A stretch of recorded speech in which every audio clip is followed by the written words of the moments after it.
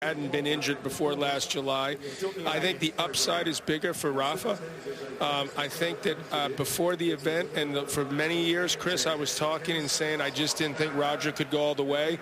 When I saw him early in this event, I said he had turned the clock back. He was moving better than he had the last 5 or 6 years. So I thought maybe he could win it. The draws opened up in a way. He hasn't had to play Murray or Djokovic, which has helped him quite a bit. And the fact, I believe, in this, people have talked about, we could talk about this for hours, and we have been, the build-up, the better forehand, the bigger serve. And we will again. And we will again. But Rafa playing for 5 hours, yes, he did that 8 years ago against Verdasco and came back and beat Rogers. But I think this time it's going to have more an effect. Rogers going to be more attuned to that. I think earlier he had the extra day off. So I'm thinking he's going to get a typically great start and put a lot of pressure. He's going to want to do that sooner. And I think the court suits him. If he's ever going to win a major again, I believe right here, I think he's going to pull it off. Rafa, this is Egan. Egan, Rafa. Fine, thanks. James Kiastafong of UK's in the chair tonight. Can we pose for some photos, please? Doesn't Rafa look exhausted from that match? Doing double knee jumps already. A photo few thought they'd see again before a Grand Slam final. Okay, gentlemen, the same format as your last matches. Using Hawkeye, please let me know in a clear and timely manner when you'd like to challenge. Any questions? No? Okay, Egan, you got your coin? Okay, who would you like to ask? Rafa, heads or tails? Heads is called. Great toss. Heads. Serve. Okay, have a great match. Rafa with the serve, gonna serve first. Roger as cool as can be. Rafa as pumped up as can be. And I'm interested, John, to hear you say that you think Federer's can win the first set. I actually think he has to win the first set to have a chance to win this match, because when you go back through their history, and I think the history and the scar tissue that the guys talked about is actually very important in the head of Roger Federer. And so I think if Federer's got to get off quickly, if he doesn't, if the sets get long, if it gets to 5-all in a set, I just think the edge swings to Nadal in a big way, because he knows exactly what he wants to do. And for Federer, there's a lot of question marks about what his strategy is as the match gets tighter. The new wrinkle for Rafa, Carlos Moya is the coach, the fellow Mallorcan who was a finalist here 20 years ago. They've used some different tactics, some different serve patterns, some different return positions. Do you try to mix with what's been a winning hand, John, or stick with what got Nadal all those wins over time? I'd absolutely stick with what he's been doing. Carlos has certainly been a shot in the arm. There's no doubt. I think the body serve is key against a lot of the top players, so he will absolutely use that. I do think, even though he likes that big swinging cross-court forehand, that he'll try to whip it down the line. He's got to keep Roger honest there. That's big. His spring forward has been excellent. Will it be that good today? You got to watch very carefully to see how his movement is. Can Federer create enough break opportunities against the Nadal serve? Remember when he used to have trouble converting them? Right. Now he's had trouble creating them. Well, the truth of the matter is that the gap has widened over the years in the head-to-head. It's been Nadal who's been more dominant the more recent matches they've played. So it's really going to be up to Federer to bring his aggressive game and serve exceptionally well. But he's well. going to do that. There's no question he's going to do that on this quick court. This is the quickest court they've ever played here at the Australian. Will that play a part? So, Fed fans, Rafaelites, we know this match carries anxiety for you, but settle in, enjoy if you can. It doesn't have to be a fantasy or a dream. It's about to get very real.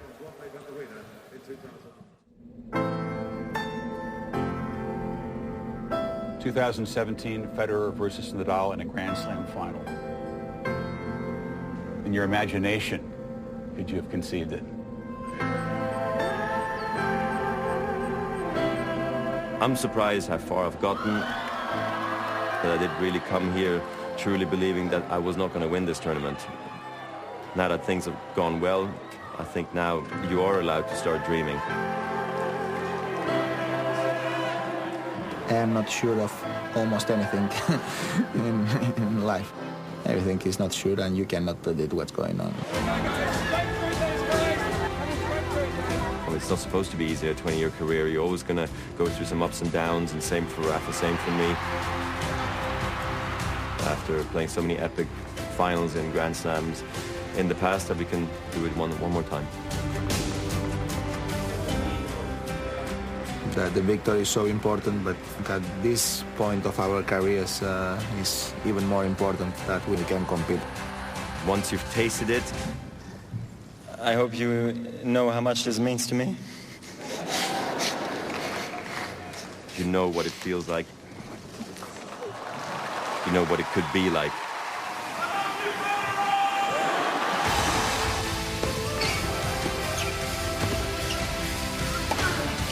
The trophy is there.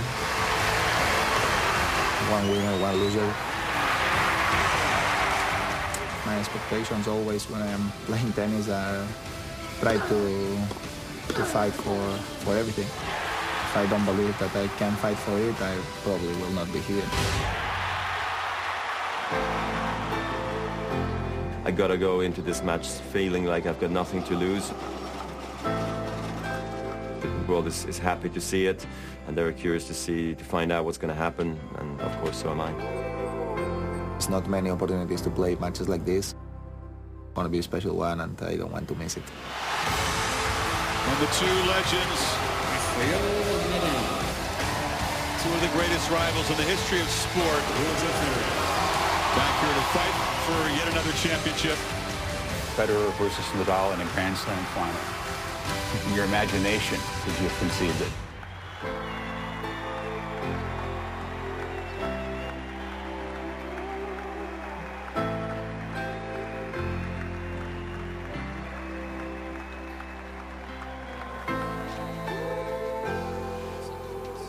Let's not frame this like the legends' last hurrah. Who knows, maybe this run to the final for each of them will launch a successful 2017. But in any case, let's just savor and enjoy it. Courtside seat for Darren Cahill in your home nation. Darren, what are you feeling out there tonight?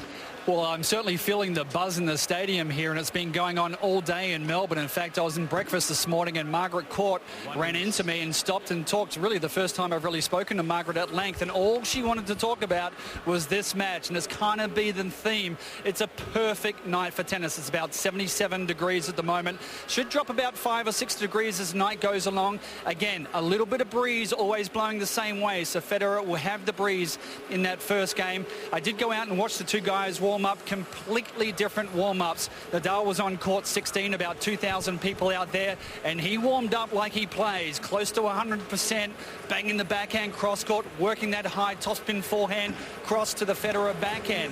Then we went across to watch the Federer warm-up. That was on Margaret Court Arena, a closed session, nobody in there, and we know that Roger can warm up pretty slowly. If he has 5 gears, normally his warm-up's in second gear. Well, today it was in first gear, so we couldn't really work out how that groin feels. He didn't really move fast to any ball, but the first few games will be key. Chris, I've got to say, an absolute honour to be here. Sit back and enjoy. You too, Darren. Each man's come through 2 5-setters. Nadal against young challengers, Sasha Zverev. Rafael Nadal won the toss. And then, of course, Dimitrov here a couple of nights ago. Federer against top 5 players, Nishikori and Wawrinka, wearing them down physically and mentally in 5-setters. Well, this is really one of the big, if not the biggest question, is how each of these two great champions are going to bounce back from those tough matches. Nadal, we know, is the greatest competitor in the history of the sport of tennis on the male side for sure. And he brings that to the table, and it looks to me like that's making Roger noticeably more uptight here in the beginning. He certainly doesn't want to be in first, second, third. I don't even think fourth gear starting this match. Yeah, he needs to be in fifth right from the get-go. It's the first time going back 20 years at any major that both players have entered a final having played multiple 5-setters. Think about that. It's potentially a big factor tonight. May not turn out to be. We're about to find out. Well, certainly the crowd will look to energize either or both of them if necessary, if they are feeling something. But wow, I didn't think I'd actually see this again. Well, Roger did say after his win over Wawrinka on court that he was willing to go as hard as he can. He said, if I can't walk for 5 months, so be it. Well, we'll see if he's going to have to go that far. Nadal won the toss, chose to serve to begin this dream final for the 2017 Aussie Open title, and a lot more. First set, Rafael Nadal to serve. Ready, Play.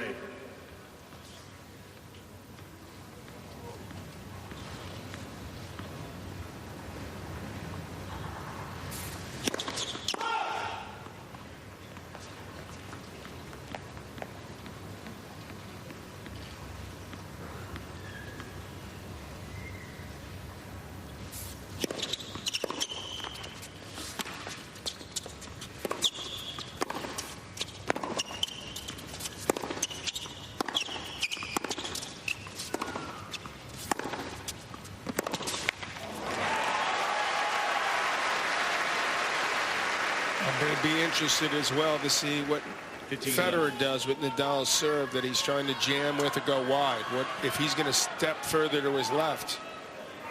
Almost all the times they played, he hasn't done that.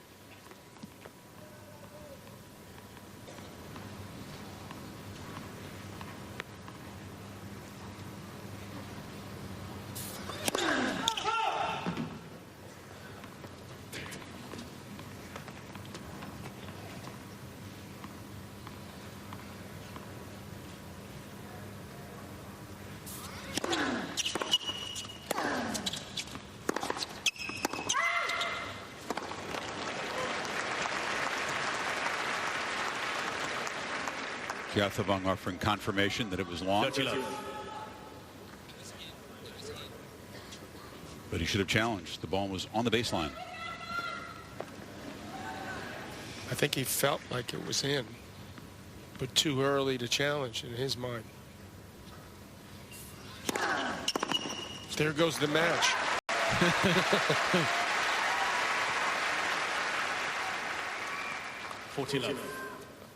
I still am surprised when I don't see him stand at least a foot or so further to his left. He's tried it at moments in matches, but he's never stuck to it as a game plan.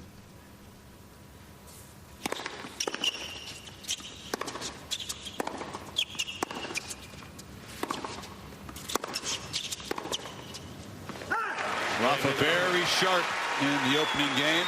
Federer less so. Holds it love. First game.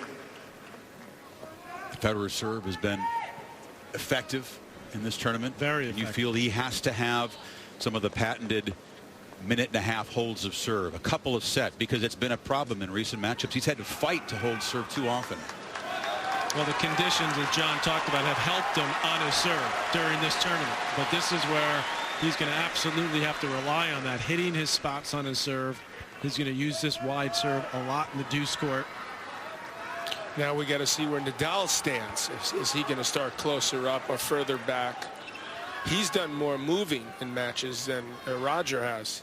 Roger Federer to serve. As it cools off, it doesn't move through the air quite as quick. That should help Rafa.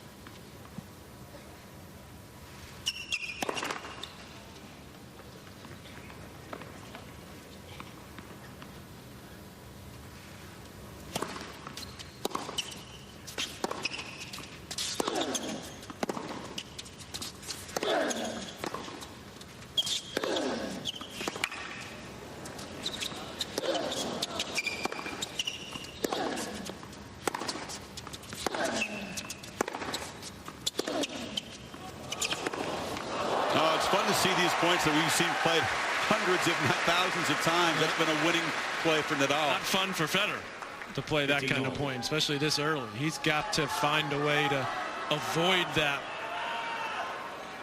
type of rally consistently, because that would spell trouble. Thank you.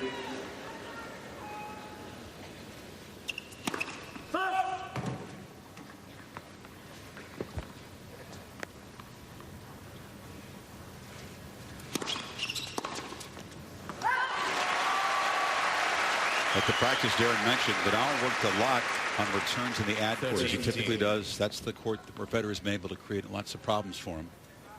Well, he's going to cause problems for him with that serve. That is an awesome serve, and that's where he has a decided edge.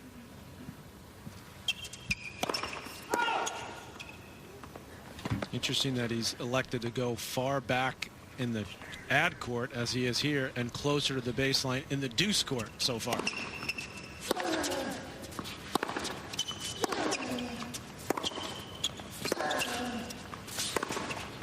And the reason he's doing that is because he wants to prevent the wide serve to his backhand in the deuce court. The wide serve out in the ad court is not going to bother him as much because it's a kick and it's also into his forehand. The righties always won that lefties have the edge with it on the ad court, which they do. But you know, get the one in the deuce court so you're up. So you don't get down 30-40. So now he's much closer to the baseline to return this serve and this side.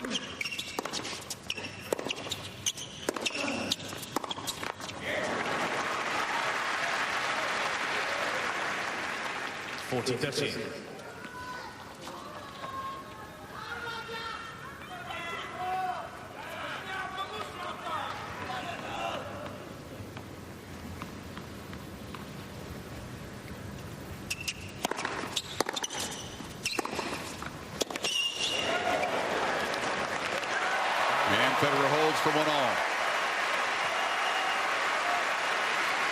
Darren, can you tell the crowd percentage pulling for Federer versus Rafa? Actually, no. When the two players came out on the entry into the court, it was actually 50-50. Big, loud roars for both players. And I've got to say, it's fairly evenly split. Nadal has a lot of people that like him here in Melbourne because of the way he competes. No question about it. But you know damn well they won 5 sets. Whoever it is, you know, so.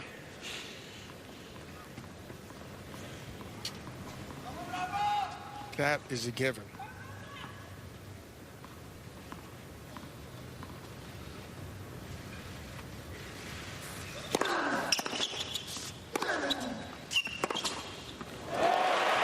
Should tell you the odds makers have made 5 sets the most likely length of this match. That's pretty unusual.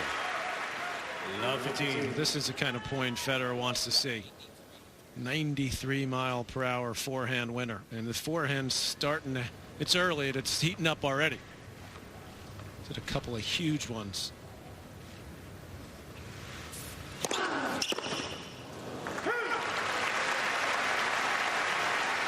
How much aggression can he take with that backhand? I think he can be aggressive. Well, I think he should hit over. I think he should be a little safer early. You know, go more towards the middle, get his feel. He knows what's coming. If he hits a solid ball with some depth, he won't be able to hurt him too much, Nadal, I don't think.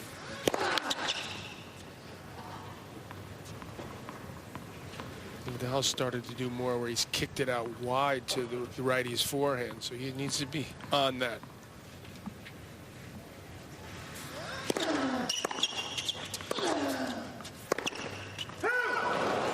Yeah, I think that return's good enough. So, little deeper, but he had a good look at that ball. Second shot. And maybe with a little extra quickness off the feet, he might have been able to hit a forehand on that. I wonder how often he's going to look to do that, Federer. You know Nadal's going to do it every opportunity he gets.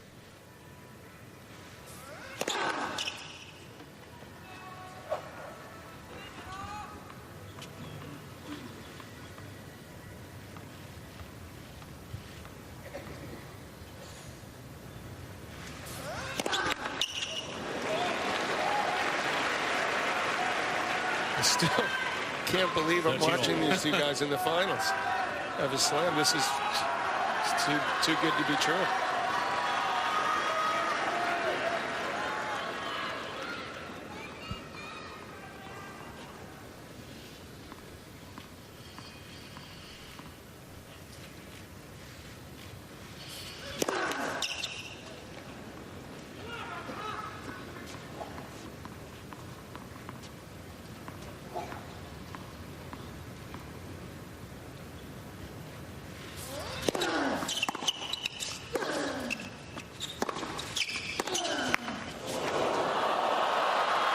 No, can't get there.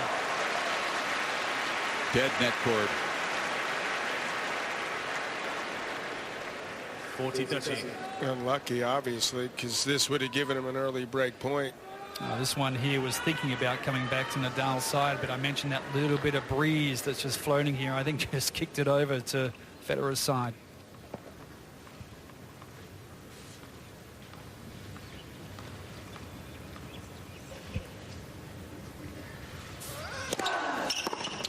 Game Nadal. On serve. Early stages in Melbourne.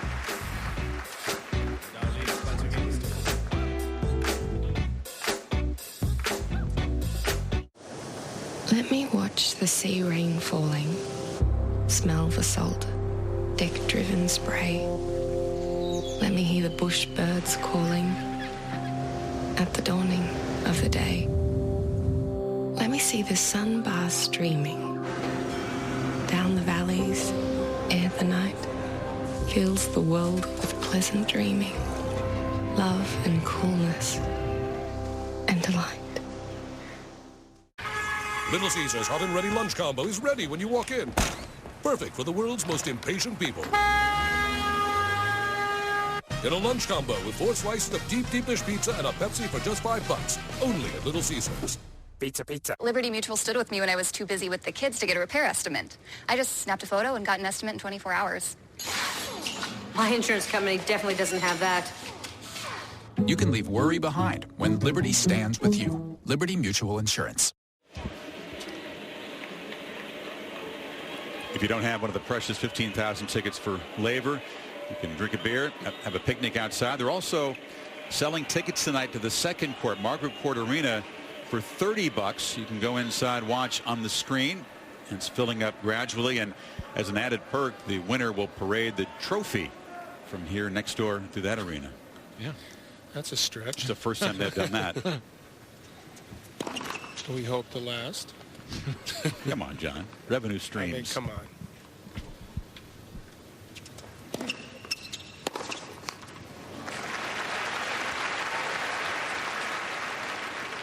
That time Nadal moving way back to return the second serve. He's always tinkering.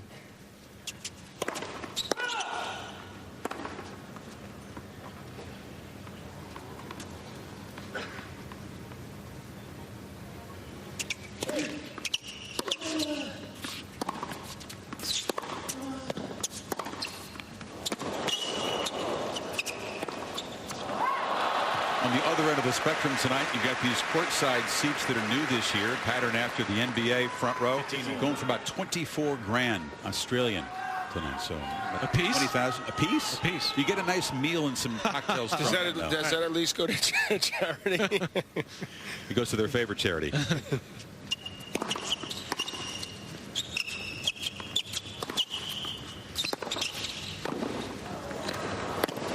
That's well done by Roger.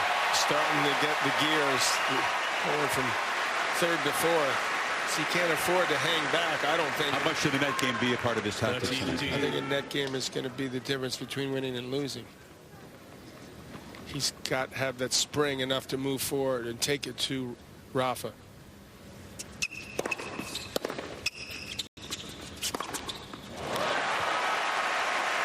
Of course, the problem is, how do you approach Nadal? Dimitrov in the semis, Patrick, had a pretty good percentage when he came to net, but it just becomes tough to stick to the tactics as the match wears on. Well, you have to, I mean, this is a combination he's looking for the most part. He's not looking to chip and charge and come in, but he's looking to take the ball early, be aggressive.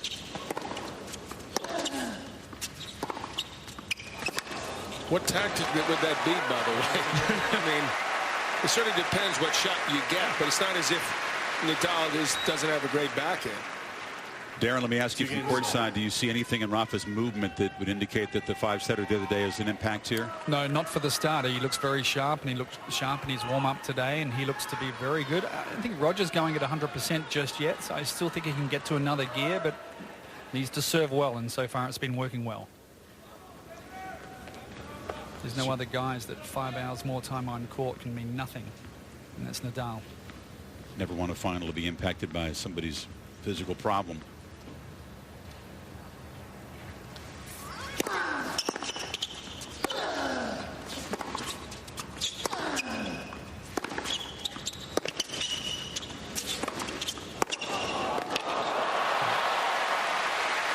test him and just make him run if in doubt with balls like that early, especially.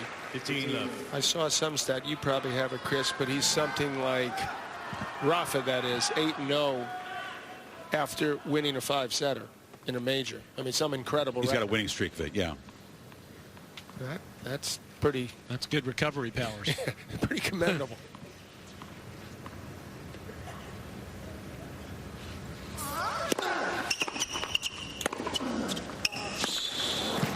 Very satisfying for him, guys, to break that streak of 3 5-set losses in a row at majors, which began with Verdasco loss here in the first round a year ago. But the wins over young Zverev and then against Dimitrov in that war got his 5-set mojo back.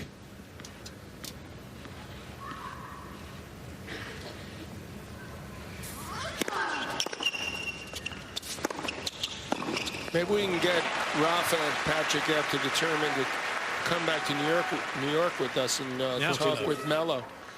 You know, Carmelo next, because I think this year they're 0-10 back-to-backs. About digging deep. Well, you know, bouncing back quickly.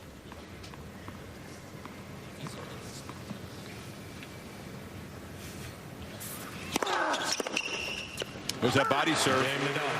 And it jams Federer in a comfortable hole. He jumps back in front 3-2. Nothing close to a break point yet.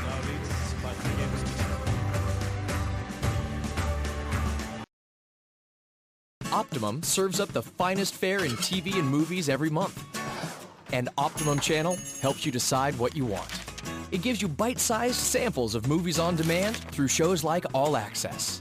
Or consider What's On, a delicious buffet of when and where to find the freshest shows on TV. While you're watching, enjoy a side of tips and tricks about your Optimum services. Optimum. Let's connect more. With over 1,000 BMWs in stock, Park Ave BMW has the newer certified pre-owned vehicle that you've been searching for, like the 2016 X3. Experience versatility without limits in a new X3, the sports activity vehicle that combines luxury, style, and power. Why is Park Ave BMW Dealer Rater's #1 BMW dealership in the country for a 5th straight year? Our dedicated staff makes all the difference. And I'm one of the reasons why. And I'm one of the reasons why. At Park Ave BMW, we are all reasons why. Darren talked about Rafa's movement. What do you guys see from Federer, who took that medical timeout before the 5th set against Wawrinka? Yeah, what he said was upper leg problem. I agree with Darren. I think he's not quite at top gear yet with his movement, not that explosive yet. But because the conditions are quick, it's, you know, he's only had 2 service games, but the serves look pretty good. You don't know if that is the groin. You don't know if it's nerves. You don't know if it's a combo.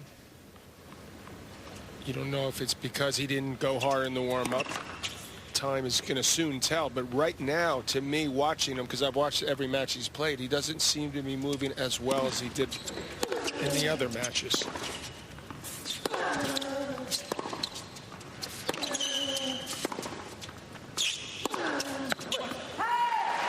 He almost admitted that timeout was as much tactical as it was medical, because Wawrinka had taken a timeout earlier in the match. So he sort of sheepishly said that. Well, we assume that. When he left the court, which he doesn't. Although he has talked in the post-match interview on court about this being an issue of the groin a little bit since the 2nd or 3rd day of the tournament. Imagine how well he would have moved if his groin wasn't. They tell that to Thomas Burdick. See, that shot right there is, I think, the key to tonight's match, because it's allowing Federer to win some quick points because he can flatten this ball out, and the conditions here with the surface and the balls have helped him be able to do that easily. 40 low. Conditions that they changed, at least in terms of the court, last year. They say no change in speed this year. The ball's slightly different. The amount of air inside the ball, the felt is lighter. Balls aren't fluffing up as much. They're getting more like BB, smaller, if anything, and that's going to help Roger. There it is again. That's the kind of service game that not only is great for him because it saves his energy, but it can put pressure on Nadal, whose serve, as John said, is more susceptible, and especially the second serve.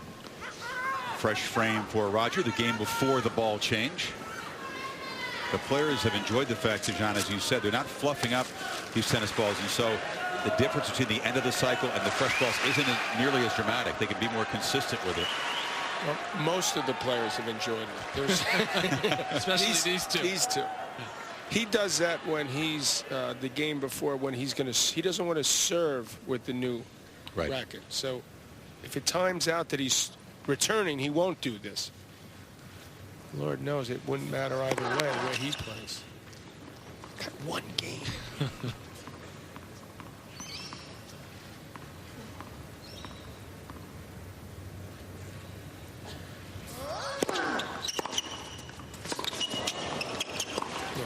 That is, to me, a very safe return. Do you like him doing that, John, or do you like him once in a while trying to move around to hit a forehand? Obviously, if he can hit his backhand that well, that's a great shot. But I'd like to see him move around once in a while, hit a forehand from that same spot. Well, he can have his cake and eat it, too. This is the key one for him. He's got to be able to hit the backhand on this side in particular. I think now he seems to be standing a little farther out, which I think is good for him, even if it's 6 inches to a foot. Oh, he's just got to time that. He's pulling up on it. I'd see. That's where again I'd aim more towards the center of the court until he finds his range.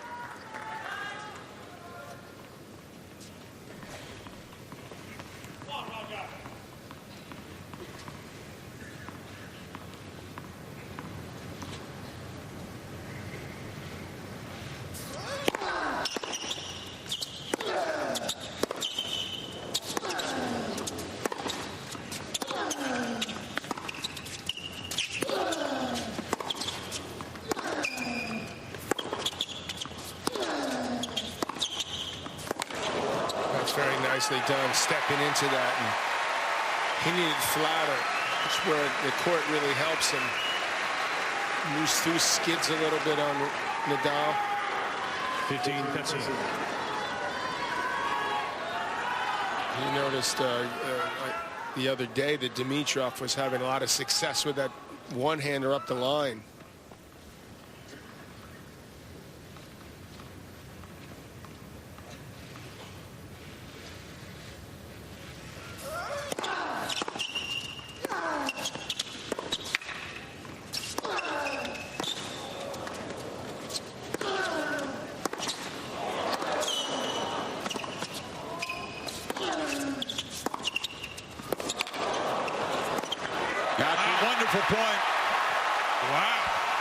Showing the skills that have made him legends, but Federer creates the match's first break points.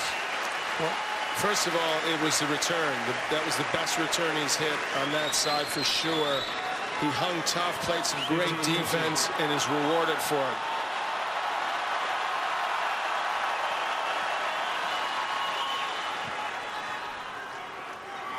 Thank you.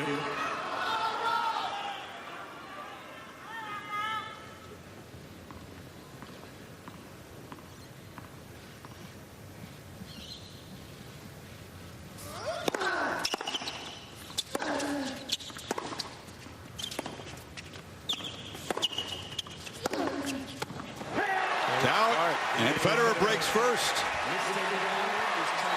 There's a challenge from Nadal. Let's hold on. He's walking to his chair like he doesn't really believe. I don't believe he believes. I don't think anyone thinks this is in. And it was out. So 4-3 for Federer with the break.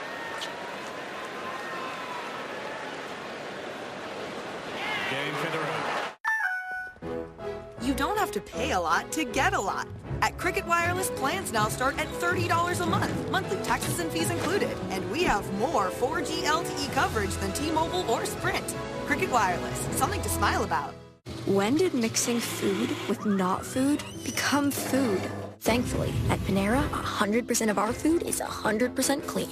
No artificial preservatives, sweeteners, flavors, or colors. Panera, food as it should be. The 2017 NFL Pro Bowl in Orlando. See your favorite stars shine one more time.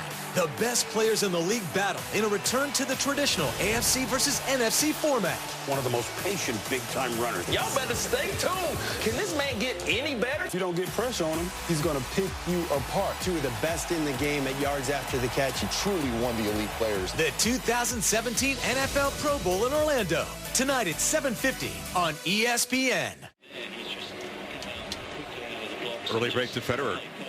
And for Roger, in these head-to-heads, oftentimes it's been a nightmare converting break points. There was a French Open match, John, 1 for 17. Remember that? It was a 1 for 13 break point conversion against Nadal. It was here in Australia. He grabs the first one that he sees. Well, he picked it up. First of all, his movement was better. He hit his backhand better on that ad court. So a lot of good signs for Roger.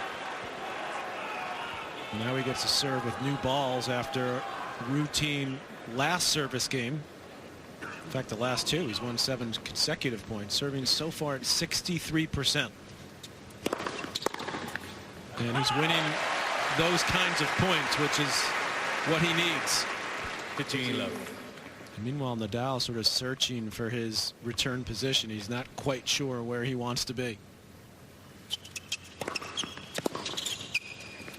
I know he worked hard and he had a tough practice, but I think there's a little signs, you know, especially when he's trying to go back behind and deal with those shots that Roger's throwing at him, that he doesn't quite have it all back yet to me.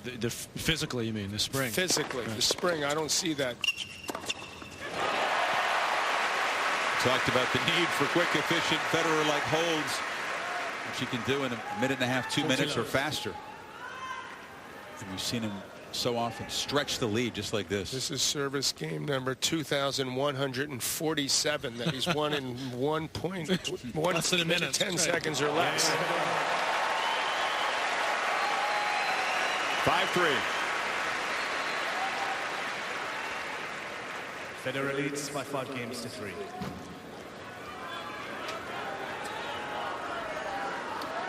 Ace wrapping up a minute 10 long service game.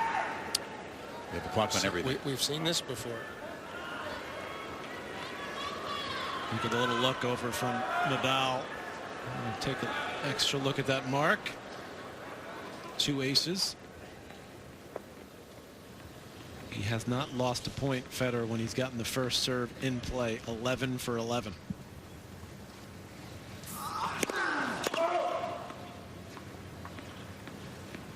It won't be long in my mind before Nadal starts standing in closer on the return.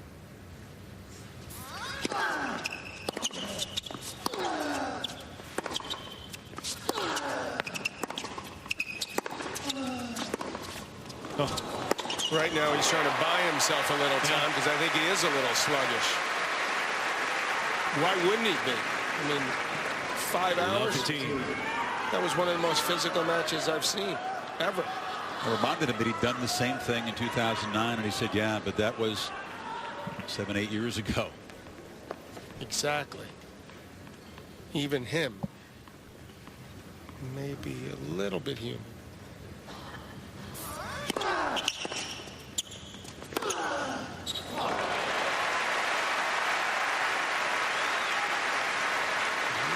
You'll see him change gears, become more aggressive, stand closer on the return, go bigger on his shots.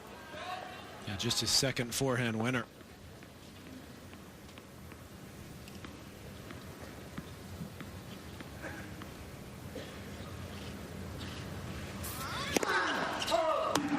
He's not going to win as many free points on his serve. And Federer stepped around on the first point of this game to take a forehand. Let's see if he does it again. Nope. 13. Nadal got him. Well, that's a serve Nadal's been working on clearly to try to get guys like Roger to think twice about running around and hitting forehands. That's just too good.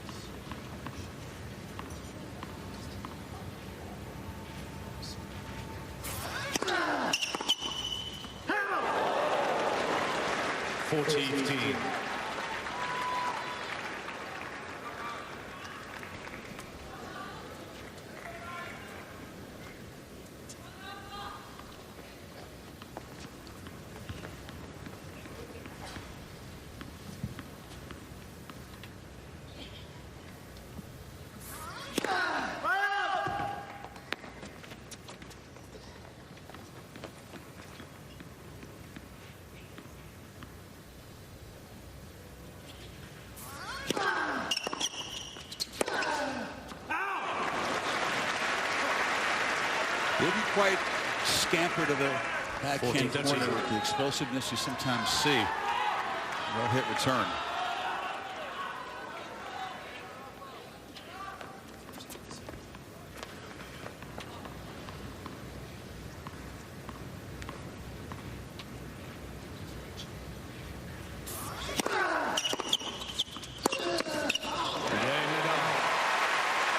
Vamos from Nadal, who holds. Federer will serve for the first set of this final.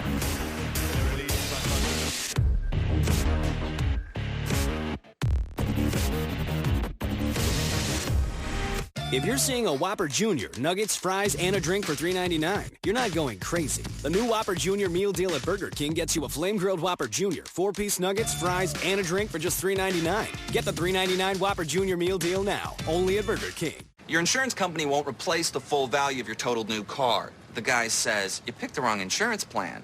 No, I picked the wrong insurance company. With new car replacement, we'll replace the full value of your car, plus depreciation. Liberty Mutual Insurance. Ya sabes, fotografía. Ah, ¿quiere fotografía? Haga lo que comía.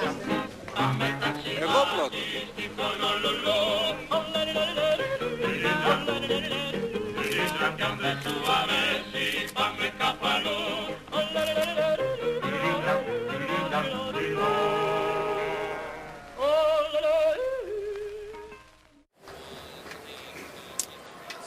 They call it Fed Square for Federation, not Federer. Short walk from the courts downtown Melbourne. They A lot may of Fed change it fans after there tonight if this keeps. How much does it cost there? I believe, John, a beer? That's a free beer. Free beer.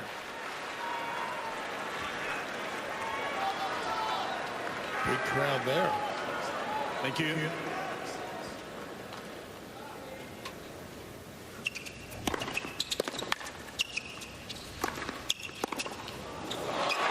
Importance of this game and this set and the 11 wins that Federer has over Nadal. 9 of the 11 came after winning the first set. Put it another way, he has not beaten Nadal anywhere after losing the first set in 10 years. Big game. 15. Suffice to say, yes. How many times has he lost to him after winning the first set? A couple more. We'll have the answer to that. It happened most recently in Cincinnati.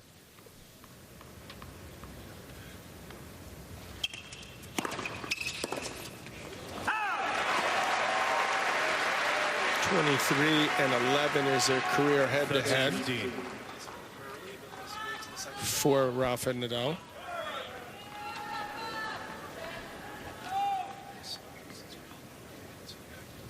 Good serving from Roger. The great majority of the set. Great serve.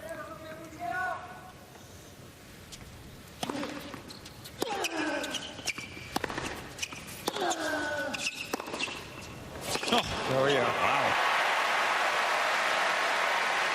Only dropped 1 point when he's made the first serve, and only 4 points total on serve in the set, and has a couple set points. We told him before the match he'd lose 4 points on the first set. You know he'd take that in a heartbeat.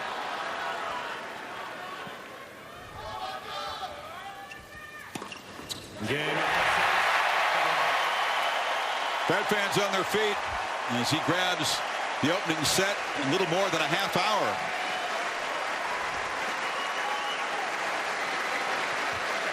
By 6 games to 4. NBA Sunday Showcase. Thunder, Cavs, today on ABC. Let me watch the sea rain falling, smell the salt, deck-driven spray. Let me hear the bush birds calling at the dawning of the day. Let me see the sun bars streaming down the valleys ere the night fills the world with pleasant dreaming, love and coolness and delight.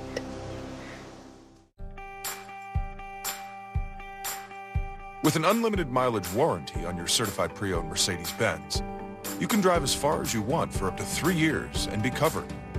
So no matter where you go, your peace of mind and confidence will be as unlimited as your mileage. Visit the certified pre-owned sales event now through February 28th and learn more about our unlimited mileage warranty. Only at your authorized dealer. Mercedes-Benz, the best or nothing.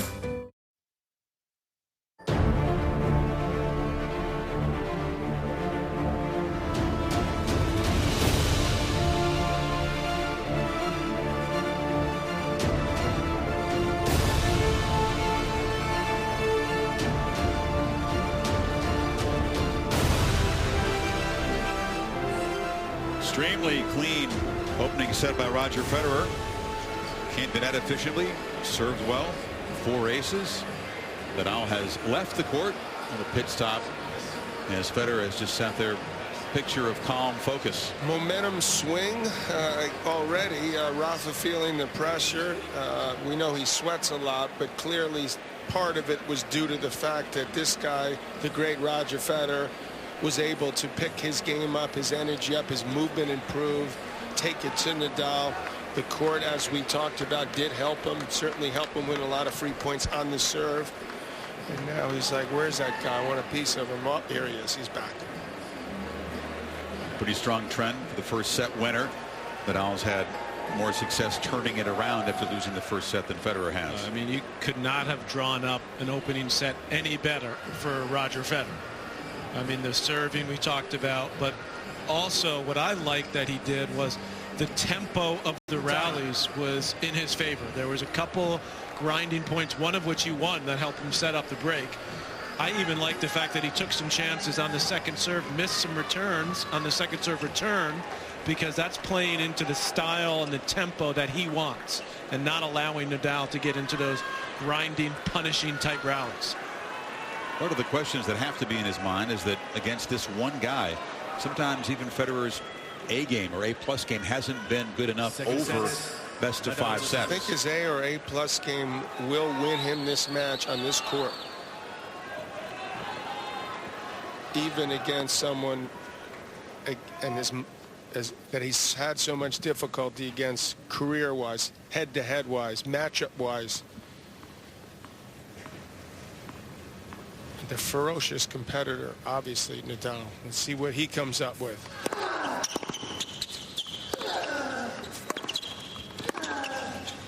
He is hitting that backhand so flat at the moment. I can actually see the Wilson sign as it's flying by me, and he's hitting it much flatter than what he normally does. And that's why sometimes it's cutting down the reaction time for Nadal. It's making him look a little bit slow, but he's playing risky off the backhand, and he's timing it as well as I've ever seen.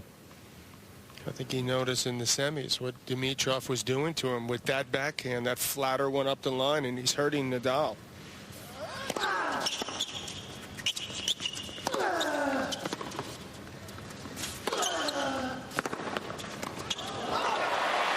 That match featured a lot more grinding baseline rallies than Federer wants to get into tonight, right, John? I agree, and Nadal is also a genius, so he's noticed and feels the need to switch things up and for him to be more aggressive and come in where he's had a lot of success. Not been much to net so far, 3 for 3 for the entire match.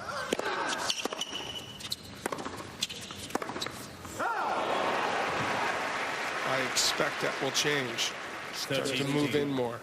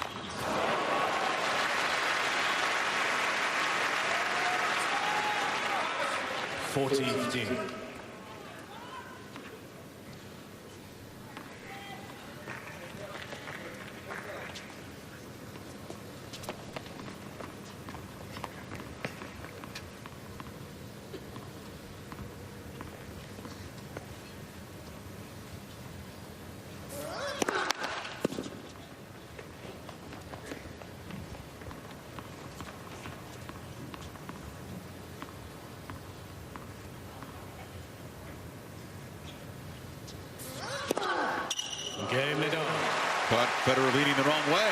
Holds open the second set. Let's go inside the point, guys. Well, the backhand from Federer has been up to the challenge so far. As you see Nadal, this is a point that he likes. He's got Federer on the move, but good, safe backhand right there. And this is the one where he gets Nadal out of position quickly and wins the point, just with that one down the line backhand. Here again, Nadal trying to go to his go-to play, but it's Federer that takes the offensive. And then that was in the game that he broke. That beautiful swinging volley brought him to break point. He actually seems to be hitting his backhand as well or better than his forehand right now, where he made a couple errors that last game. Certainly doesn't want the forehand to let him down ultimately.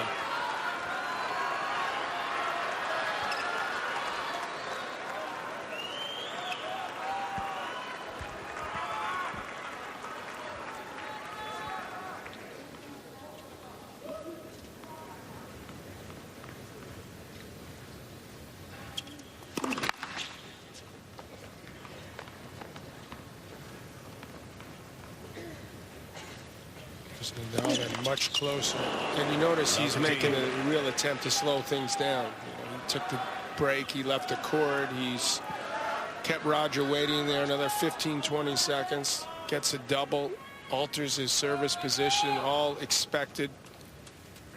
How will Roger deal with it? Mr. Laver in the front row, watching his favorite player right near him.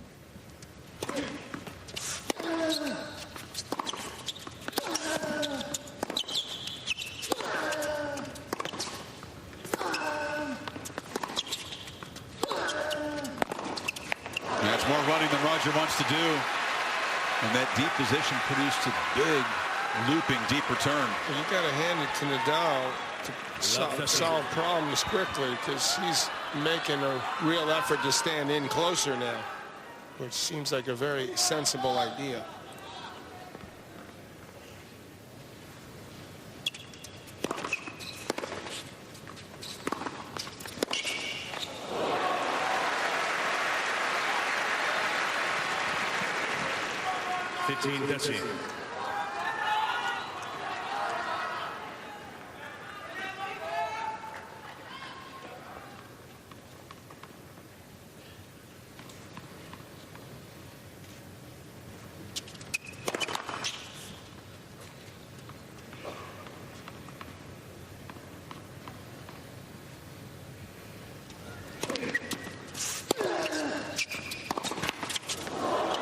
That one goes Federer's way. Yeah, it's his turn. One down. Yeah. All in leg courts. Yeah.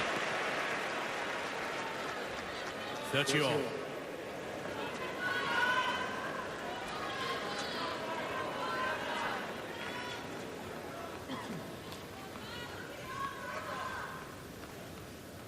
How's Mirko going to handle this if it goes 5? Again, Nadal, second time in this game, went right to that side, was waiting for a forehand. Well, the problem with hitting that inside-out forehand is that you can't get back to cover the line if a guy guesses right. This is Nadal's first look at a break point.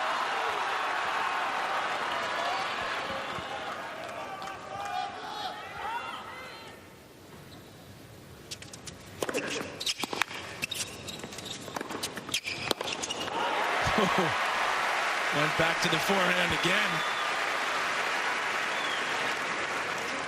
Juice.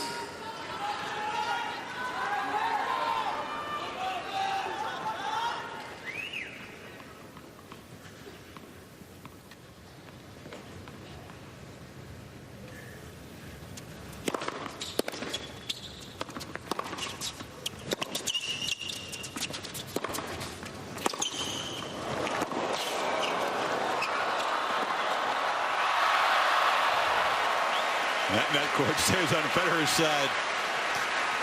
You enjoyed this, guys? Just a touch. Advantage Nadal.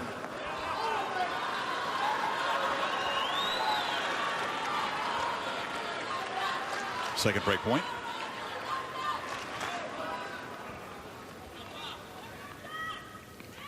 We got another 3 hours to go. All right. Hope so.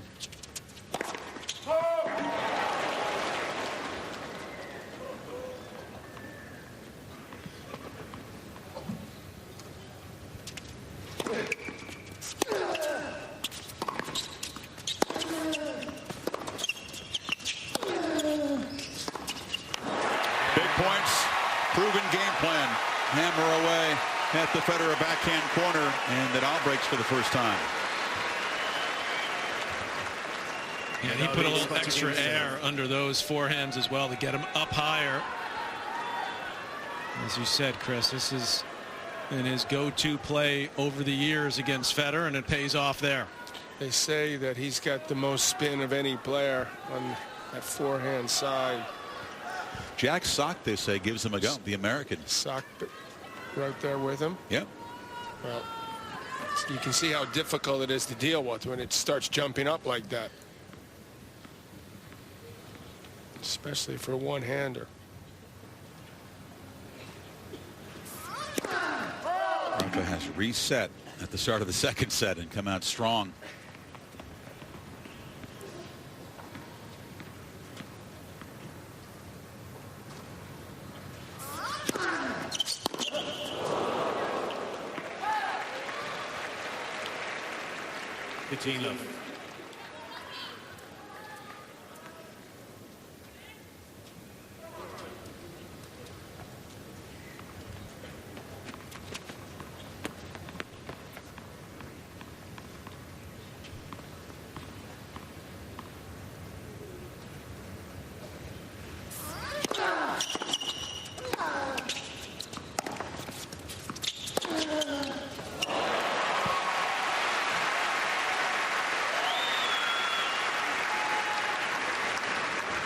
Love. Both forehands, all-time great shots. It's Nadal starting to hit it with more authority, finding himself here.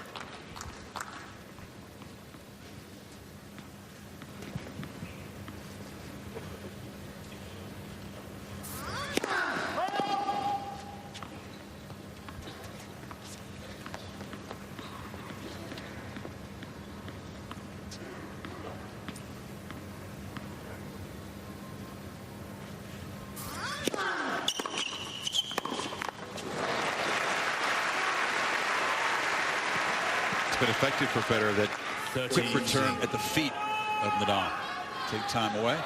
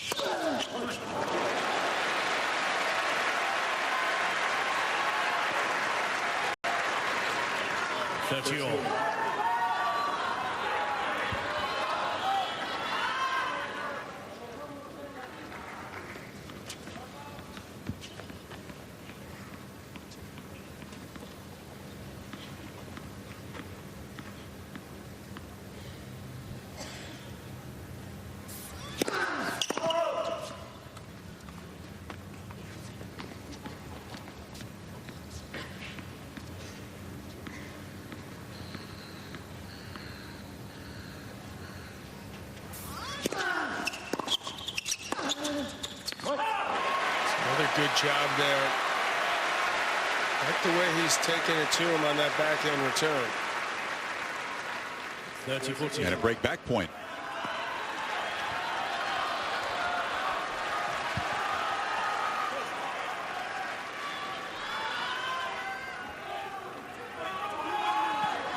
Be ready to hit the same shot again.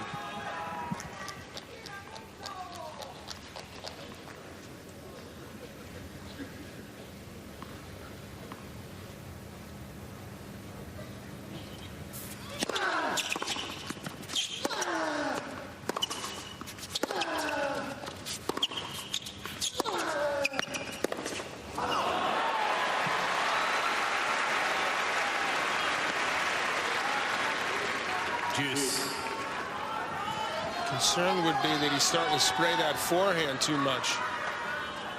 And Nadal's going there quite a bit, especially with his inside-out forehand. She worked on a lot on the practice court earlier today.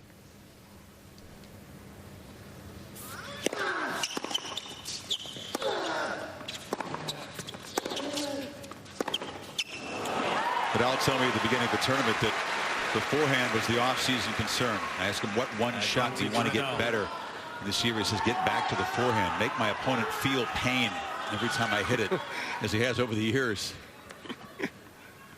Doesn't he cause enough pain with that? Apparently not. He hit it tight in some big moments in recent years.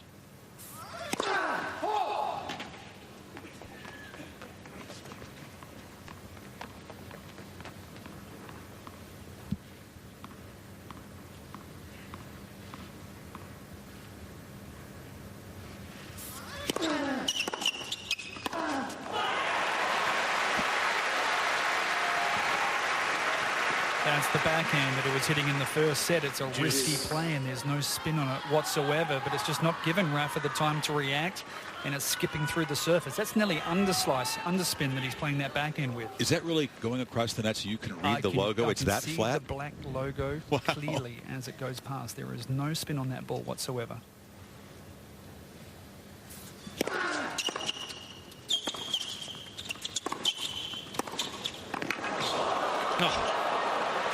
What a volley. What a stab volley.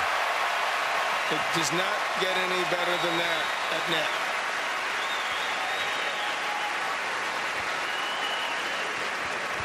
This guy's 35, John? Not just reach it, right, John, but poke it deep in the corner. Exactly. That's what he meant to do. It's like a wand, a magic wand in his hand. Another chance to get back on serve.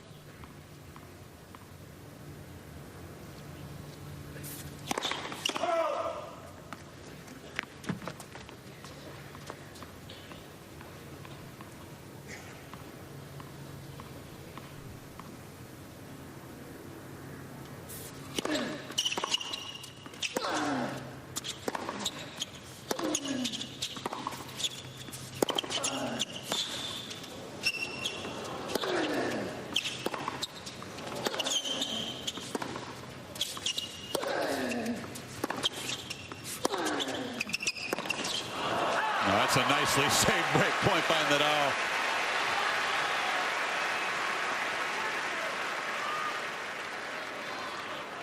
Juice. First extended game of this final.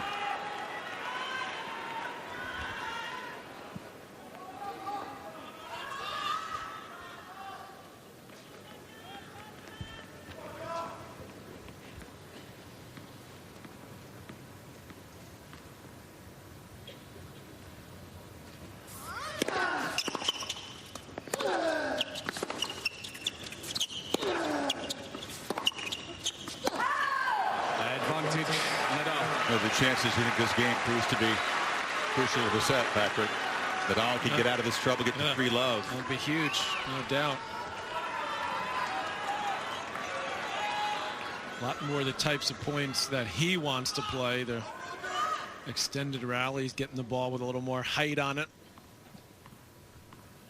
Pushing Federer out into his forehand corner as well. And Nadal, not many big first serves in that game, but manages to stretch the lead to 3-love, fights up a couple break points.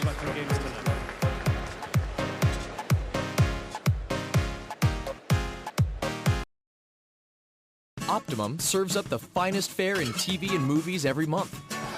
And Optimum Channel helps you decide what you want. It gives you bite-sized samples of movies on demand through shows like All Access. Or consider What's On, a delicious buffet of when and where to find the freshest shows on TV. While you're watching, enjoy a side of tips and tricks about your Optimum services. Optimum. Let's connect more. Thanks for coming in for the interview. Oh, yeah, of course. All right, we got your personal references, your resume, high school diploma or equivalent.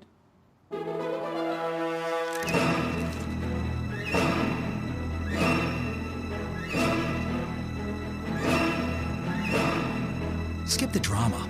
Get your diploma. Yes, it's right there. Great. Take that first step towards a better future. Find free adult education classes at finishyourdiploma.org. Later today, after you grab a nap, you can watch the Thunder and the Cavs, a good one, on ABC. LeBron and Russell Westbrook. Coverage tips off with NBA Countdown at 3 Eastern. and Cavs Thunder half hour later on ABC. Also on the Watch ESPN app.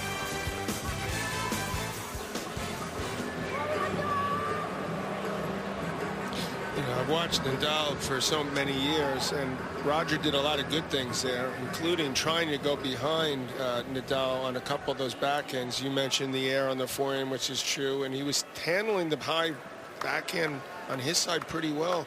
Have you ever seen a guy able to sort of seemingly be maybe caught or off balance, or possibly the ball a little behind him, and then able to rifle the backhand and just put you on major defense better than Nadal? I mean, it's unbelievable talent. Seats quickly, please. And strength, too, right? Core strength to torque that shot. Moving away from the court. It's that one right there. Yeah. I didn't think it was possible when I first started watching him, when he played the French at like 15, 16. I'm like, nah, you can't do that consistently. He wasn't quite that young. He was 18 when he first showed up. Was he? I thought he was Monte Carlo. He was played 12. at 16. He was amazing, but not that amazing. Remember, he won it the first time. It's pretty amazing. Well, as you said, John, the forehand's really spraying now from Federer. He's missed a ton in this set. He's got 8 unforced and only 2 winners. Now it's 9 total forehand errors. That is really letting him down in this set. That drops in, and Rafa is rolling. 3 chances to go up double break. I mean, superb adjustments tactically and intensity-wise. And again, why should we be surprised? Thanks.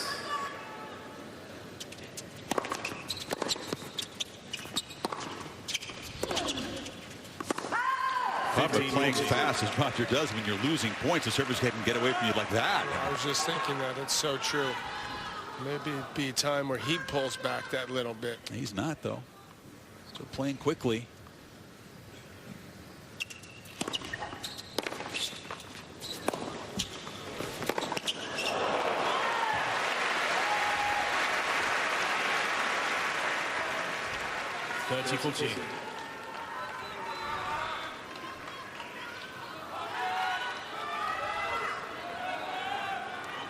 Certainly a must game.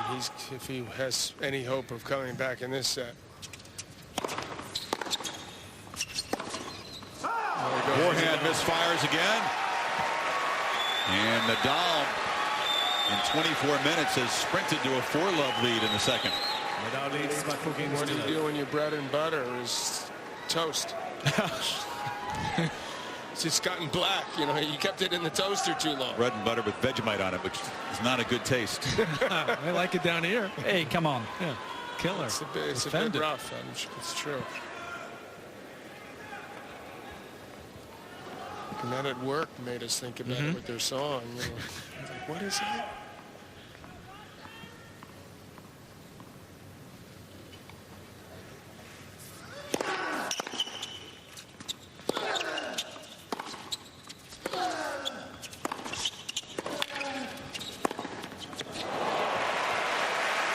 Frustration in that forehand cut. Nikki Singh, a researcher, passed along a note that surprised me. You know, Nadal has not won a slam final away from Roland Garros after losing the first set. Actually 0-5. All slams besides Paris. We wish you a good night. we have a lot of slams to choose from with these guys.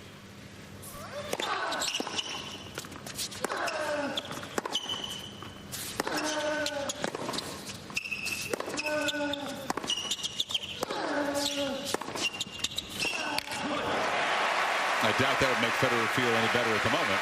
That stat. Or the 2 forehands he hit because he's 2 breaks down.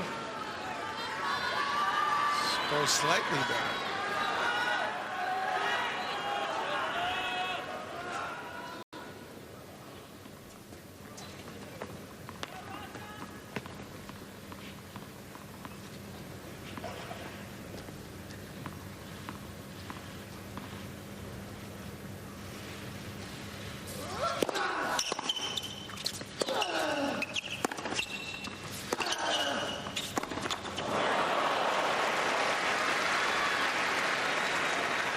15-13.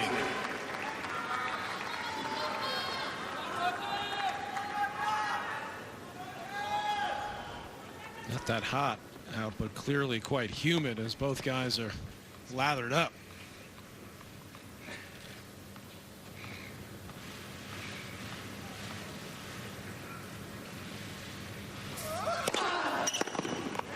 It's about 75 degrees, Patrick, but not really expected to drop too low tonight because they're expecting 100 degrees in Melbourne tomorrow. Good time to leave town.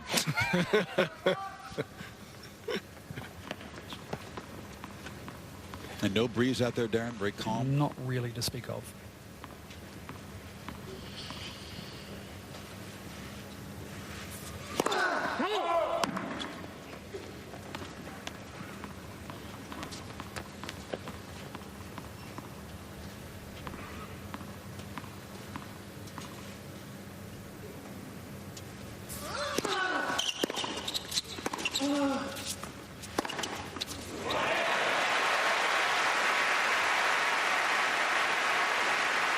Well, behind 4-low, Federer playing with some freedom in this game, creates a break-back point. Get one of them back. I feel good and bad because he's frustrated that he let it slip this far away, and then he's hit 3 forehand winners this game. It just wasn't happening for him until this point at all in this set.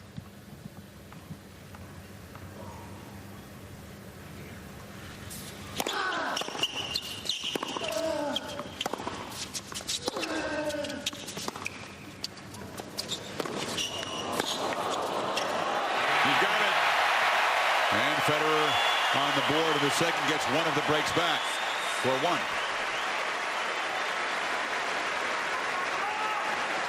Liberty Mutual stood with me when I was too busy with the kids to get a repair estimate. I just snapped a photo and got an estimate in 24 hours. My insurance company definitely doesn't have that.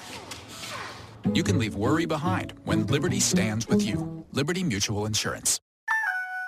Get up and get down at Cricket Wireless, where plans start at only $30 a month and more 4G LTE coverage than T-Mobile or Sprint.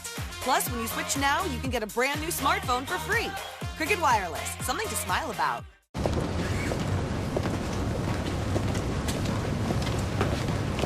Hey, Draymond.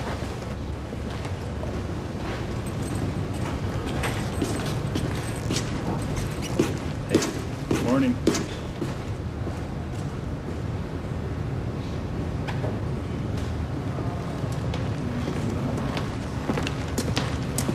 Hey, what's up?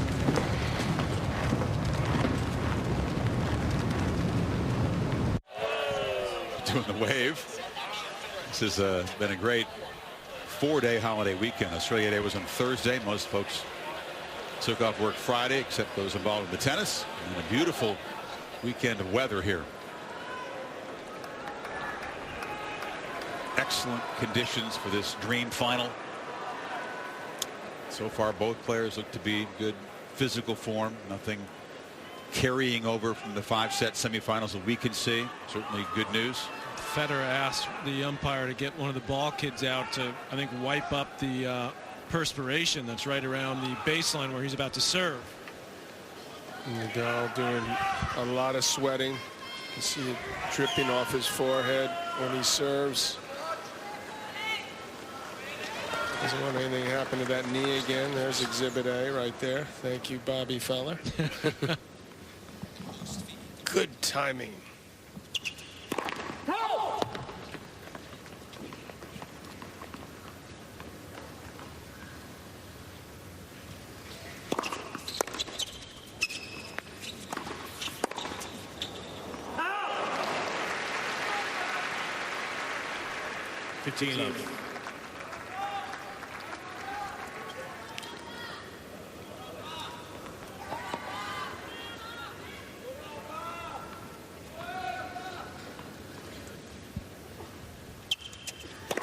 Let's for service.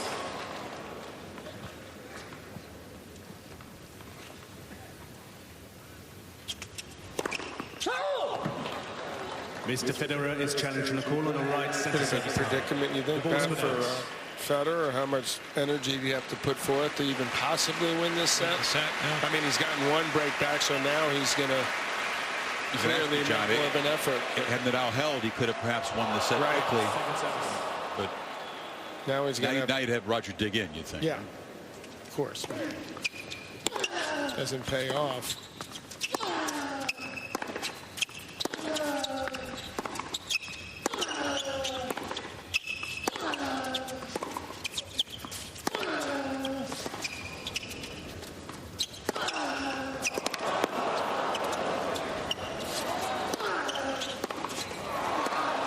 Beautiful timing on that backhand. Read the cross square beautifully. Well, maybe he's just going to say, I'm going to give it as much of an effort as Nadal, which is more than anyone's ever been able to do on a court, I believe. So, battle every single point.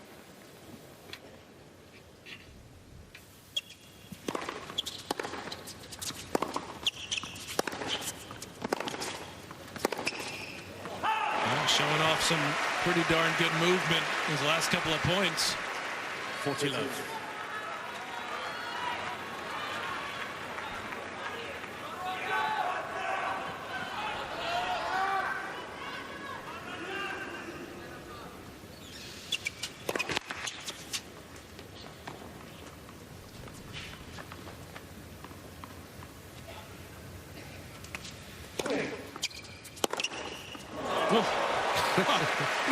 Rafa's turned to swing freely when he's down on the scoreboard.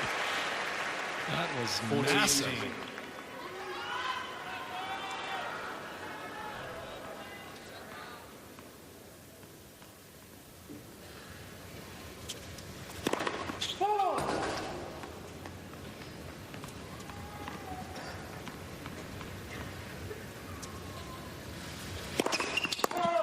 40-30.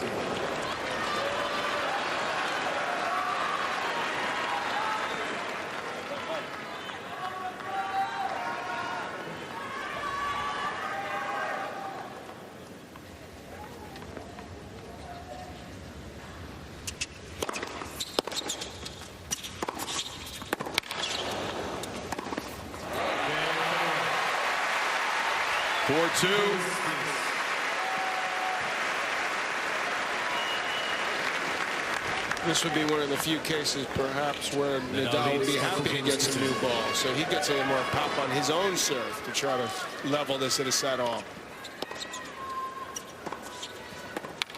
How well hit was that backhand? Just on the baseline. I mean, he's been timing it beautifully. And now the forehand the last couple of games has come back alive.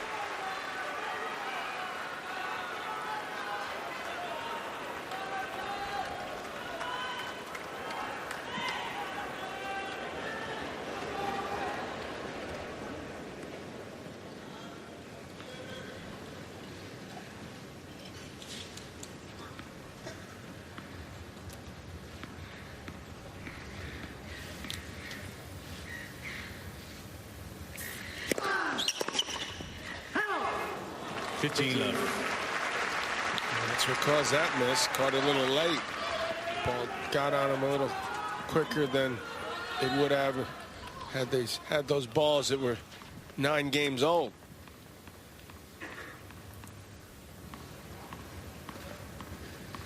Smart serve.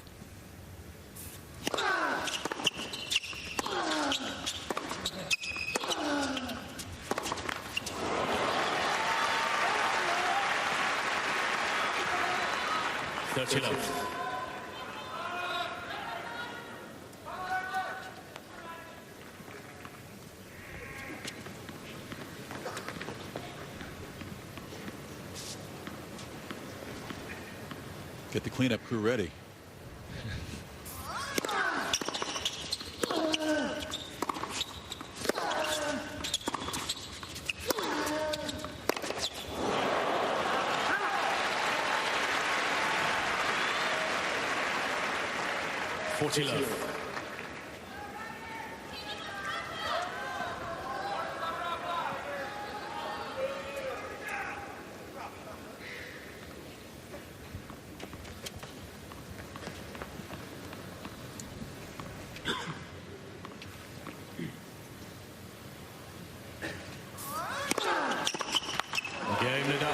Nadal holds at love. Important game to push back against Federer. 5-2. The 2017 NFL Pro Bowl, tonight at 7:50 on ESPN. Let me watch the sea rain falling, smell the salt, deck-driven spray. Let me hear the bush birds calling at the dawning of the day. Let me see the sun bars streaming down the valleys ere the night fills the world with pleasant dreaming, love and coolness and delight. Little Caesars offers you 5 delicious items at $5 each. Pick up a large hot and ready classic, Caesar wings, 4 beverages, and order a bacon cheddar loaded Crazy Bites or our new loaded cinnamon bites. That's 5 items, just $5 each at Little Caesars. Pizza, pizza. Tonight's been great. Yeah. You look amazing. You take after your mom. She's hot. No, Winter. Shh. The subtle fragrance of Axe Black. Nadal regrouping well after losing the first set. 6-4. Came out with intent. Got the break right away. Went up double break. And now Federer will serve at 2-5. How has Rafa beefed up the forehand from set 1 to set 2, guys? Look at the height of the bounce, how it's increased. Well, I mean, that's so smart because look how much higher it's getting up in the second set. The average 10 inches higher, and that's it's like shoulder height. That's amazing. Backhand. I mean, it also feels like, guys, he's made every return both off the first and second serve in this set. What are the stats showing? Well, that first game that Roger got broken, Darren, he missed a lot of first serves, and he struggled on his second serve points in this set especially. He's won just 3 of 8. Yeah, no free points in this set. You're right, very few unreturned. Well, he made that adjustment where he started to move closer. Some of that trajectory, you know, I know these balls stay fairly small, but they get somewhat beat up, so it's a little bit easier. You get a little more time to whack that forehand. It's not moving through the court maybe quite as quickly. I don't think any of us doubt it was a concerted effort, though, although it was, to me, Federer's forehand that broke down, that caused the biggest problem.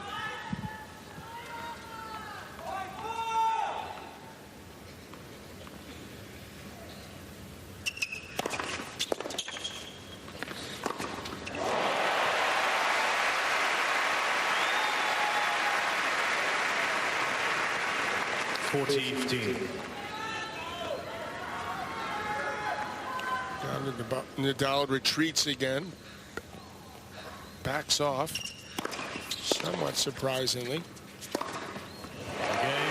guys have talked court speed. The tournament director here, Craig Tiley, felt it necessary to respond to criticisms that the courts have been quickened up with Federer in mind. He's been one of the biggest critics of the slowing down of the hard court surfaces around the world, and Tiley said that is not the case. That he did it for that it wasn't quicker, or that he didn't do it just for Roger. Better. There's Craig right there. Yeah, he's done an awesome job here at this event. You know how the conspiracy theorists operate. I was surprised that he felt it necessary to respond to that, actually.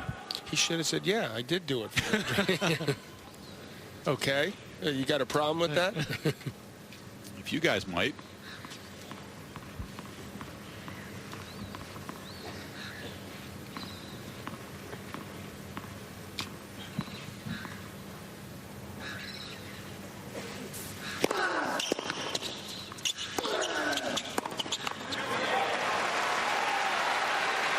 I'm not sure the players or the organizers. I don't have a 5-hour and 53-minute wars of attrition in the final. I think that's the biggest reason. I think it was a great call. You've got Nadal in the final, and you've got Federer in the final. 2 totally different styles of play.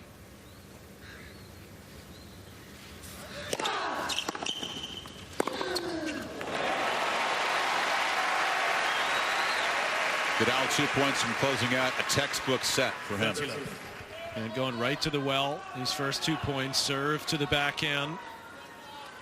To me, Roger moves too much to the side on that return. He doesn't angle it and cut it off. He would get a little weight forward.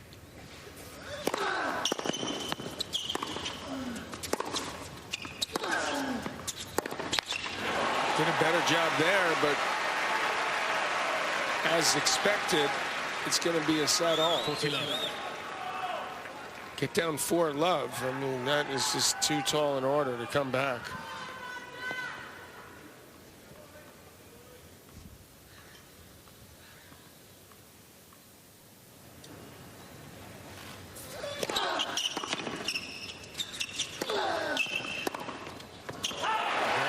Two strong holds of serve by Nadal to finish off the set.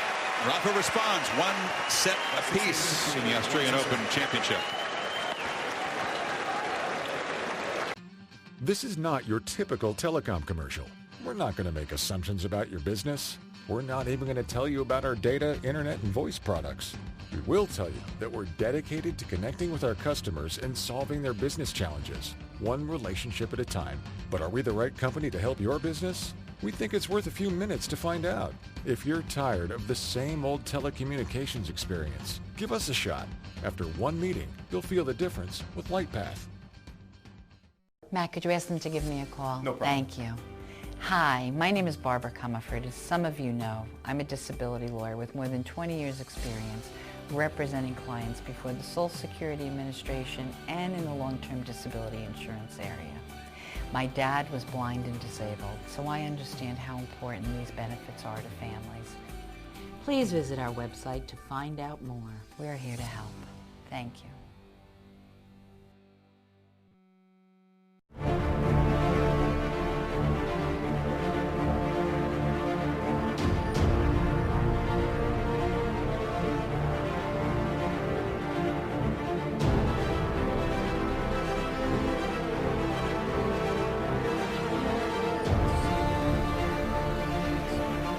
Each man able to impose his style in one of the 2 sets. Nadal leveling at a set apiece. What's different about this match, guys, is that both are coming off layoffs. We know that Federer, tumbling out of Wimbledon, took the entire second half of 2016 off to rest that knee. He worked with doctors, made that choice. Nadal shutting it down to heal up the wrist. Perhaps wear and tear has been a major theme at this event. The 2 guys that dominated last year, Djokovic and Murray, both out before the quarterfinals, and the 2 guys who had the layoffs, all the questions coming in, all the rust supposedly, they're here in the final.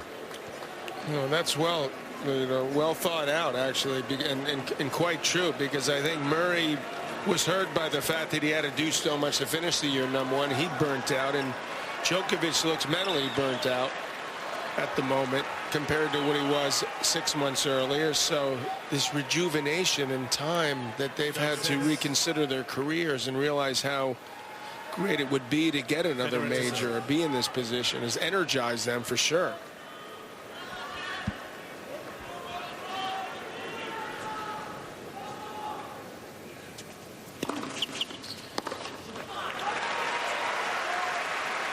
Darren talked about Nadal's improved returning from the first to second set. That's a major improvement. 94% of first serves and 86% of second serves in play.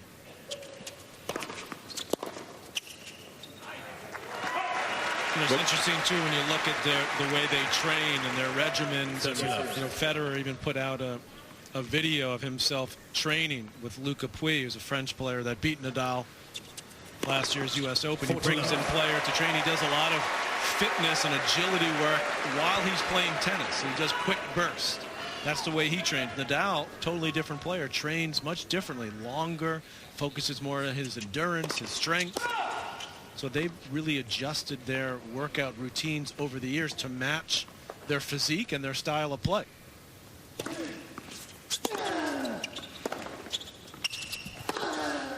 Well, one thing among the other things that we've already talked about with Carlos Moya is that they're trying to emphasize a little bit less time on court. Exactly. When they get to a tournament, exactly. That applies on off days and before a match. Rafa used to go to the gym, then grind away for an hour or so before heading out to play. Moya has changed that a bit.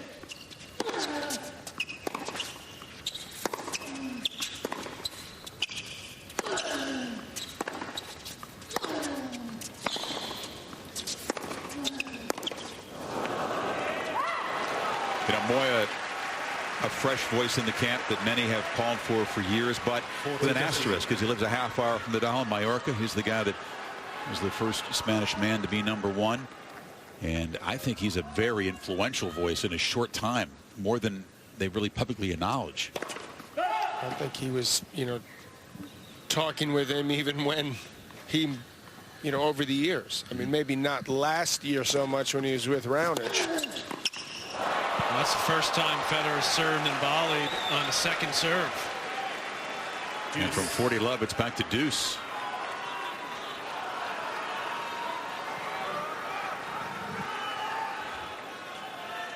He's missed 3 straight first serves since building that lead. Interesting. Nadal had all the success moving closer in the second set. Now he's moving back again. And this is danger time for Federer. Looked like a comfortable hole to begin the set. 40 love. Nadal didn't hit any of those 3 returns in the court. Now he's at break point. The guy never gives in.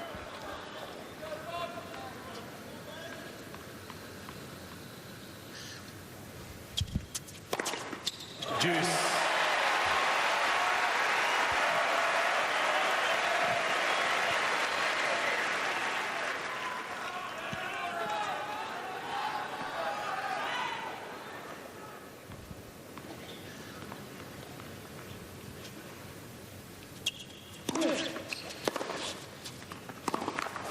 You just can't make that mistake if you're Federer. He waited on that ball, and he's feeling the pressure now. And I think that's part of the reason John Nadal's going back is he senses that Federer's edgy, and he's going to say, you're going to have to make shots now.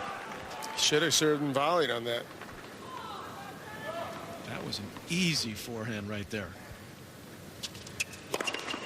Juice serve is... Just get the serve to save him. He needs it now. Allez in French, says Lubicic. He knows the importance of this game, not to fall down a break. Let Rafa stretch momentum.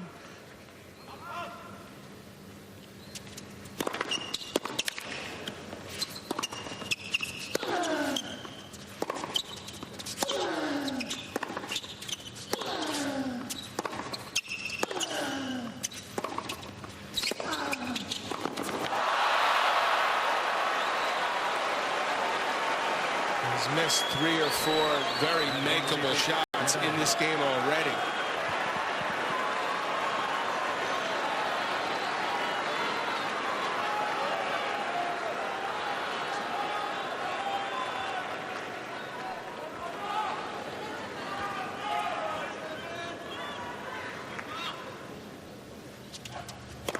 Let's for service.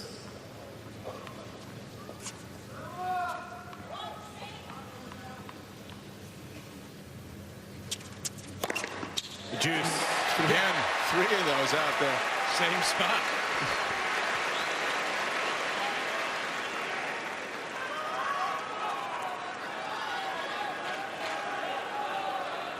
A 4-ace game, and it's still deuce. He's still having a battle to hold. Thank you.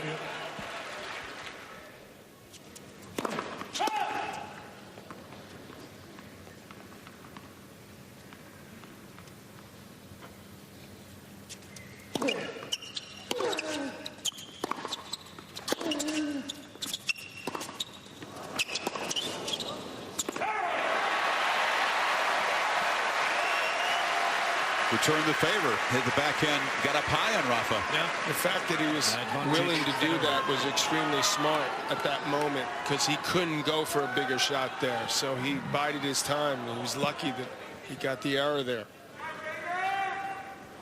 Maybe he surprised Rafa.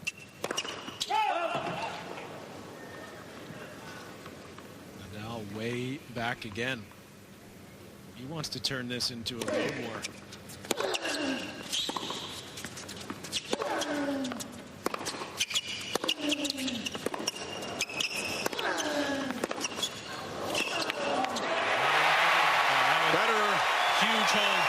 Yeah, he had to battle from 40 love. It looked easy. Ended up being anything but. If you couldn't quite make it at 3:30 a.m., but it's 5 o'clock and you're just getting up, we'll recap what happened. It was Federer who came out flying in the first set, got the break mid-set, and won it 6-4.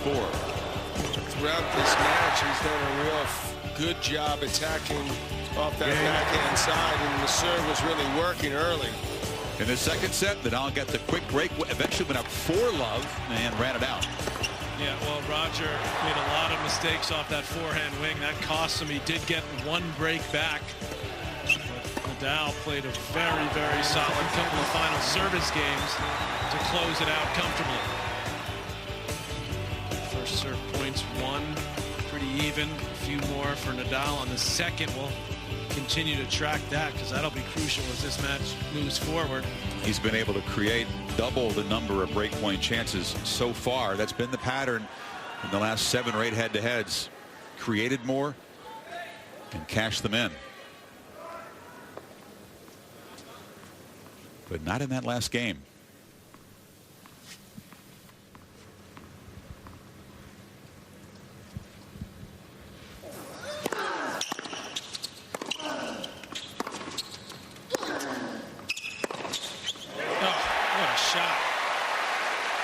What were you saying, John, earlier about cutting the court off a little bit?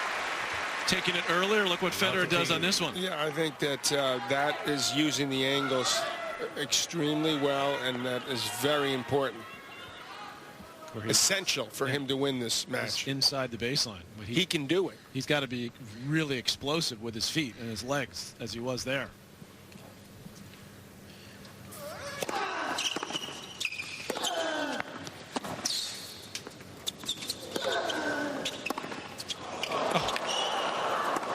His backhand is really helping him out big time right now. What a boost he's gotten from digging out of trouble in the last service game. Again, taking time away as he took that ball right off the bounce. With the backhand set it up.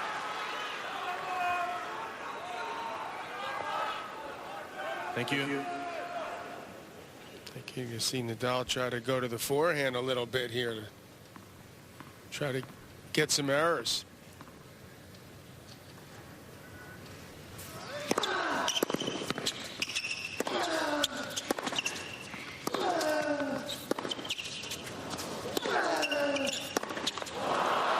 It takes that.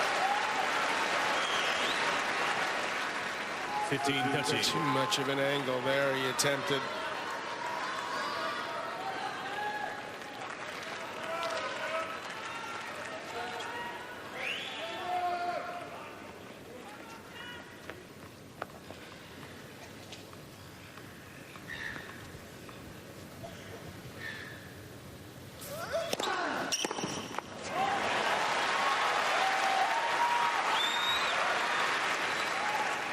So nice to have that kind of a playbook. You get down love 30 in a game and go right back to what's worked 1,000 times before. Yeah, that's true.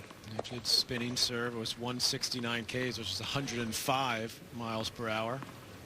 But a lot of work on it and placed perfectly.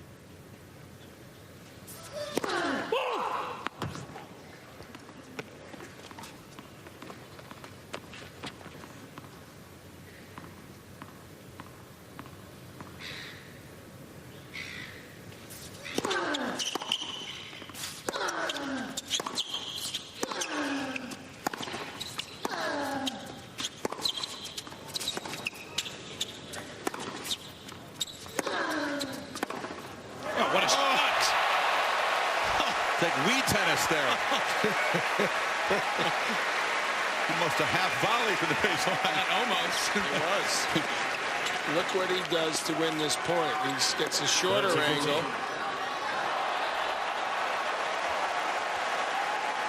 Don't try that at home if you wanted to go in the court. Maybe in Wii tennis you could try it. Yeah.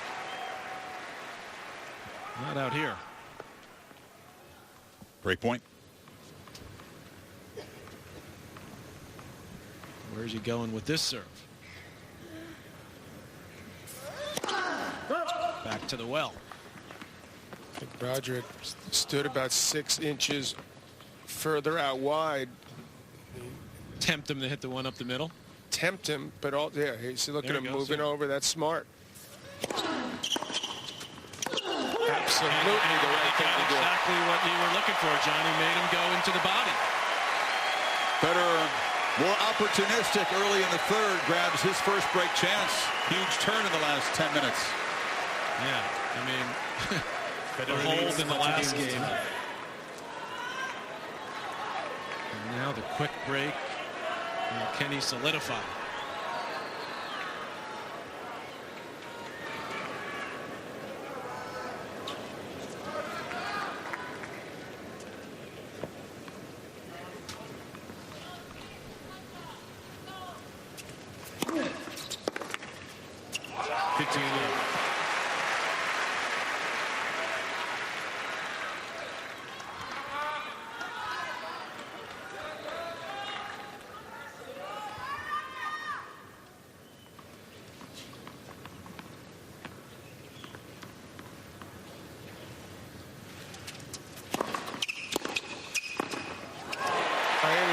To a degree, but based on some of what you were saying about a couple of games ago, Patrick, he was dominating. He'd broken twice in the second set. Why all of a sudden do you pull back?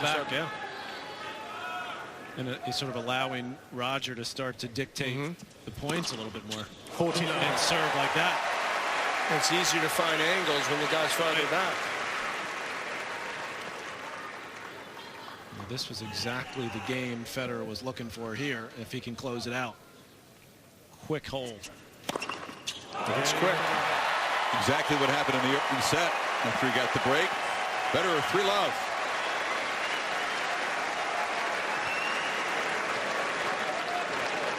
Federer leads by 3 games to love.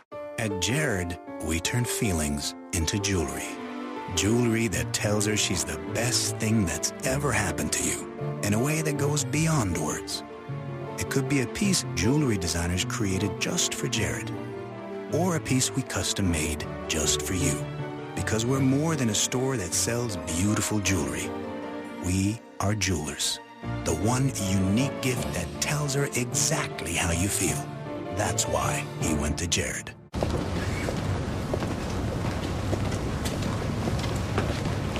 Hey, Draymond.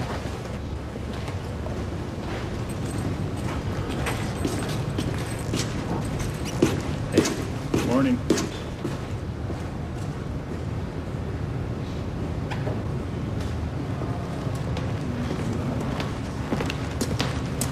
Hey, what's up?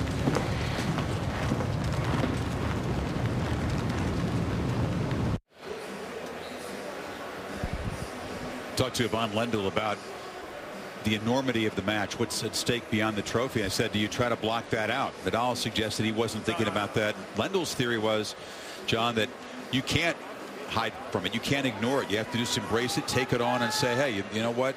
There is a lot at stake in this match. Whether it's the greatest of all time conversation, your legacy, how the head-to-head against your main rival is viewed. Why are you forcing me to agree with Yvonne Lendl? I don't know if you do. I do.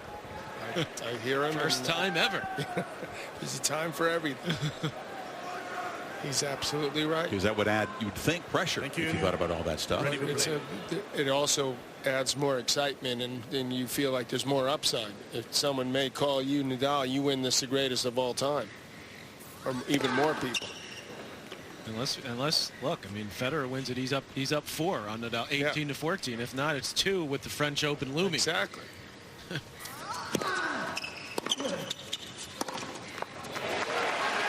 Well, since Roger won his most recent major title at Wimbledon in 2012, he's been in 3 finals. Yeah, I'll tell you, there was a long look from Federer after that, which was maybe the worst miss of the match from Nadal in the bottom of the net. He took a long look across the net at Rafa. You okay?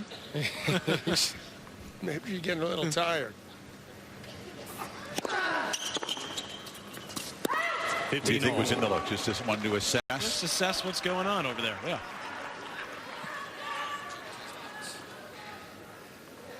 He's agitated down at that far end. His box is just over his right shoulder. Lubicic at this end.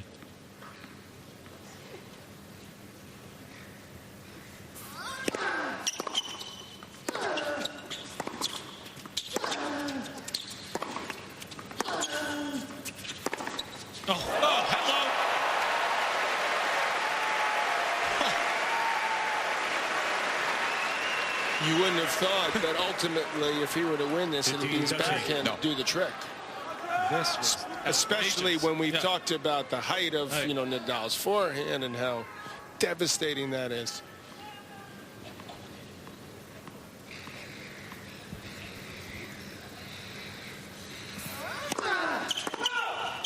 Just like Nadal in the second set, Federer has a chance to rip this third wide open.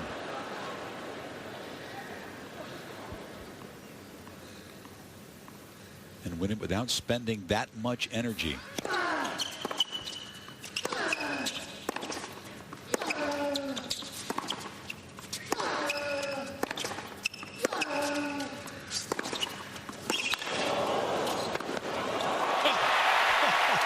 He spent plenty that first game, but boy, oh boy, has it paid off. Mentally, and these guys are obviously deflated because this guy's come storming back. I mean, this is just absolutely no hesitation from Federer. He took this ball about waist height. Seen even below that. Yeah. Nadal is on the ropes big time.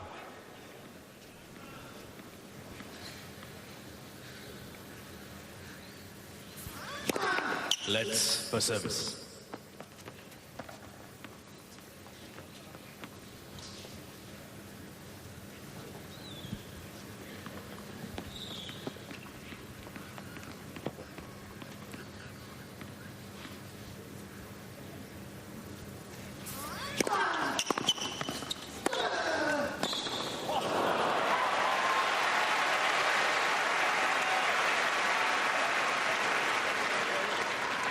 (30-14).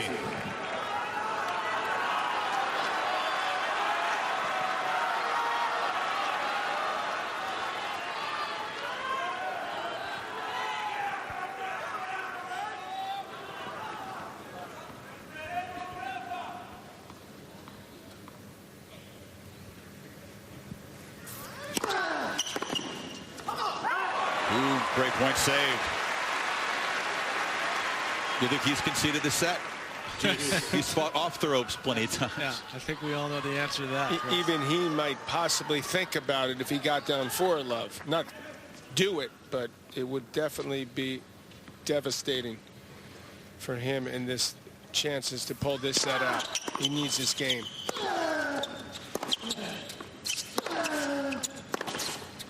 That's it. Good.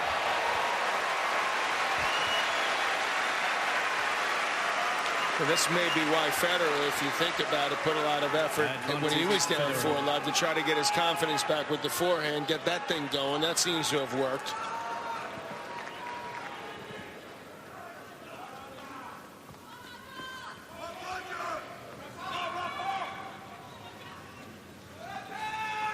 Thank you.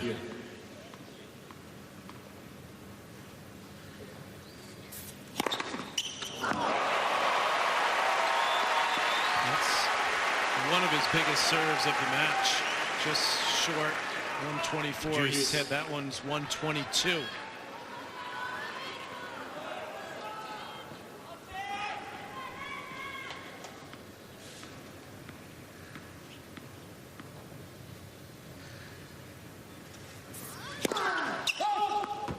You wouldn't say that Nadal served poorly in this match, would you? No. Just been the quality of the returns. But Federer already to have 3 breaks of serve against Nadal, that's a big number given the recent head-to-heads.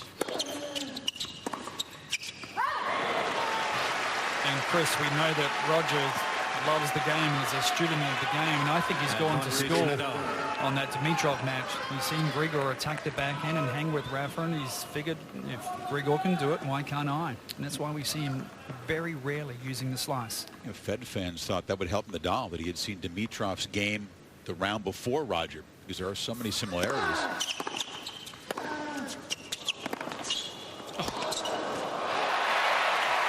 I'm saying that may be working the other way. I think it's worked both ways, but it's worked more for Roger because he's the better version of Dimitrov. Absolutely made him relax that little bit. I can do the same thing even better. They are returns that Roger normally slices. He's attacking everything.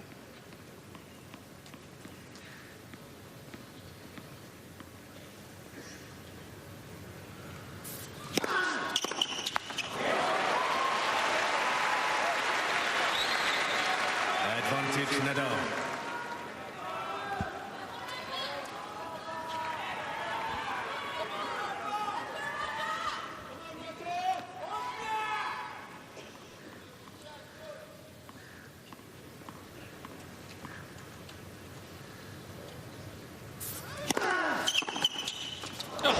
Another one.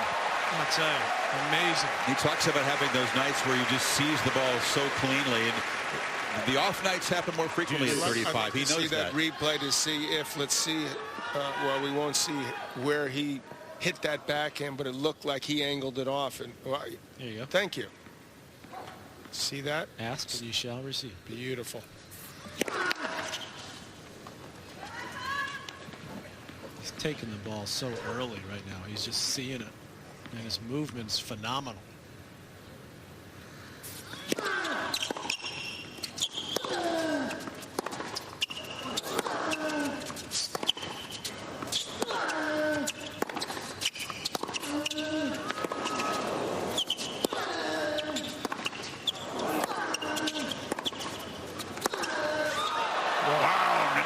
Response. It's his best backhand tonight. It's the best backhand ever. I mean, it's hard except for the one from Federer on the other point. This one was rocket. Well, he's realizing that he's going to have to start going for more because Federer is just in the rallies in this set has been pushing him around. He also realizes he's got to win this game if he's going to pull this set out. He is really dug in big time.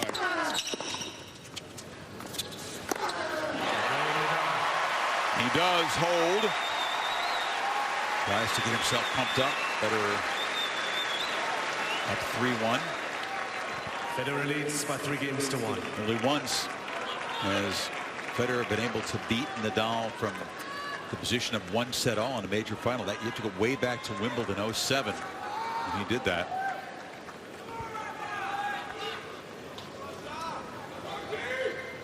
Last win over him in any slam final. 15 love.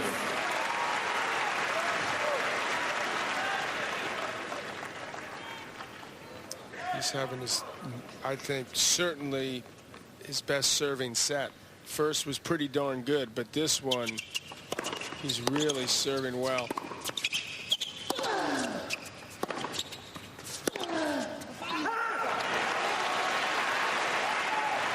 Nadal's biggest show of frustration tonight. Just they're growling at his team. And you also notice that there's a lot of little fist pumps from Federer, a lot of positive energy coming from him. He is digging in.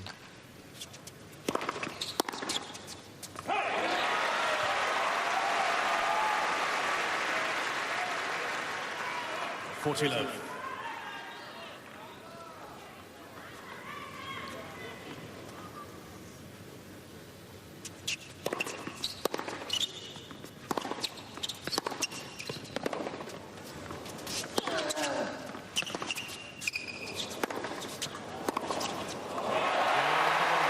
Holds it low and stretches his lead to 4 games to 1.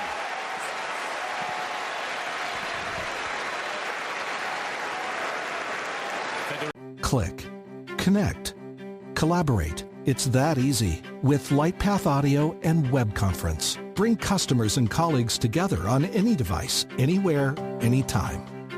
An intuitive interface and one-click connections make online meetings and conference calls simple and more productive, helping your business save time and money. See why collaboration comes easily with LightPath Conference Services.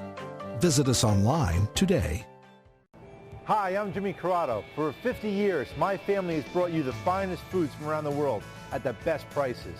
At Corrado's Market, there is a difference. Experience the difference in all of our departments and select from the freshest fruits and vegetables, meat and seafood brought in daily, cheeses from around the world, delicious homemade deli selections, and freshly baked cakes, pies, and cookies. When you shop at Corrado's Market, there is a difference.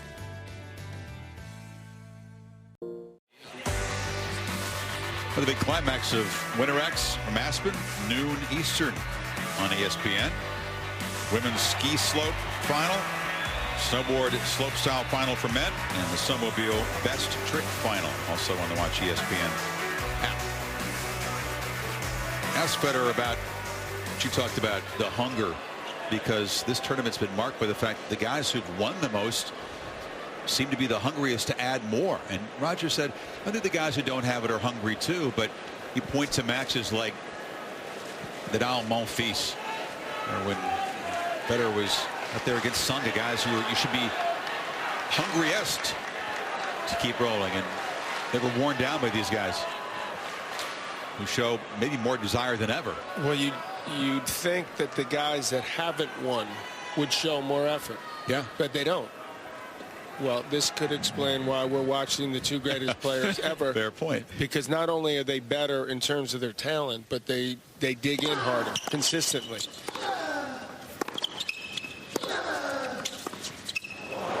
And we certainly know that Djokovic and Murray do that as well. Yeah. But in the matchups against the guys here who haven't yet tasted a slam victory, it's been the established champions who've won out. Time and time again.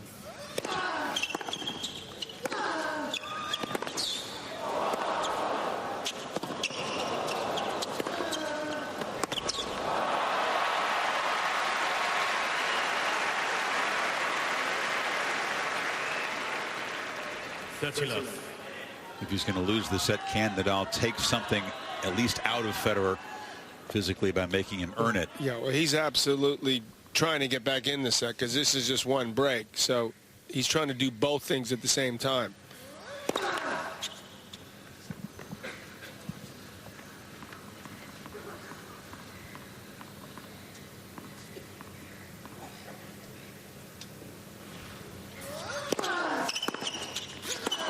Roger again just stepping in, attacking that serve.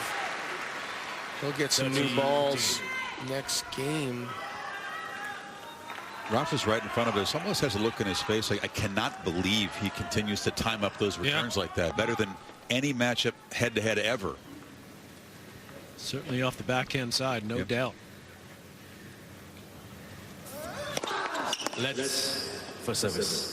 I'm amazed it took till he was 35 to do it. Should we give Ljubicic a little credit? I mean, because we talked about Moya. Yeah, he's brought to the table. Ivan some we haven't talked much about Ivan Ljubicic. He started with Federer just over a year ago. Of course, was out with him the last 6 months.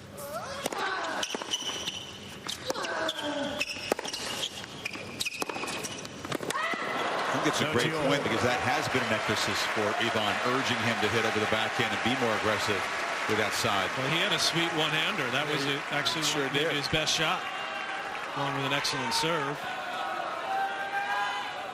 And look out here for Nadal. It's 30-all.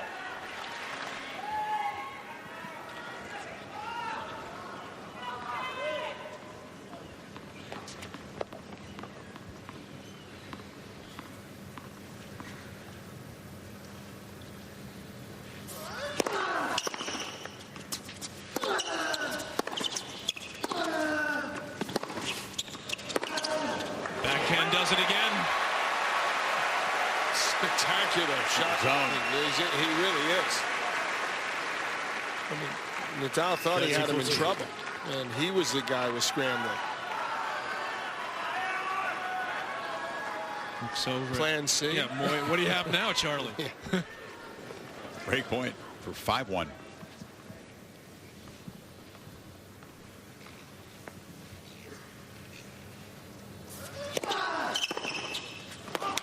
Kidding me.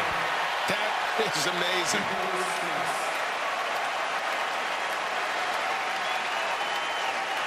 You talked about I've been waiting the for years. conditions, guys. That's one of the things that does help that shot, right? What you've been mentioning with the way the court's playing and the way the balls are playing. And positioning himself a little bit to the left, but all that works in his favor, and he's just executing.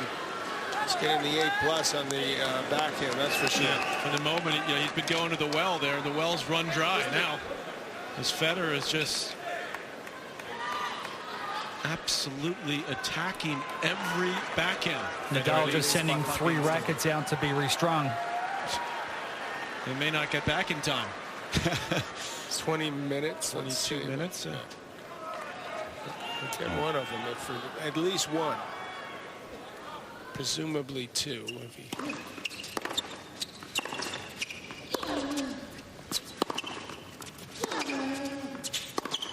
Actually, he did the very same thing in the match against Dimitrov, and they actually string all 3 rackets at the same time on different machines, which is kind of rare, actually.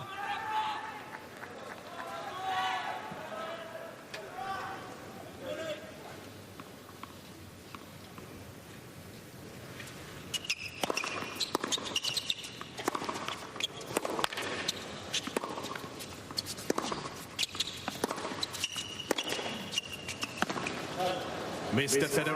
Federer stops the point. Is Nadal making a mistake by going with the tried and true plan at the Federer backhand when he's playing it so well?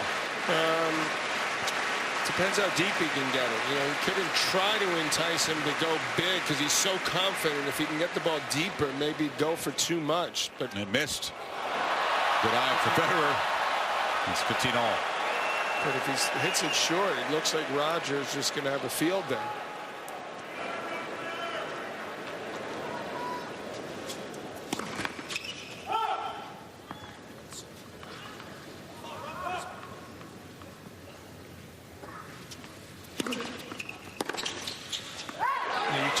John, the serving for Federer in this third set has been phenomenal. Look at the first serve placement in this set.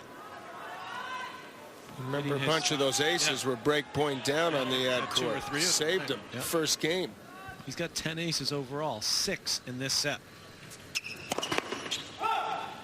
It has been more than 6 years since Federer has taken a 6-1 set off of Rafa.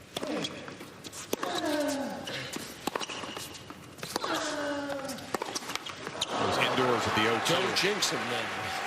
I don't believe in jinxes. 30-all.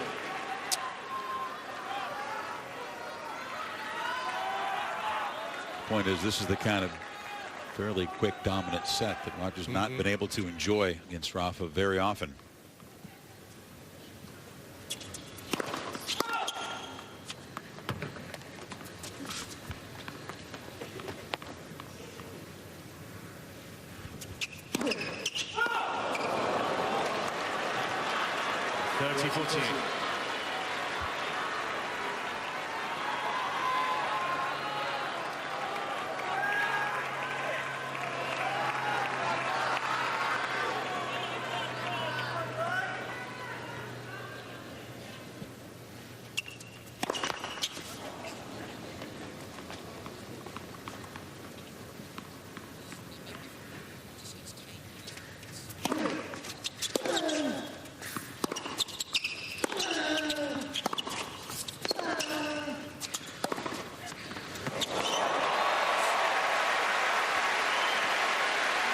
Forehand really has been overshadowed by the backhand tonight.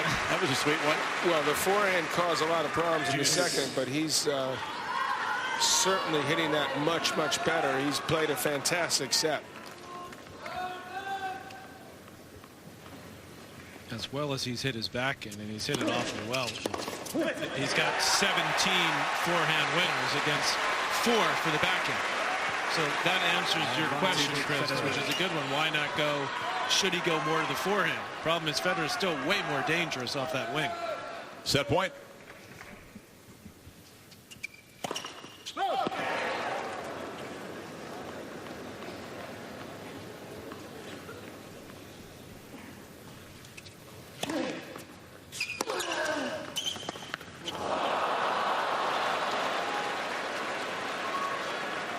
Juice.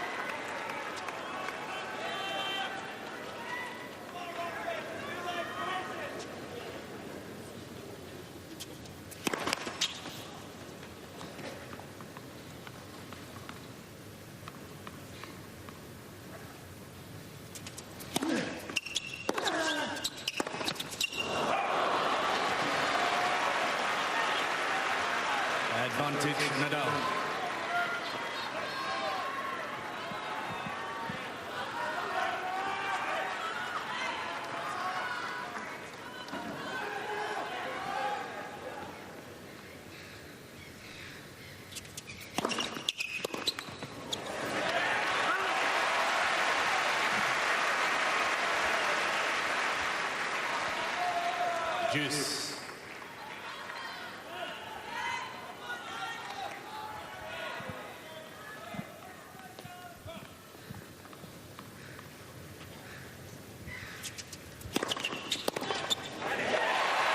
With the whole second set without a single ace. As you guys suggested, has needed desperately to rediscover the big first serve, and has in this third. Set point again.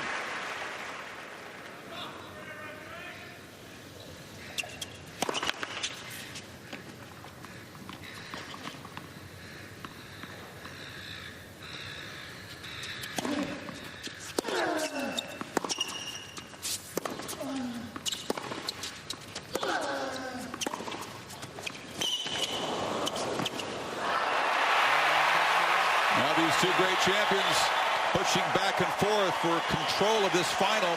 For now, it's Federer up 2-1. He got in trouble in the opening game in this set. That was huge.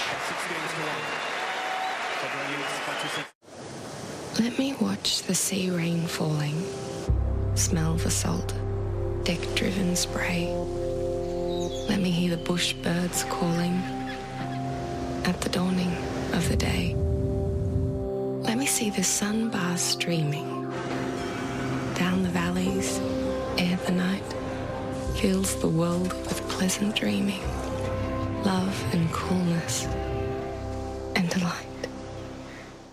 Your insurance company won't replace the full value of your totaled new car. The guy says, you picked the wrong insurance plan. No, I picked the wrong insurance company. With new car replacement, we'll replace the full value of your car, plus depreciation. Liberty Mutual Insurance. At Planters, we put fresh roasted flavor into every can, which has its drawbacks. Guys, know anything about this missing inventory? Wasn't me. The cheeks don't lie, chat. Irresistibly Planters.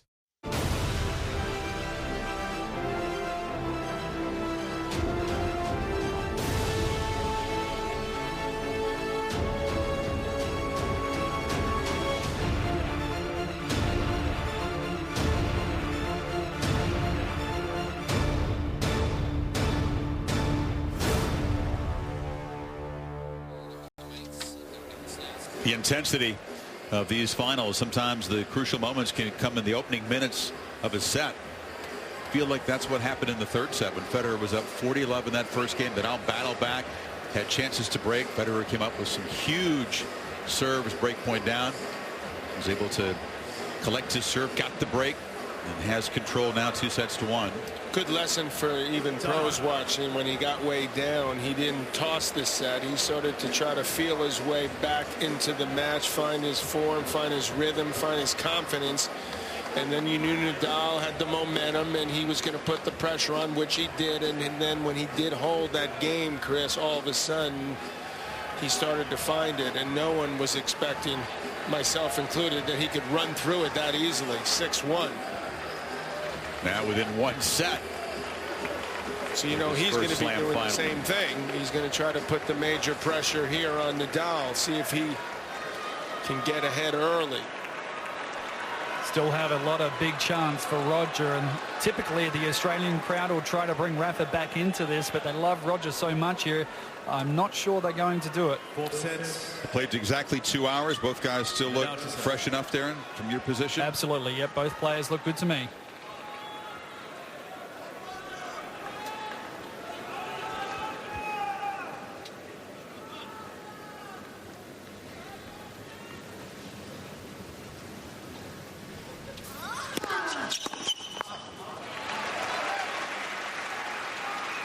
Left.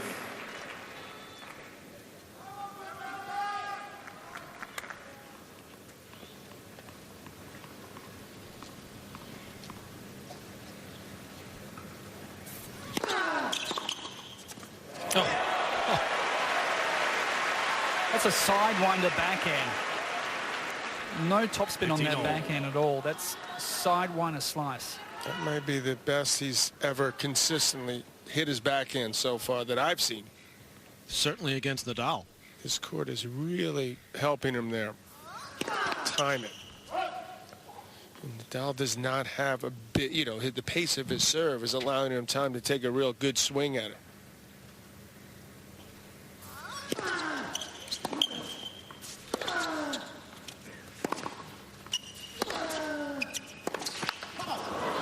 Plan A for Rafa has so often been good enough. You see a change in tactics. What can he do to get out of what Federer is doing so well?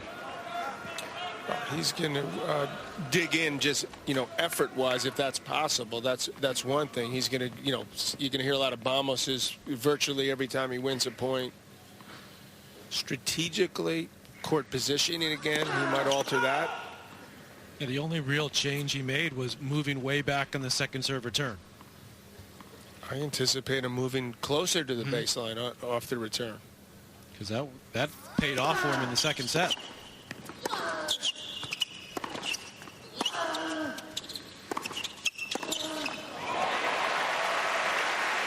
Interesting to watch, guys. They're so good that he could rip that backhand at the second point of the game, hit a winner, and then he decides, something, I'm going to run around and hit a forehand. Everything's working. You think, like, why would I do that after I'm hitting my backhand so great? But that worked. Even on a grass court, have you ever seen Rafa this rushed by Federer? I don't recall, no.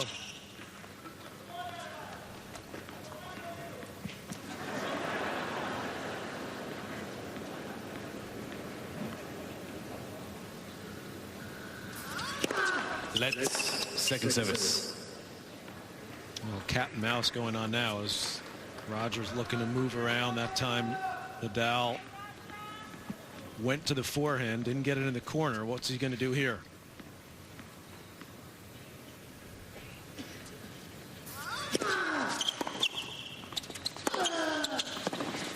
Jammed him. Well, Roger stayed home. Roger decided not to move around it there. 40-13. He just didn't hit the return good enough.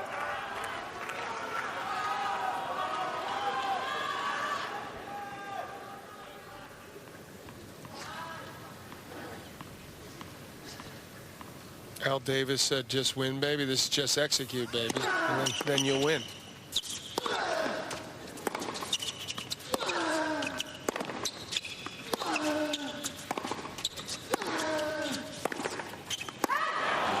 As if it were that easy, right? Just execute again and again and again and again. Just win, baby. That's easy. Yeah, against another one of the greatest of all time. Two greatest. We'll go inside the point, and Federer has been able to attack the forehand wing of Nadal because he's hitting the backhand so darn well. And that backhand crossword here, he runs around it, gets Nadal stretched, and that was a beautiful swing volley. That's a pretty tough shot to pull off, what he did. Another big return off the backhand wing.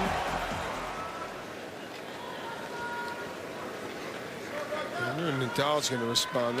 That's a given. He ain't going anywhere.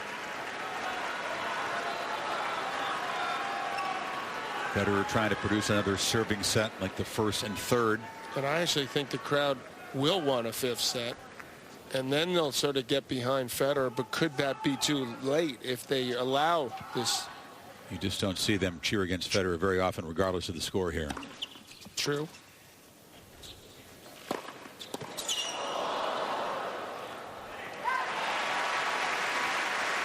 But this man that's about 8 feet from us is the greatest single. I played some great competitors, Connors being one obvious one, but this guy's the greatest competitor I've ever seen. People love that, respect it. Said the other night you can outplay Nadal. People have, but outcompete him. Dimitrov tried, a little bit short. Oh, it was a heck of an effort from Dimitrov. He won a lot of fans. Won a lot of respect in the locker room as well. Many feel like he may have arrived, even though he walked off the loser that night. I hope.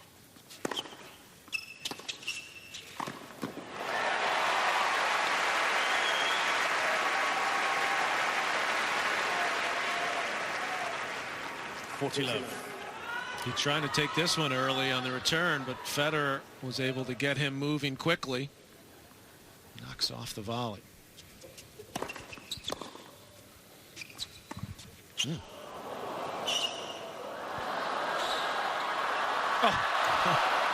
The redrop. if you're going to make me run, I'm going to make you run. 40-15. That's pretty nicely done by Nadal.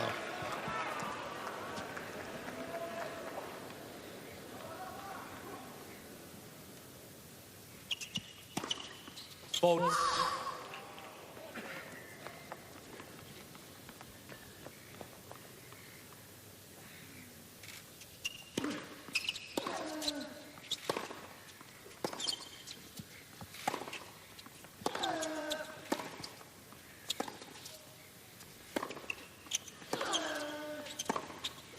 Saves a lot of energy if you don't have to run around that backhand. For Roger. Yeah.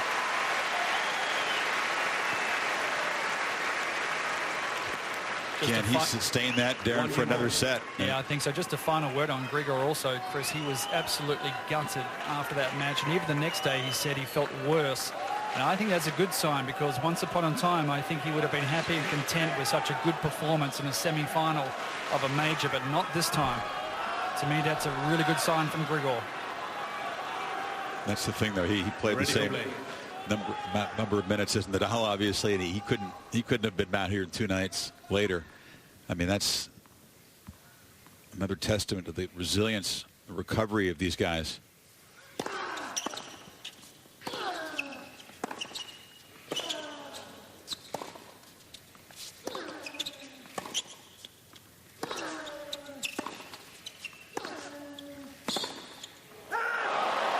Federer's 5-setter against Wawrinka, even though it included a couple of medical timeouts, was just 3 hours and 5 minutes, so quite a bit shorter than Nadal's 4:46. And not nearly as many long, tough physical points in that match. Can I say that Rafa's match also was incredibly mentally taxing. There were no lulls. There were no dips in intensity like you see in a lot of 5-setters.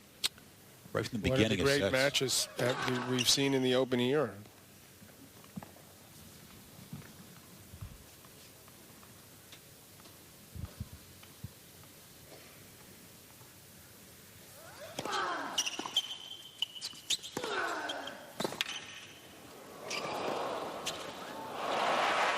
Very nicely done by Nadal, showing some excellent speed to get up to that quickly. Did you ever feel, John, like the mental taxing in a match was as important as the physical, sometimes trying to combat the next round? Oh, especially at the Open when you had to come back the next day, you know, play semis and then finals.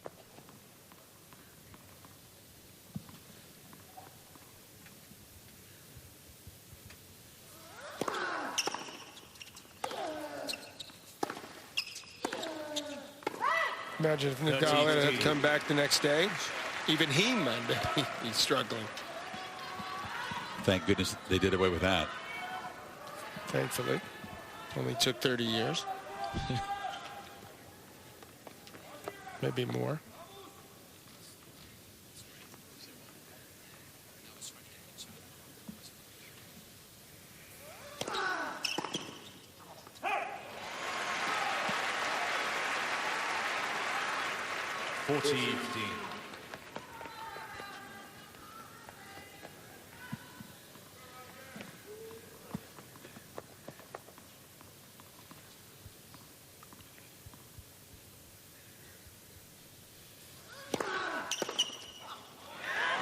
Comfortable hole for Nadal. Jumps in front. 2-1 in the fourth. Now leads by 2 games to 1. This is what you woke up for. This is your Peloton. This is your instructor, Robin. Robin is not going to go easy on you. This is you attacking the hill, crushing the flats, climbing your way through the pack. This is how you make a better day for yourself and your family, here in your home. This is Peloton. You don't have to pay a lot to get a lot. At Cricket Wireless, plans now start at $30 a month, monthly taxes and fees included. And we have more 4G LTE coverage than T-Mobile or Sprint. Cricket Wireless, something to smile about. Little Caesars offers you 5 delicious items at $5 each. Pick up a large hot and ready classic, Caesar wings, 4 beverages, and order a bacon cheddar loaded Crazy Bites or our new loaded cinnamon bites. That's 5 items, just $5 each at Little Caesars. Pizza, pizza. Welcome back down under. Literally here. down under. Yeah.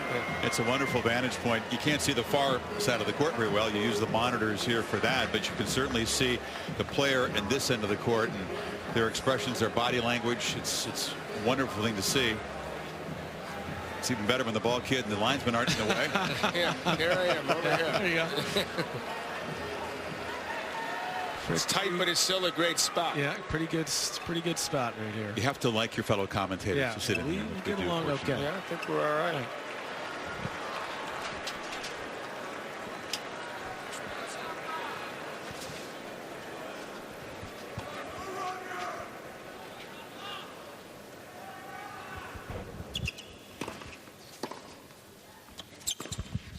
We missed it. Not a bad spot in the bunker, but I wouldn't swap my spot with anyone in the world. I understand. Yeah. Usually we've got a few non-working commentators over there in those seats. We do.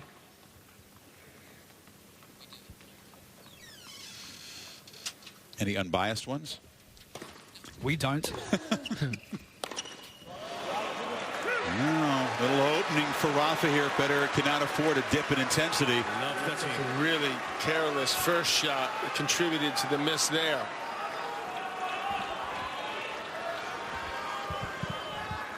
He wondered, how would he play the fourth? Brilliant third set, a set away from everything that's at stake. It's early, but that first ball, first point, that was a bad miss.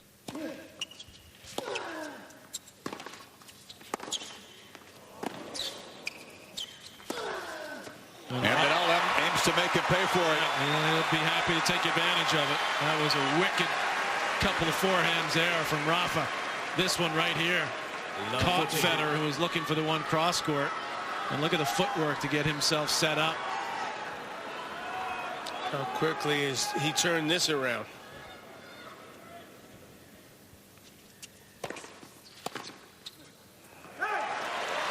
Amazing how much stress one forehand miss can cause, even this guy.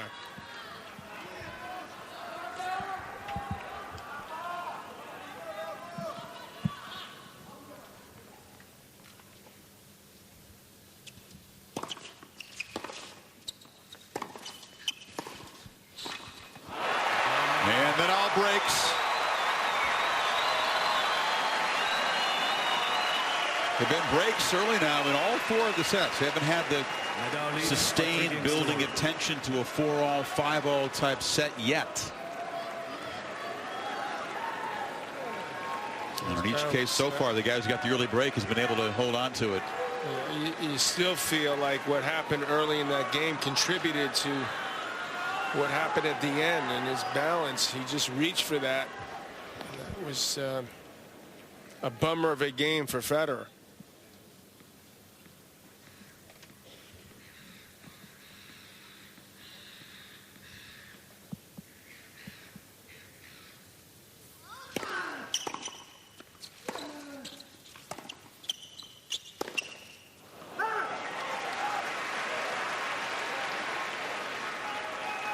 Love 15.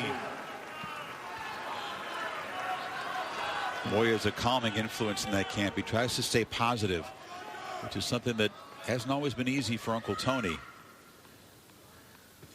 So that's one of his other contributions to the team. Didn't look all that calm right there, I have to say. Not after that forehand.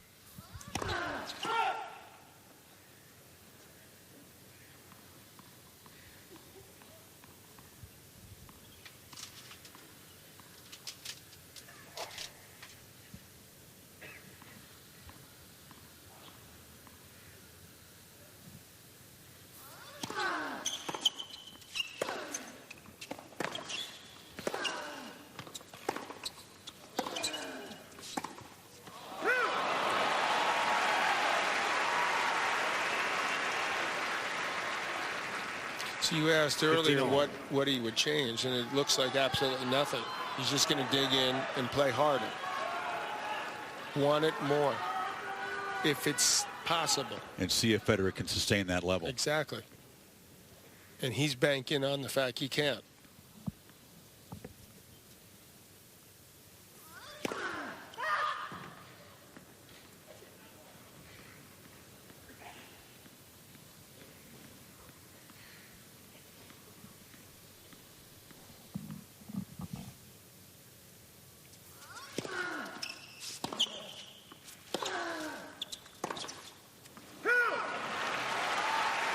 And he hasn't so far here.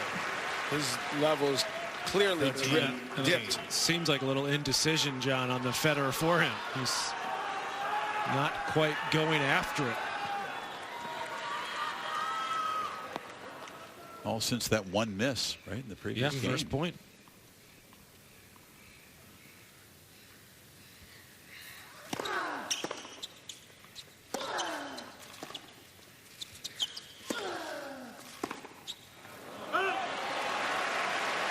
Reaching at the ball. First time he's really reached to the backhand. The footwork not crisp.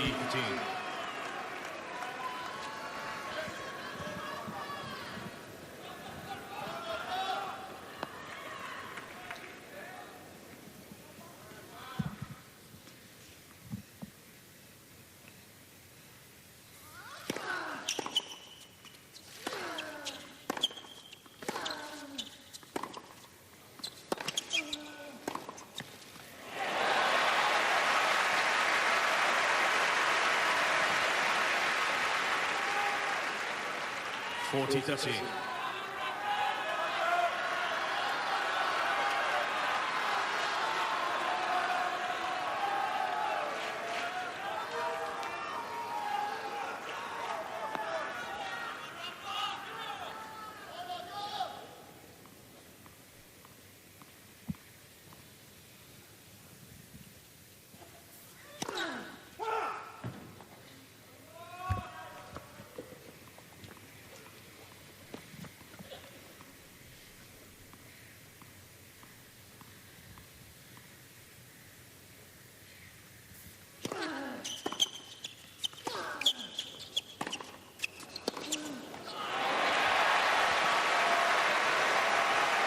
Federer's pushed back to deuce,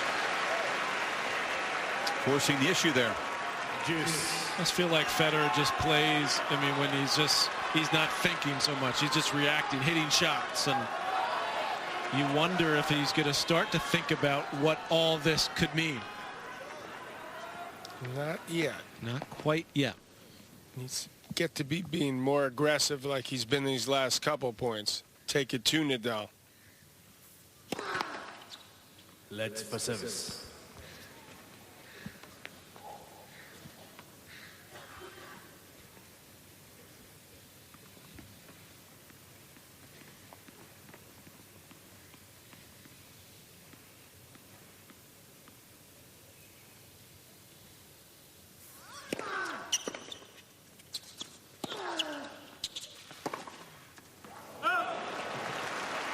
Mr. Federer is a challenge on the right near sideline.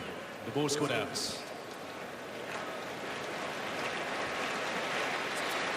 I don't know if he's going to like the result. Kind of a hopeful challenge. Usually he's got great eyes when he uses the system. This wasn't that close. Advantage Nadal. Mr. Federer has 2 challenges remaining.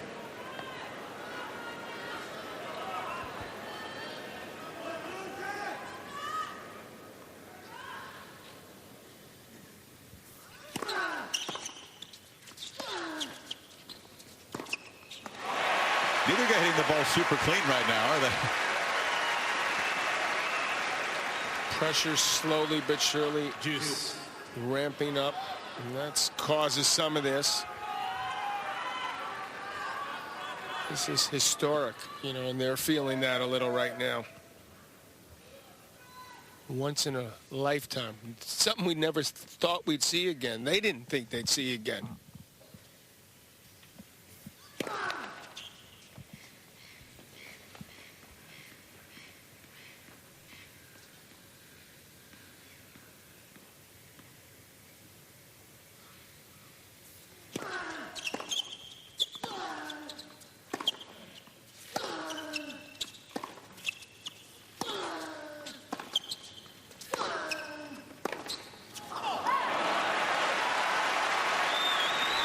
I'd expect a reaction from Nadal if he can get this hold. Advantage Nadal. Guys have been pretty emotionally contained tonight. Sometimes it's out of respect for each other.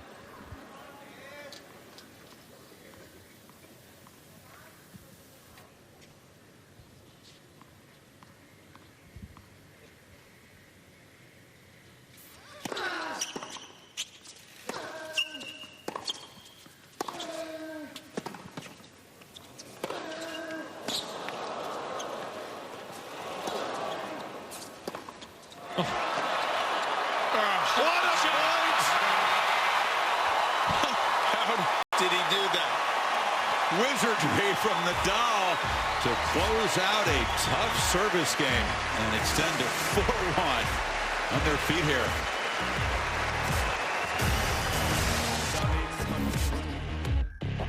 For the next 96 hours only at Hudson Toyota. Over 1,000 used, all priced $88.88. Pre-owned imports, domestics, budget buys, luxury vehicles. Shop Hudson Toyota's giant selection, all priced $88.88. Special lenders on site, all credit applications accepted. For the next 96 hours only at Hudson Toyota. Route 440, Jersey City. Over 1,000 used from $88.88. HudsonToyota.com. What are we doing here? Are we going to move some stuff out east for you? Nah, man, that truck barely made it down the driveway. It was a long driveway. Listen, guys, I don't have time for this. Why? I placed the red dot on everything that you guys are going to take with you to my storage facility. Okay. Now, if it doesn't have a red dot on it, it stays here. Can you say it one more time? Yeah.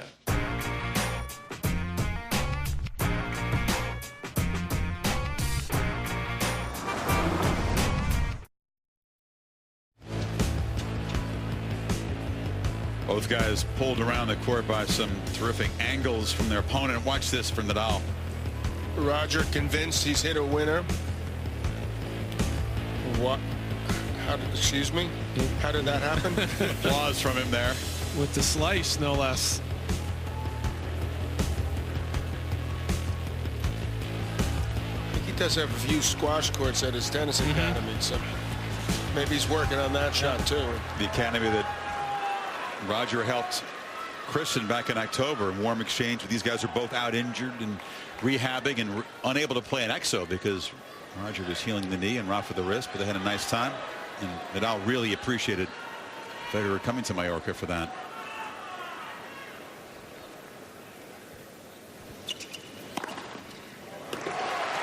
Appreciated that forehand he bricked a couple the last service game. Okay, but there's a real friendship. No, really a lot of respect. I would say unique among the top guys at this moment. 30 love. As close as you can be when there's this much competitive tension. They both supported each other a lot in their charitable endeavors, and they go out of the way to help each other when asked.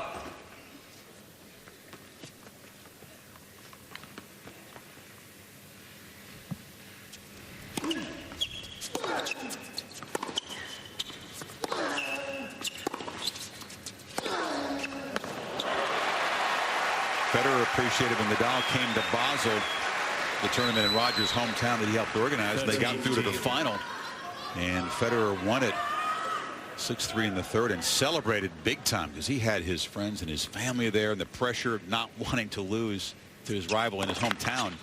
It's the Roger Federer Stadium there. Yeah. It's the most recent meeting. Very quick indoor conditions there. No surprise.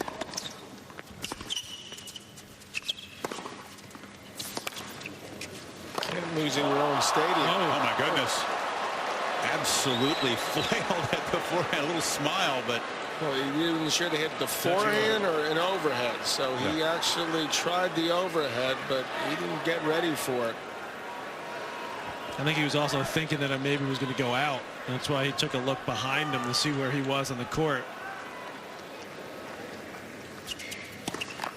And he loses this game, and then we're definitely headed to a fifth.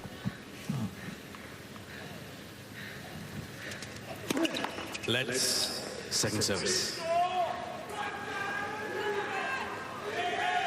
Thank you.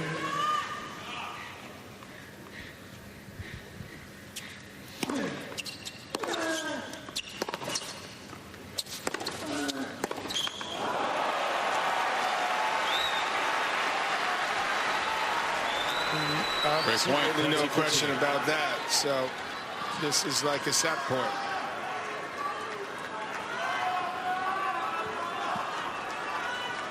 Could they trade 6-1 sets?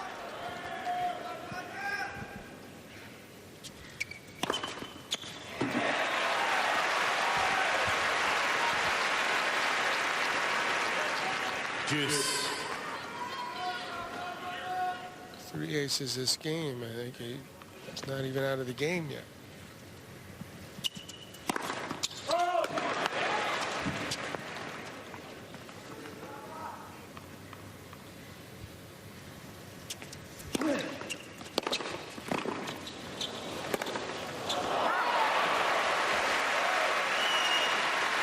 Advantage Federer.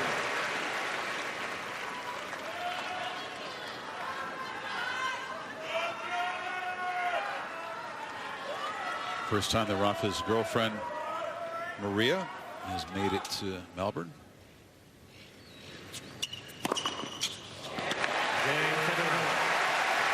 Federer off the ropes in the game. Maintains some scoreboard pressure on Nadal. Nadal leads by 4 games to 2.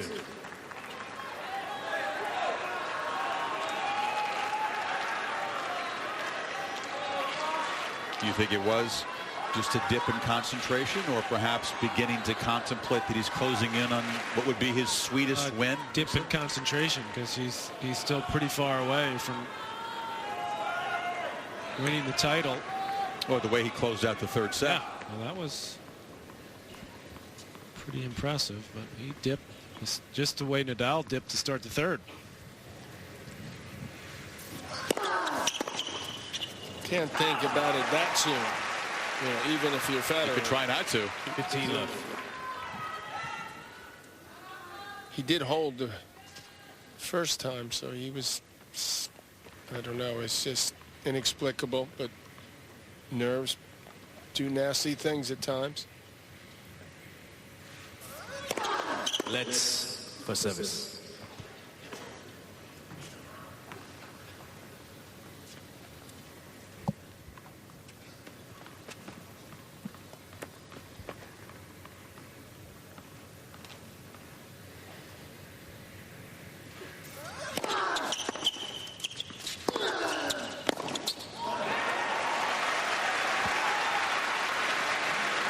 Not seemingly moving as well to his forehand side is Federer, and Nadal seems to be zeroing in on that. That could be the subtle change that he's making. Go out wide to his forehand more.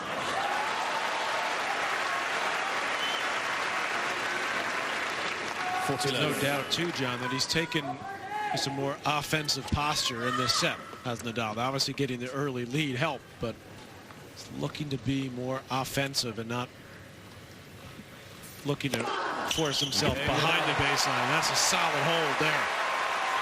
Nadal closing in on the fourth. 5-2. Nadal leads by 5 games to 2. NBA Sunday Showcase. Thunder, Cavs, today on ABC. Let me watch the sea rain falling, smell the salt, deck-driven spray. Let me hear the bush birds calling at the dawning of the day. Let me see the sun bars streaming down the valleys ere the night fills the world with pleasant dreaming, love and coolness and delight. Liberty Mutual stood with me when I was too busy with the kids to get a repair estimate. I just snapped a photo and got an estimate in 24 hours. My insurance company definitely doesn't have that. You can leave worry behind when Liberty stands with you. Liberty Mutual Insurance. Little Caesars offers you 5 delicious items at $5 each. Pick up a large hot and ready classic, Caesar wings, 4 beverages, and order a bacon cheddar loaded Crazy Bites or our new loaded cinnamon bites. That's 5 items, just $5 each at Little Caesars. Pizza, pizza. Ask each guy what they thought the highest quality match against the other was. What do you think Federer's answer was? Wimbledon 2008. That was Rafa's answer. The match that he won, the twilight match when he dethroned Federer. 9-7 in the fifth. Yeah, Roger actually picked a loss. The 5-set match right here in 09, the final when he was beaten 6-2 in the fifth, the last time these guys played a 5-setter. He thought that was the highest quality for shot making of any match they played. I thought he would say the Wimbledon match he lost. 15 love. I was surprised too.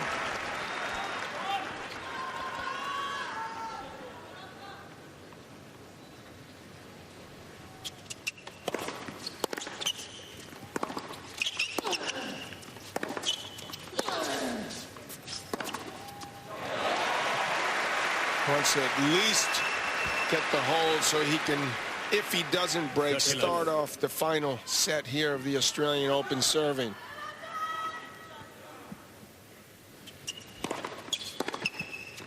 Oh, what a return. Didn't hit his spot. Federer on the serve, and Nadal didn't have to move much, and it's a beautiful angle. Look how short that ball landed.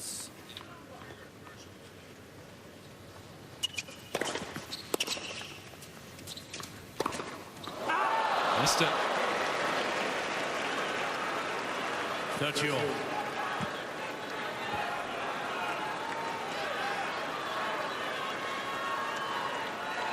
Can't relax in the box for you. Not tonight. Not in this one. 40 seconds. Back and forth we go.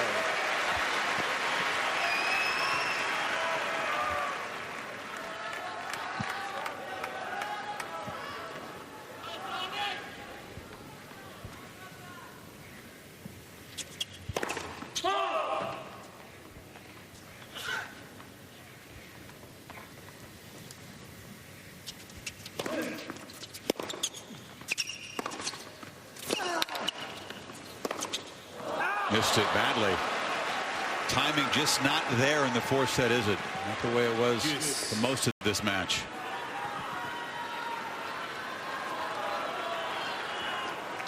It's amazing what literally a couple loose shots do to your head and to a guy, Roger Federer, even his confidence, his level.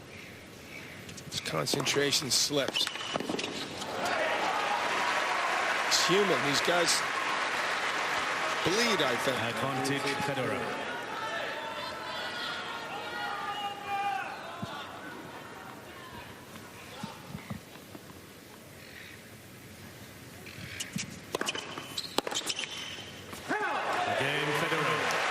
Step one gets the hold. What do you think Federer's level of concern is about being able to win in 5 over Nadal? I think that the fact that this match is 235 in length, and there hasn't been that many grueling points. Not that hot. Yeah. At night. What about the mental aspect, though? That's going to be a challenge, but I think physically he's okay. Because if he can't break here, and Nadal hasn't faced a break point in the set, he's going to go the distance down under.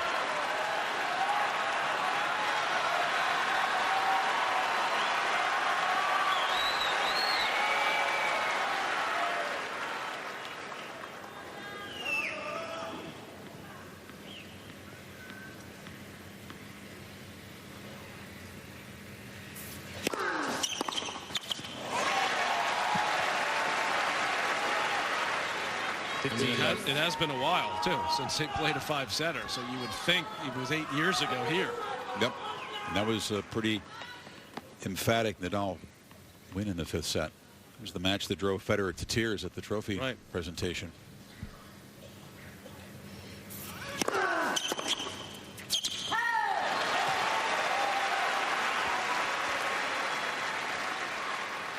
Touch love.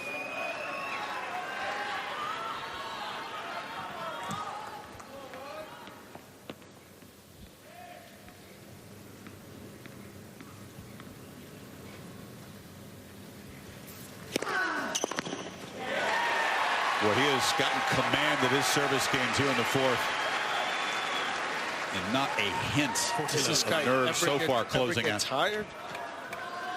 No, but he does get tight, but no sign of that, trying to slam the door on the fourth so far.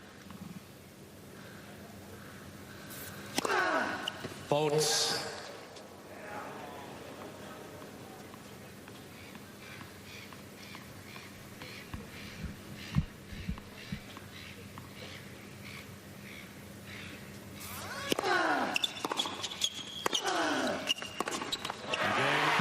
Rafa and Roger going the distance with the Australian Open title and pieces of each of their legacies on the line with just one set to go.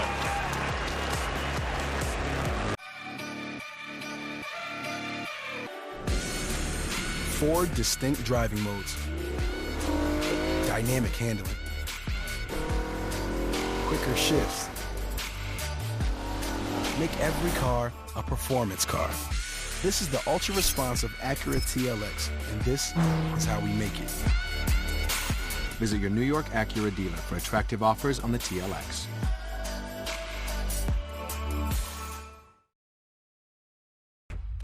Okay, traffic's a mess. I gotta call you back. Good luck. So it's you versus the commute. No match for your Ford Explorer. Find alternate routes. Explorer handles that with sync and onboard navigation, so you can avoid traffic delays. And with driver assist features for blind spots, Explorer has got you covered. Oh, you gotta be kidding me. Yeah, that's the total package. Lease a 2017 Ford Explorer base 4x4 with sync for just $259 a month for 36 months. Only at your local Ford dealer. Work hard, play hard, work hard, play hard. Work hard, play hard. Work, work, work, work.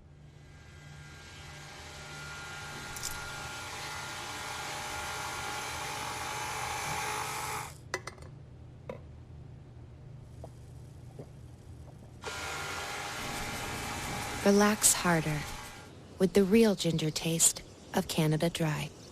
I have a way better deal here, 10 nuggets for $1.49. I think 2 full Whopper meals for $10 is clearly the better deal. He wears glasses and he can't see which is the better deal. You want these glasses? No, I don't. Get 2 Whopper meals for $10 or 10 nuggets for $1.49. Only at Burger King.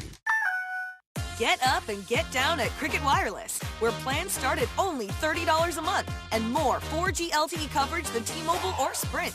Plus, when you switch now, you can get a brand new smartphone for free. Cricket Wireless, something to smile about. A sustained ovation inside Rod Laver Arena. And the two legends back here to fight for yet another championship.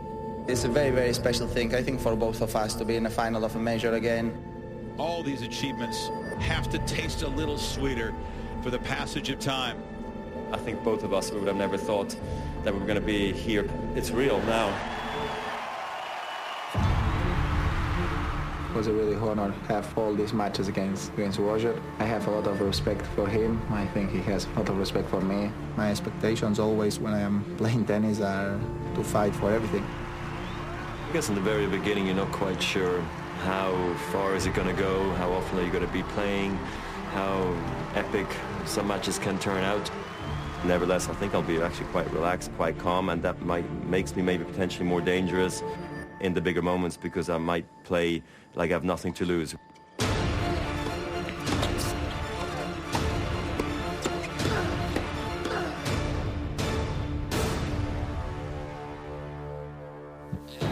We'll talk about that last sentence that Federer said because it sounds great in theory. We'll see if it can be produced in practice. In the meantime, Federer has left the court just as he did in the semifinal win over Wawrinka after 4 sets. The trainer came out, brief conversation, and he went off to the examination room that's just outside the corridor here. He said that it was an upper leg the other night, aka groin. So we'll see if he's going to have that treated. Nadal left the court briefly, back out with the energy gel and ready for the 5th. If you've had the same injury and you say that you have the same injury a couple days later, are you allowed to get treated for the same length of time? I thought it had to be within the time of the changeover, the 2 minutes, because it's the same injury. Is that right or wrong? I believe wrong? the rules allow them a full medical timeout here. Medical timeout, even if it's within the same match, that you couldn't get for the same injury. Yeah. Okay. Well, we've wanted to see these guys play a 5th set, so we'll recap the first 4. Yeah, the first was a very quick start for Federer. Came out and imposed his game plan and took it 6-4. Yeah, it was a textbook first set. It was quick. It lasted just 34 minutes. Second set, though, as we always see with Nadal, he was able to dig in and get that set. Third set to 3. Up the backhands by Federer in the third set. Yeah, surprisingly, it was Federer's backhand, and he really dominated and won it easily after looking like maybe he was in trouble early in the set. And then there was that dip in concentration. Federer missed a forehand early in the 4th. It seemed to set him off. And Nadal with that crazy save to hold serve and maintain the lead. That'll cause you to call the trainer. First serve percentage pretty high for both. Here's something sent to us by Mickey Singh.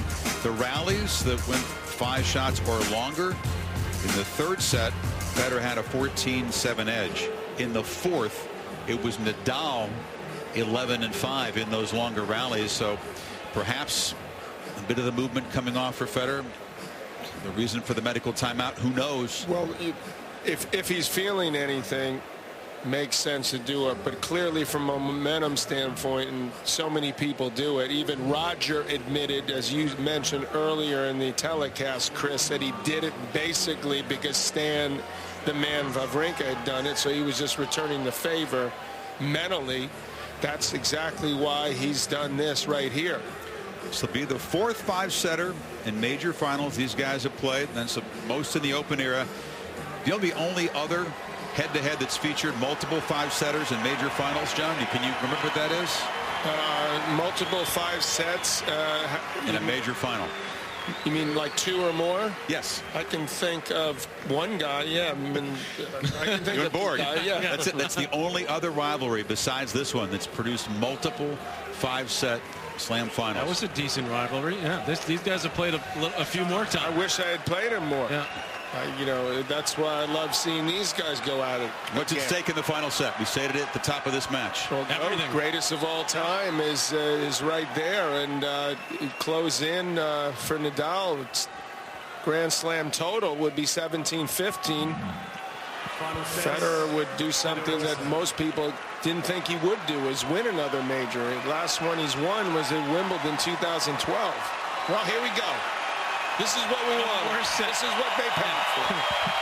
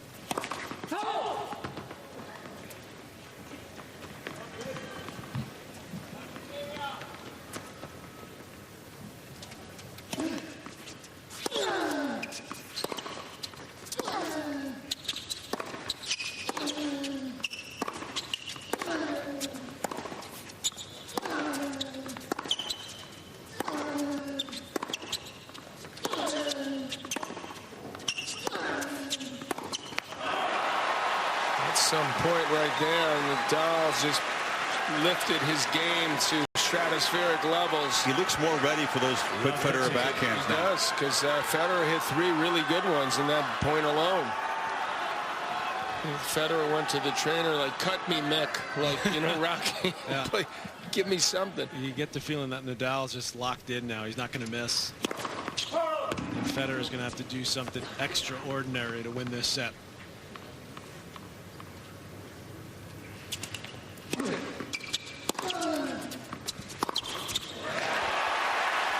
capable of it. Yep, we know that. Those second serves are laid in there a little softer than 15-13. usual.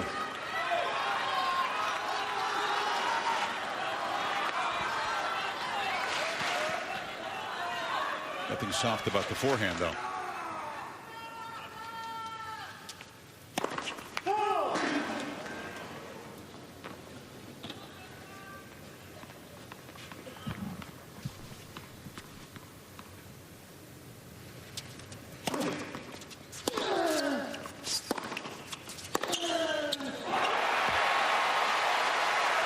Nadal, a very deep return position. And he creates two quick break points. He knows he's got his legs under him, Chris. That's why he's doing that, because he's like, I'm not going to miss. I'm not going to take a chance on taking it early. I'm going to make the return, and then I'm going to go to work.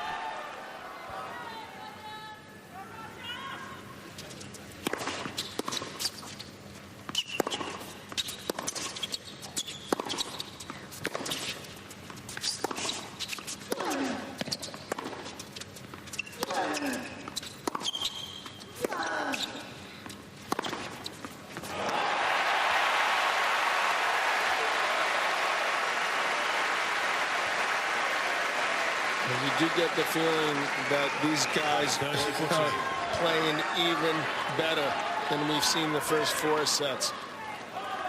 We haven't seen them both play great in the same set yet. I think we're seeing it now here early in this 5th.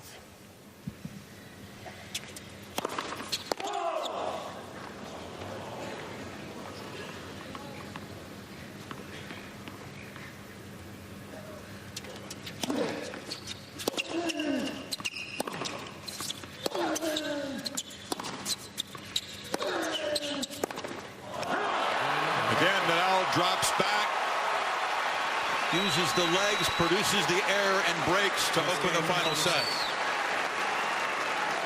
It's basically telling Federer that you're going to have to hit a lot of balls and hit winners to win this set. He's not going to give him anything. It's been tried and true strategy for Nadal over the years. You pointed out, Patrick, in these head-to-heads, if it gets deep in a set or deep in a match, the game plan for Nadal is tried and true and requires less margin for error, right? And more margin for error. Federer has to play riskier. I think Federer should, try to think about altering what he's doing now. Using a little more slice. He's trying to hit through Nadal, which I think is extremely difficult to do. Does he have the legs to do that, though? Well, that is an excellent question. Maybe he doesn't feel like he's moving well enough to do that. And again, in all 5 sets, a break of serve fairly early in the set. In each case, the man who's broken first has won. Thank you.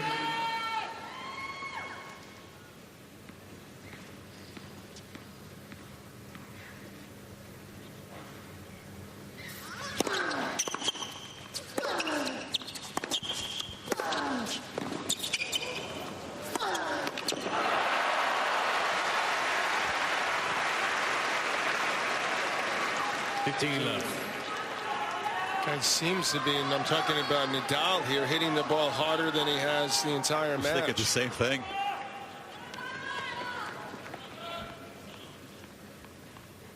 Can you hit it harder and have more margin at the same time? He can.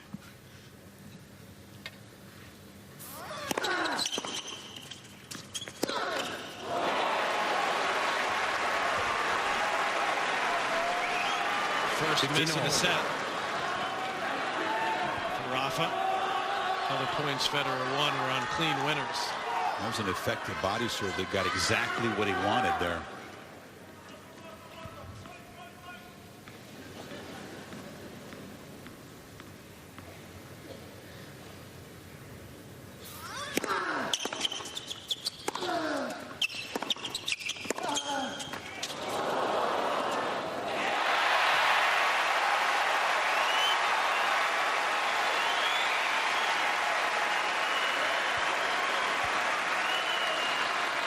Federer got up to this ball quickly after it hit the net court, made sure it was A ball that he could get on top of with a little quick step.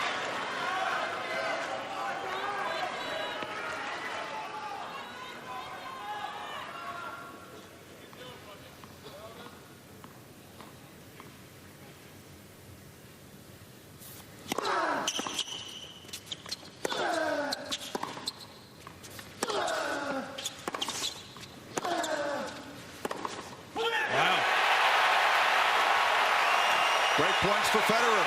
Nadal may remember that little forehand miss at 15 left in this game. Well, you remember Roger had that forehand early in the fourth that cost him and seemed the set. That could be exactly the same situation with Nadal. That was pretty much a gimme.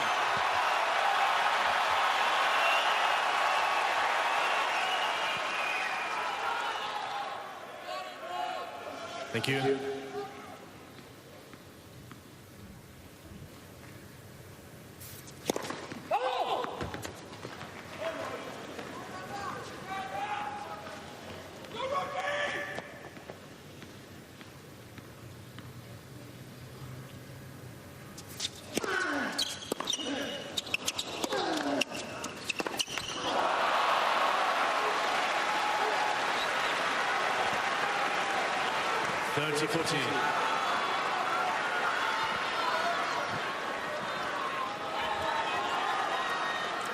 It's a tough one you try to take on there.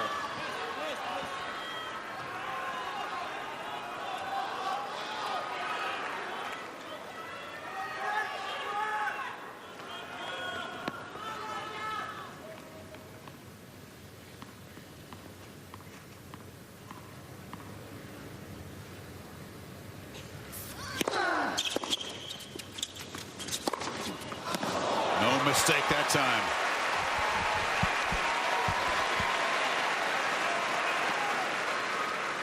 Juice.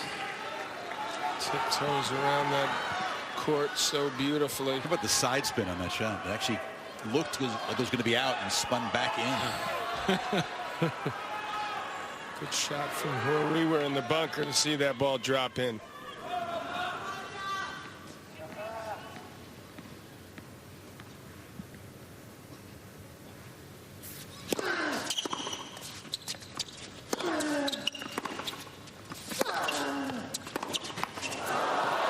Goes over.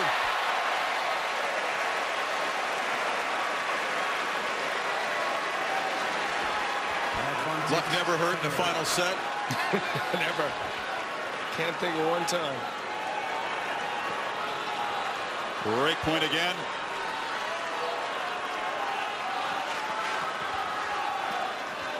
This crowd's going to go crazy if Roger wins this point. Ready for play. Thank you.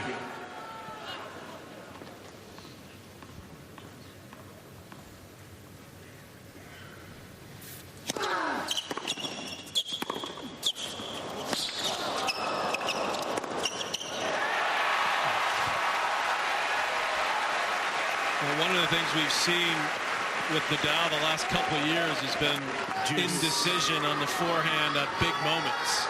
We're not seeing that now. Two forehand winners to save break points in this game.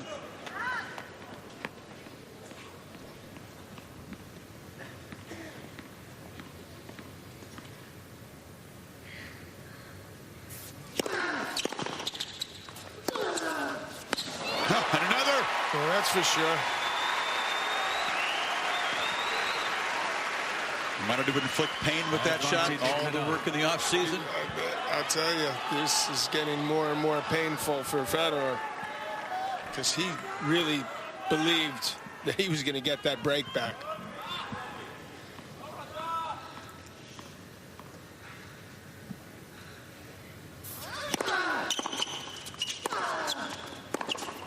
That's wild. And Nadal's big weapon firing when he really needed it. Early mistake in the game. But as you said, Patrick, just steadied himself and hit some huge shots.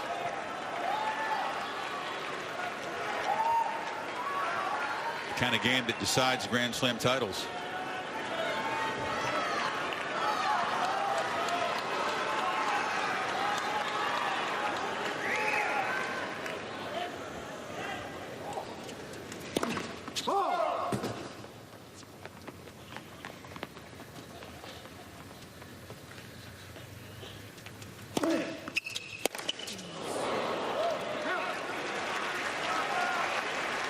15 love.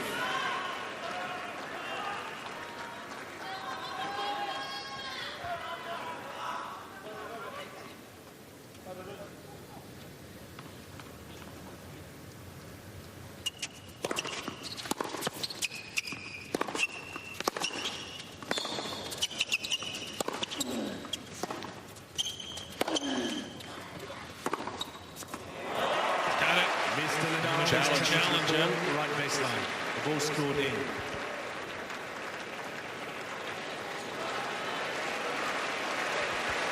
Early in the set, but he figures it's worth the challenge.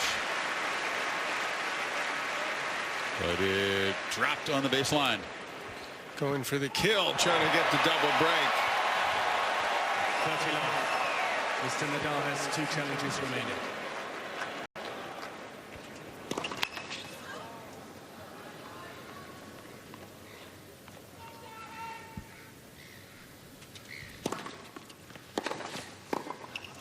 Stuck with the plan, which is standing way back. Federer has not done a whole lot of serving and volleying. 40 love. Certainly the court is open for him if he's able to execute a solid volley.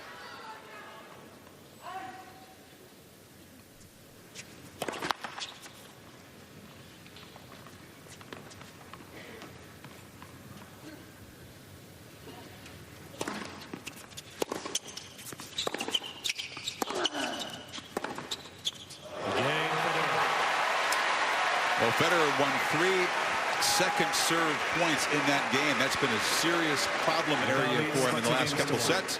2-1 Nadal.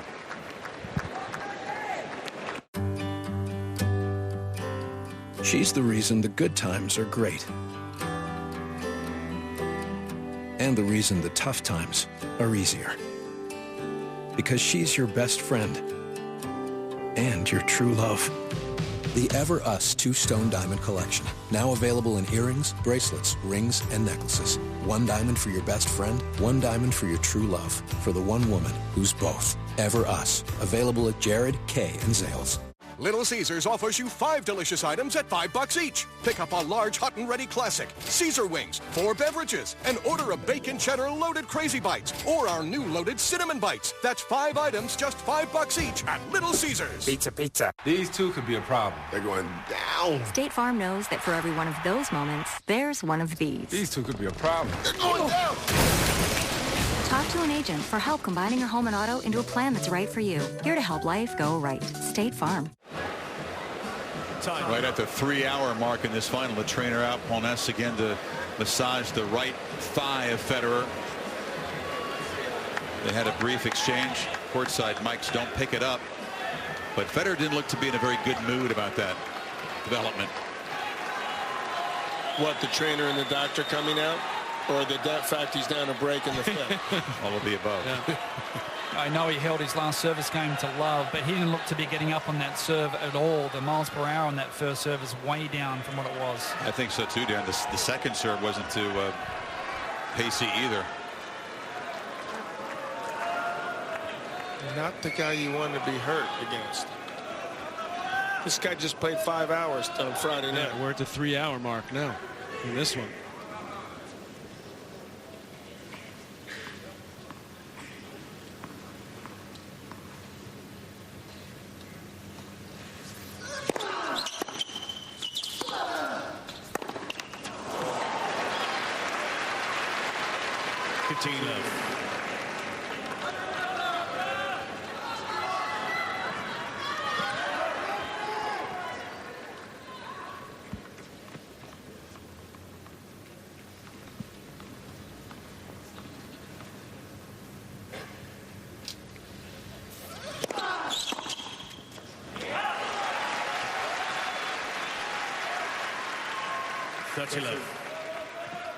And while the MPH has gone down and the efficiency from Federer on his serve, it's gone up for Nadal. He's missed 1 first serve. That's the second so far in this set. It's early. The way he closed out Dimitrov. Yeah. He had 14 consecutive holds of serve to finish off Dimitrov, and his serving has got better and better in the last set and a half. You had talked about Patrick, that Federer had been, he was on the court saying, if I need, if I don't play for 4 or 5 months. Right, if I can't walk for 5 months. Well, he better find that. Better find those. Remember that means, that. Yeah. Because he has to go there now.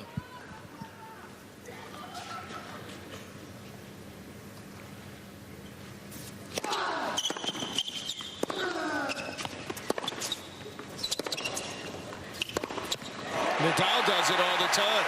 Well, that's just second nature to him, isn't it? He uses the word suffer. He always talks about being willing to suffer for these No one's titles. had more guts than Nadal. No one.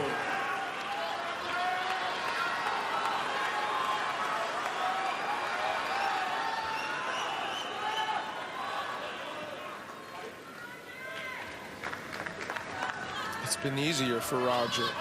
He's super talented, the most talented guy anyone's ever seen on a court. This guy has worked at it, willed himself, improved his serve. He didn't have a big serve when he was younger. Didn't volley much. A bird made his mark there, right where Rafa's standing. So the ball kid's got to come up and take care of that.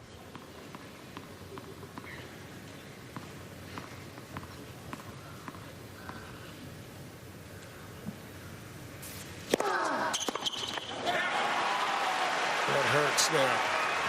Yeah, because that was a pretty slow first serve at 103, and Federer just let it get into his body. Didn't move much at all out of the way.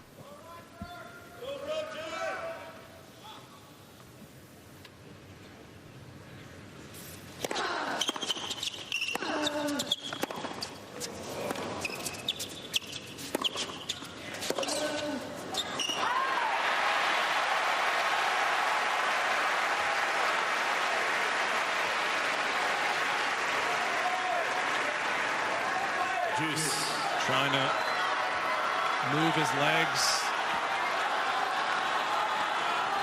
find a way to break back here.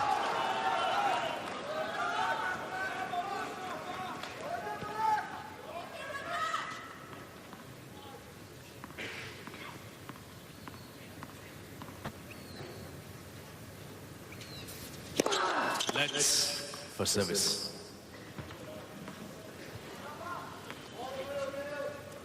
This has become an extremely tall order, obviously, for Roger, because the only way he can possibly win is to break twice. Nadal doesn't have to break it all anymore. Good point. A tie break here in the final set, of course. And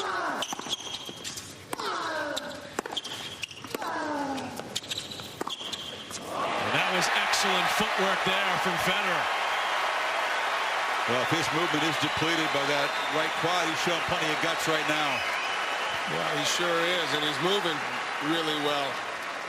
Advantage Federer. See, the quick steps allowed him again to get to that ball early so he could take it above waist level. Fourth break point chance in this set. Above waist and below shoulder. Yep.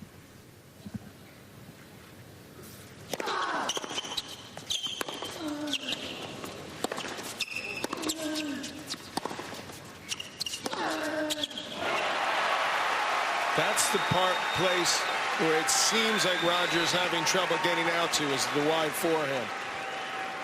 Guess who's noticed it? How well has Nadal played the break points in this final set? I think they've all been winners, haven't they?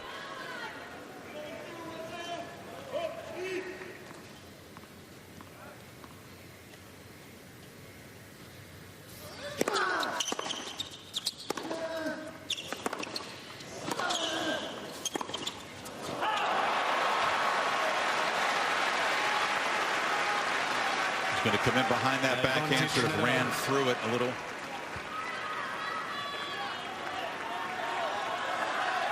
Tony's up every point now.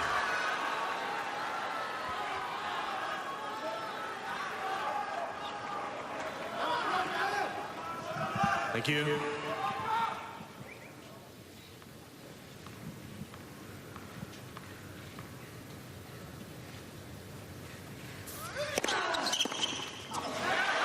the jammer. And Nadal out of trouble again. Inches closer to the trophy. 3-1. Nadal leads by 3 games to 1. Well, that's extremely unfortunate, obviously, for Federer, because he put a tremendous amount of effort into that game, and he was so close, yet so far.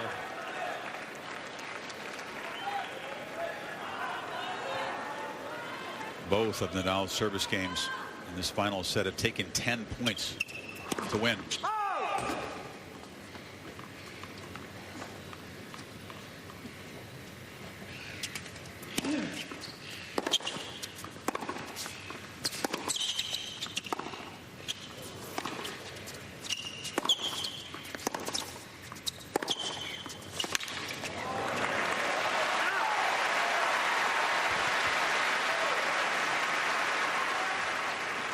Crowd thrilled to have a 5th set, but they seem pretty solidly behind Federer at the moment. Do you agree, Darren? That would be correct.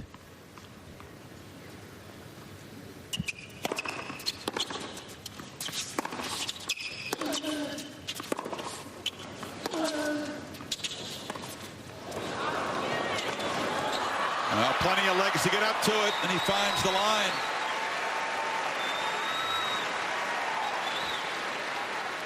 You have to marvel at this guy's recovery and fitness level. We've talked glowingly about his will, his desire, his effort, but it doesn't even look as if he played more than a couple sets on Friday.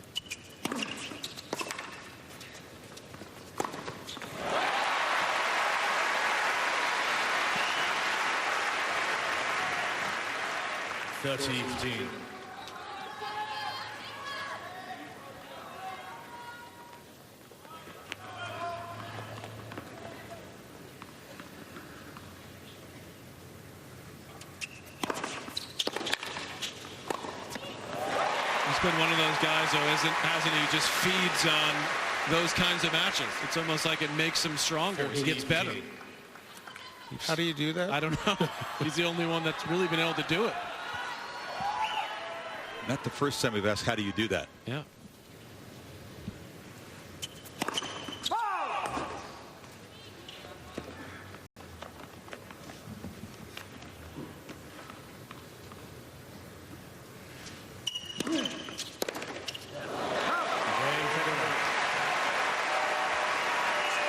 Continues to apply the scoreboard pressure on Nadal, who serves up 3-2. Let me watch the sea rain falling, smell the salt, deck-driven spray. Let me hear the bush birds calling at the dawning of the day. Let me see the sun bars streaming down the valleys ere the night fills the world with pleasant dreaming, love and coolness and delight. Your insurance company won't replace the full value of your totaled new car. The guy says, you picked the wrong insurance plan. No, I picked the wrong insurance company. With new car replacement, we'll replace the full value of your car, plus depreciation. Liberty Mutual Insurance. When did mixing food with not food become food? Thankfully, at Panera, 100% of our food is 100% clean. No artificial preservatives, sweeteners, flavors, or colors. Panera, food as it should be. Time for Breakpoint, brought to you by Canada Dry Ginger Ale. Well, this was a break point, one of the break points for Federer early in this 5th set to try to get the break back. That was a tremendous return there from Federer. And look what Nadal does. Defends it right off the bounce and then gets control of the forehand. Then Federer let that one hang a little bit, that forehand. Nadal says, okay, I'll step up on the backhand. I mean, he couldn't have hit a better backhand return, that second break point that we saw there. You just got to hand it to this guy. How do you turn defense like that into offense that fast? We underestimate his ability to take those balls sort of right off the bounce. So we see Federer do it all the time, but he can do it too. Not just do it, but do it well.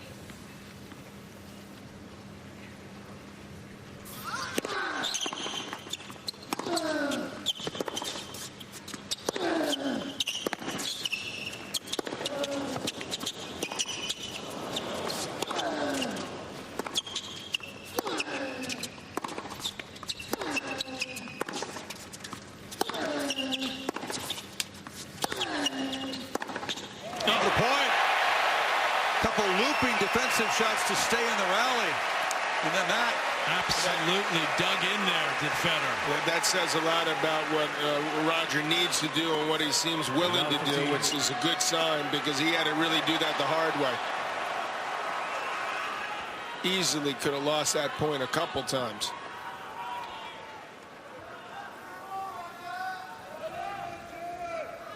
Thank you.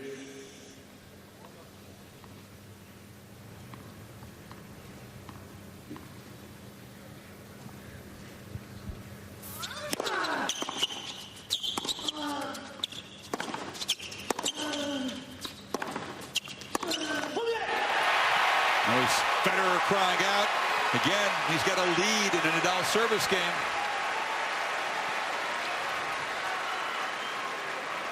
Love 13.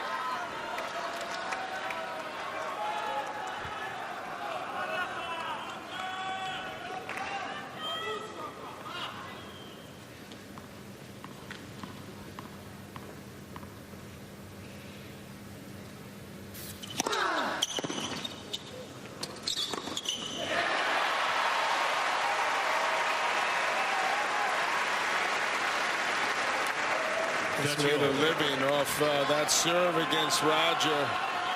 It's just incredible angle he finds. He's just on it so fast. And he moves up to that short ball so quickly.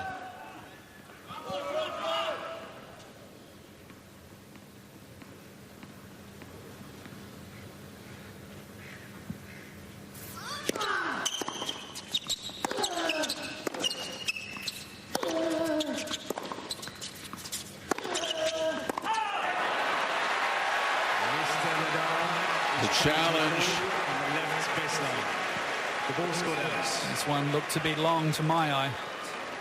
Look, he already had one, so that'll be his second one gone. And the forehand letting Rafa down at that point. That was the first shot that he backed off on, and really to me in this set. It gives Federer a break point. Can he grab this one? 0 for 4 so far in the fifth. Mr. Nadal has one challenge remaining.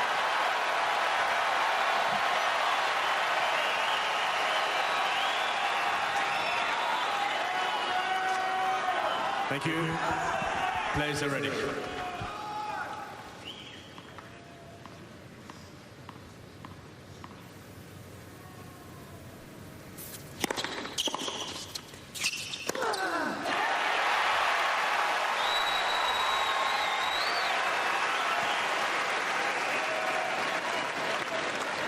Juice.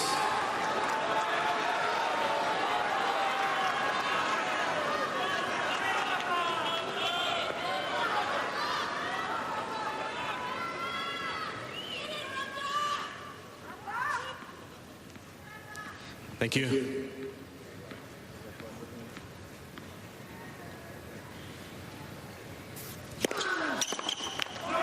I'm not sure if you guys caught that, but Roger just muttering to the chair umpire about the time that he's taking in between points. Well, as Dimitriev's coach, Danny Vavredy, was able to get a time violation called in the last match. Nadal has not been hit with one tonight.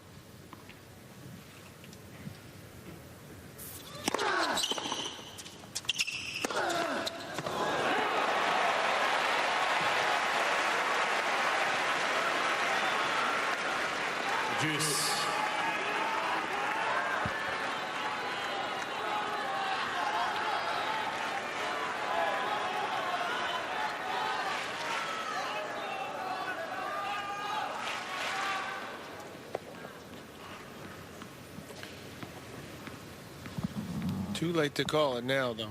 Don't do that.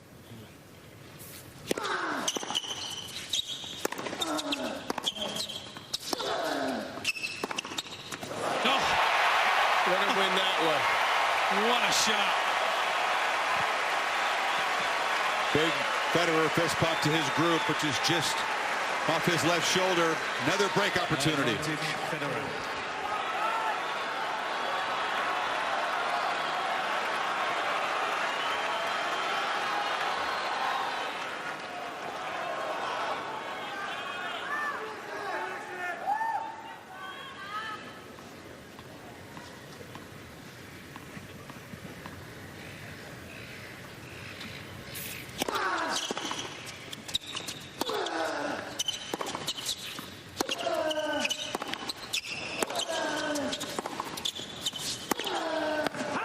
Missed it. Federer breaks back.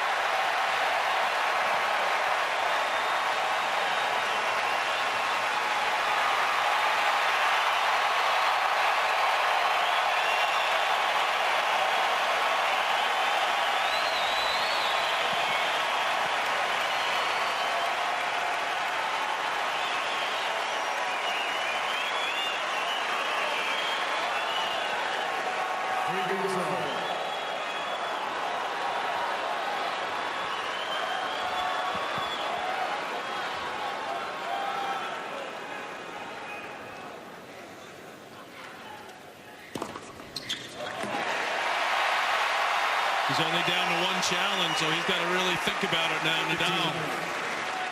Did you get another one at 6-all? You do. Yeah. Okay. You do. Not that I'm thinking ahead. I think we could be here for a while.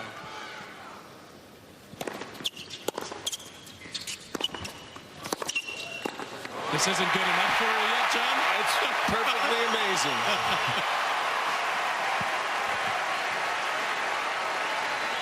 You ask Chris when these two guys are going to start playing their best together. Well, we're seeing a lot of that right now in this fifth. Federer looks re-energized. Sure does.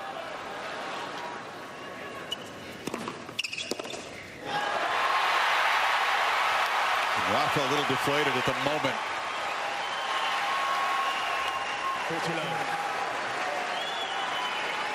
Thank you. Players are ready. Quiet, please.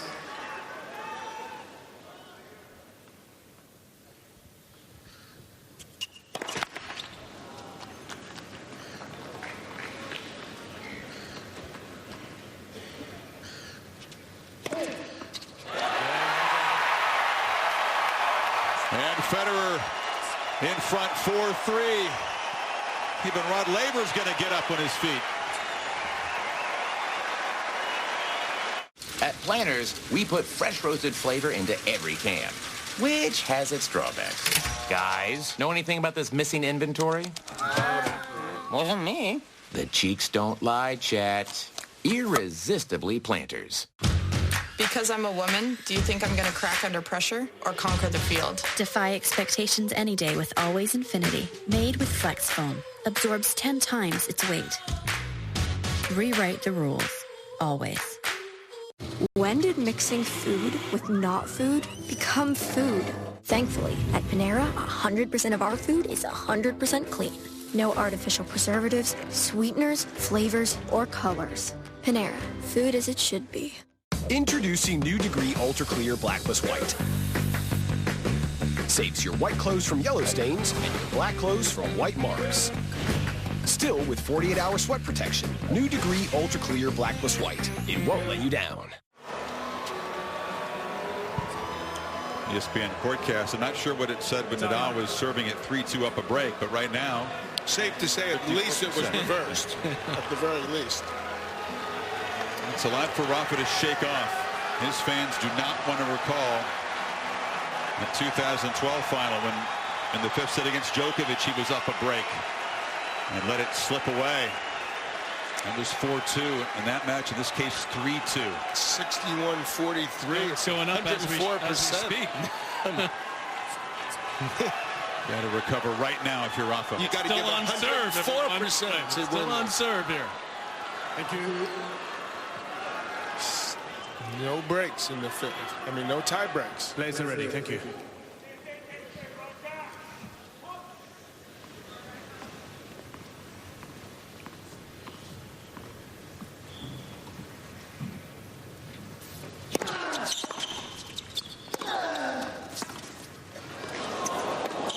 Wow, what a shot. He hasn't used that much at all. Came in handy there. Yep. And Nadal struggled on every service game in this fifth set. Exactly. Two very tough holds, and then the wear and tear showed in that last service game. Please.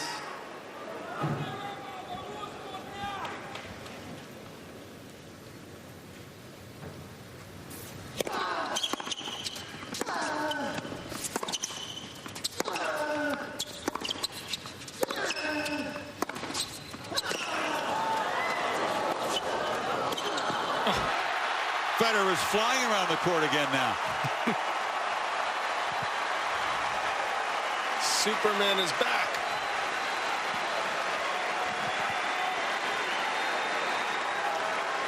Love Betty.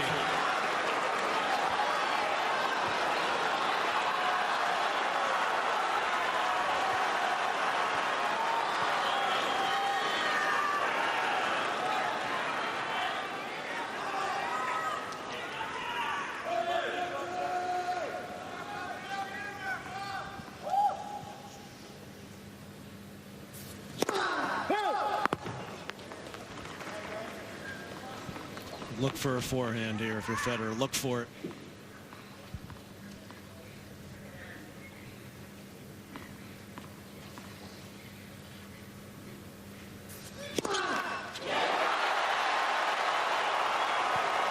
And maybe Nadal was looking for it.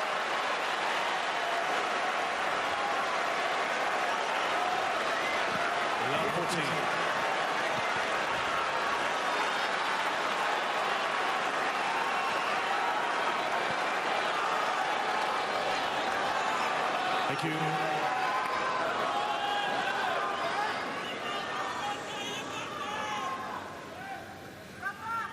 Thank you.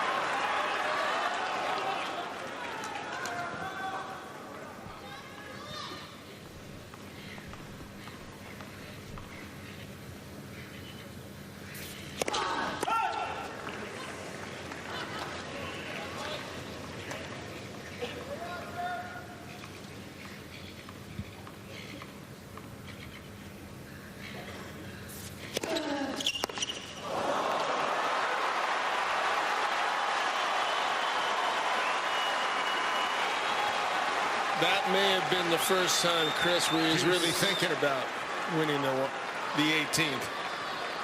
And it got to him a little bit.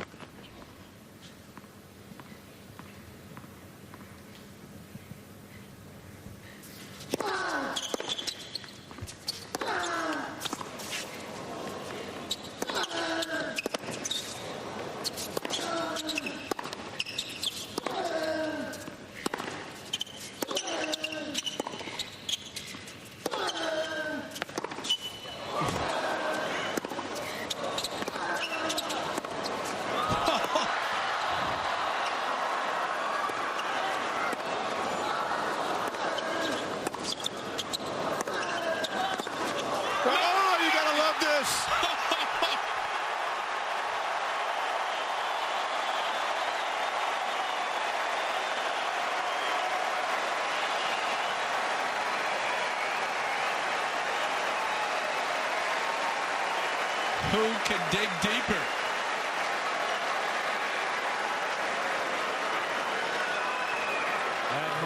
The match's longest rally has gotten Federer another break chance to serve for the championship. Thank you.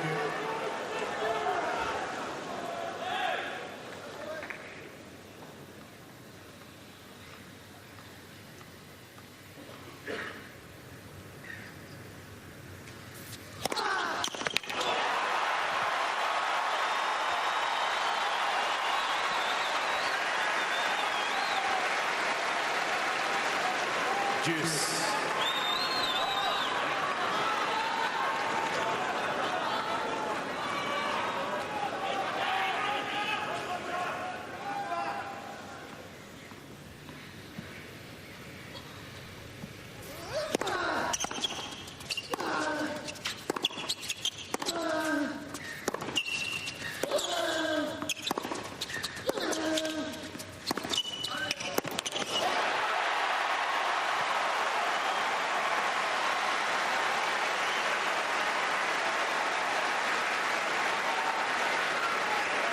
Advantage Federer.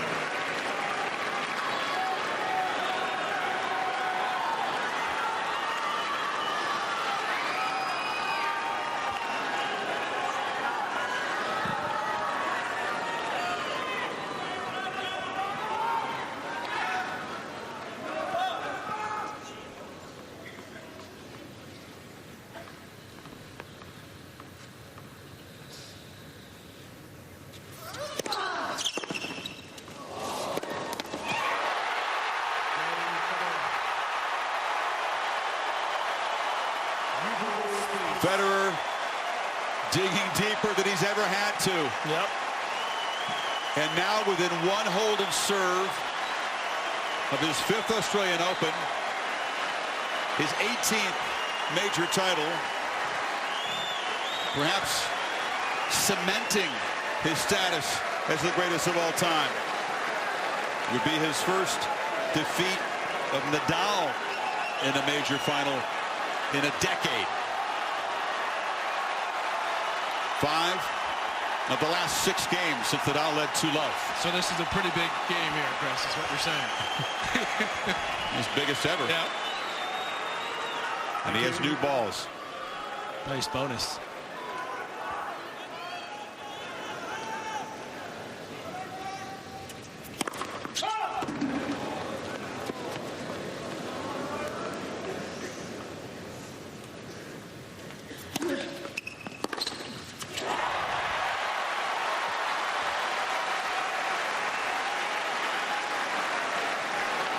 Love the team.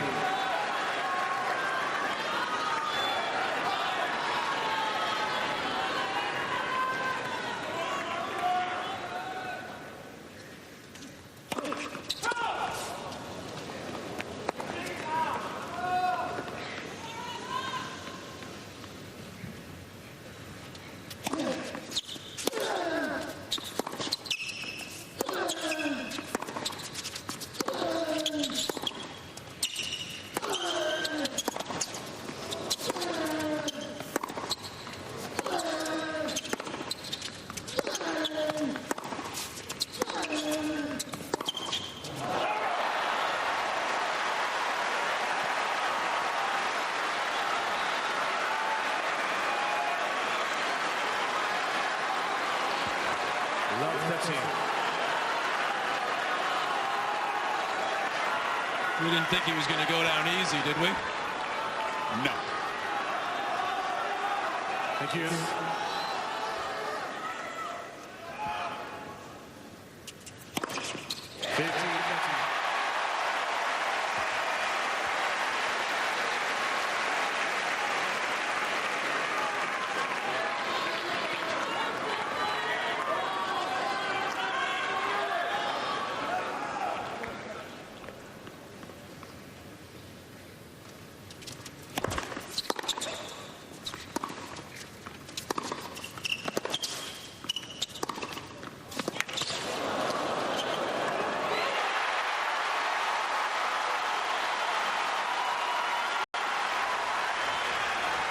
We should have known it probably went down here. 2 break points, Nadal. How can this guy even possibly dig deeper?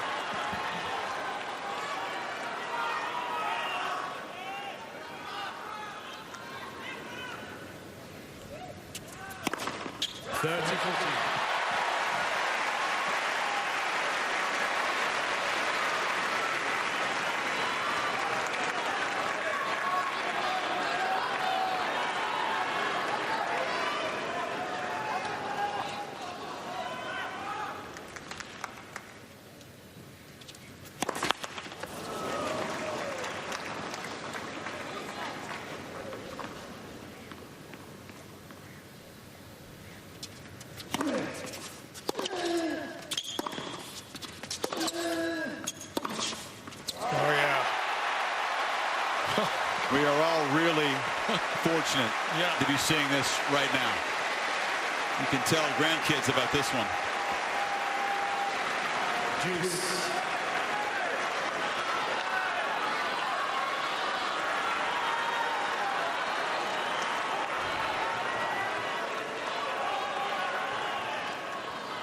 Please.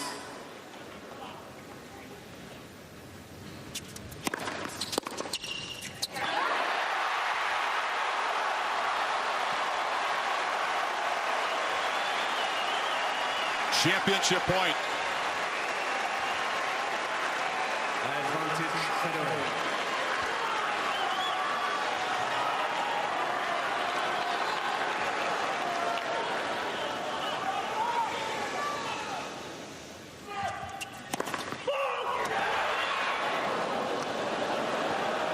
Thank you.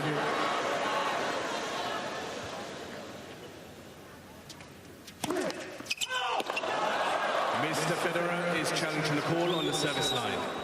The ball scored out. This has a chance to be good. It dipped down.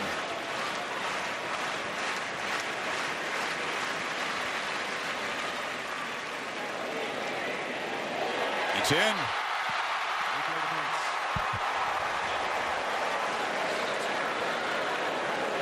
Advantage Federer. It's a first serve. It's another first serve here.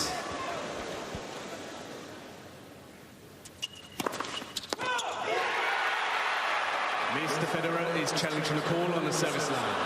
Ball scored out. Well, if the call was correct, it could be championship. Because Nadal did not have a play on it. It might have been influenced by the call, but it missed. Second service.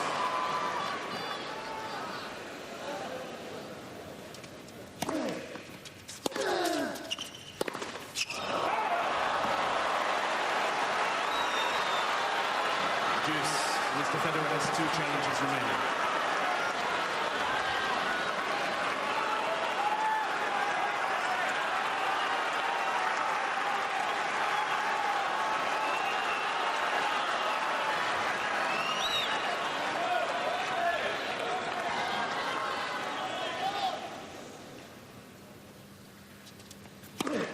Advantage Federer.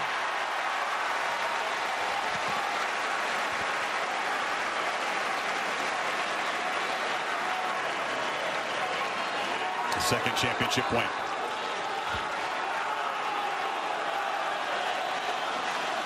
Thank you.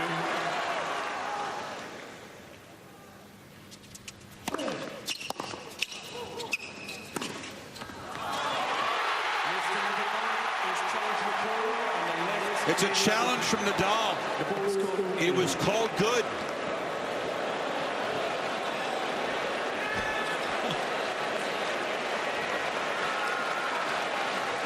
It's game, set, match Federer if it's good. And it is.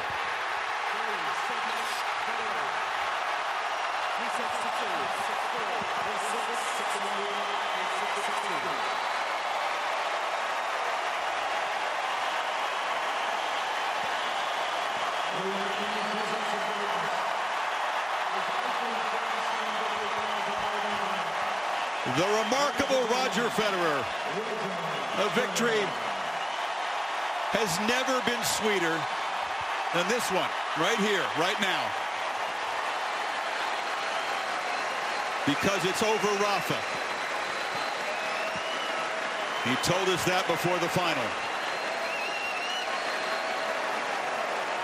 This would be his biggest win.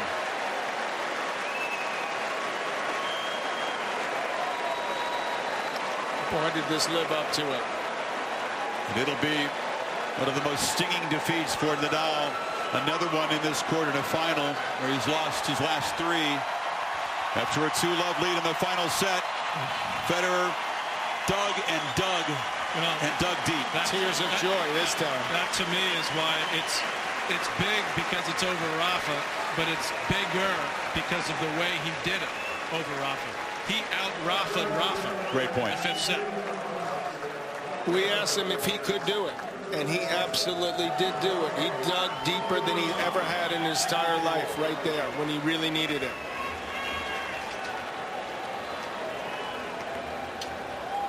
A weird ending. And a very weird ending with the challenge having to confirm it. And he didn't like the challenge when it first started, right?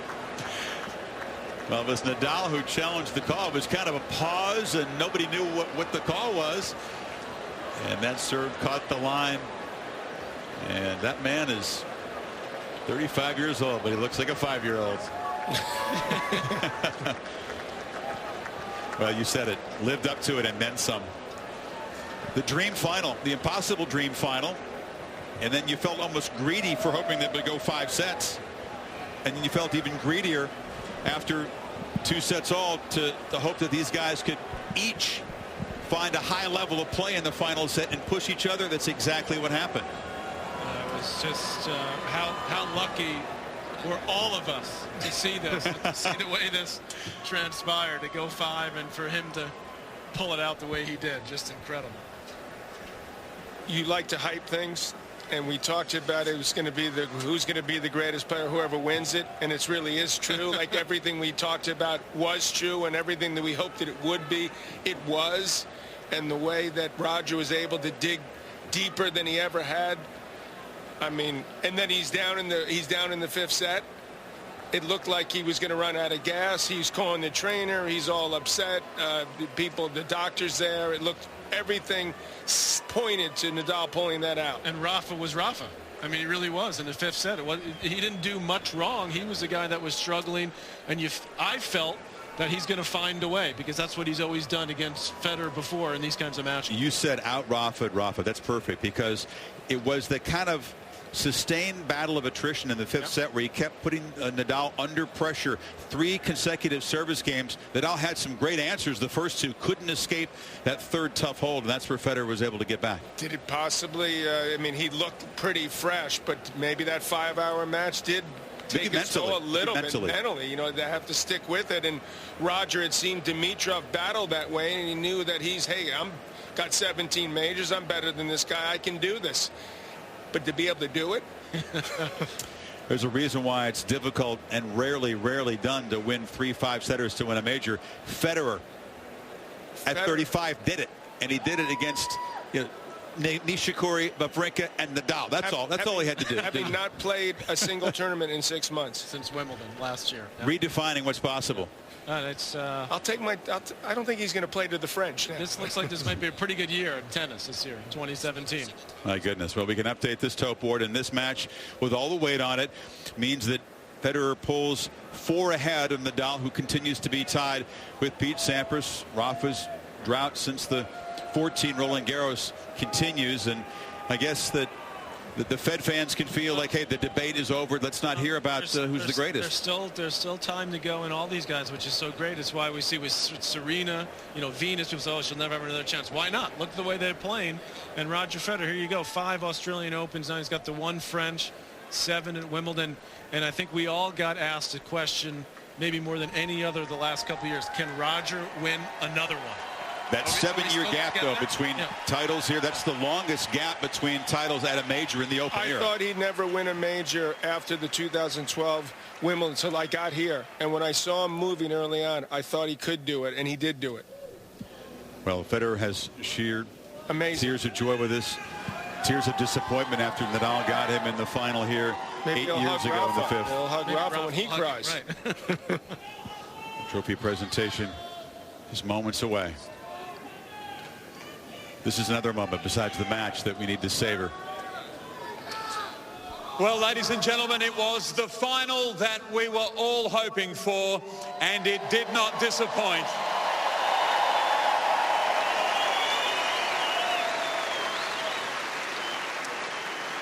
To the thousands of people watching here at Melbourne Park and the millions more watching throughout Australia and around the world, what more can we say other than thank you, Roger and Rafa?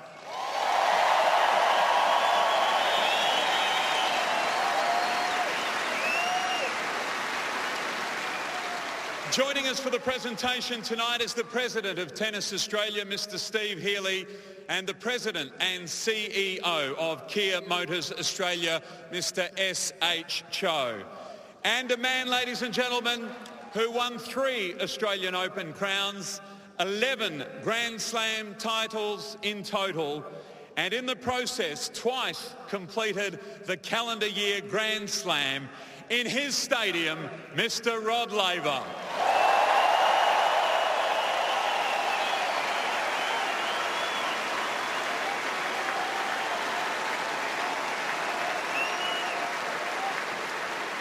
Welcome, Rod.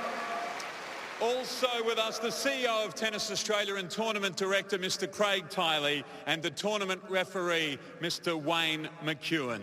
As you know, ladies and gentlemen, Kia have been great supporters of the Australian Open, and it is now my great pleasure to introduce Mr. Cho of Kia Motors Australia.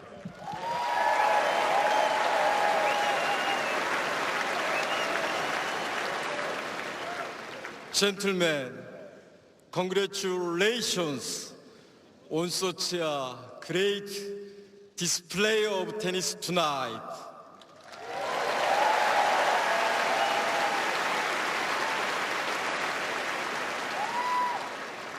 On behalf of everyone at Kia Motors Corporation, I thank you for showing us exactly why the Australian Open is one of the world's most exciting major sports championships.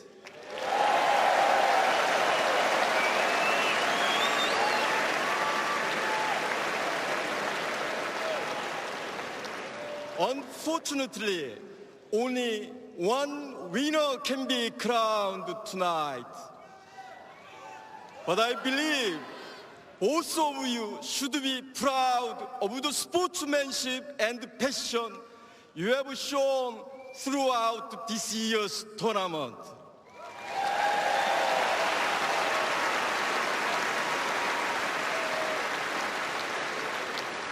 I also thank everyone at Tennis Australia, tournament staff and volunteers for their hard work in making this year's event such a huge success.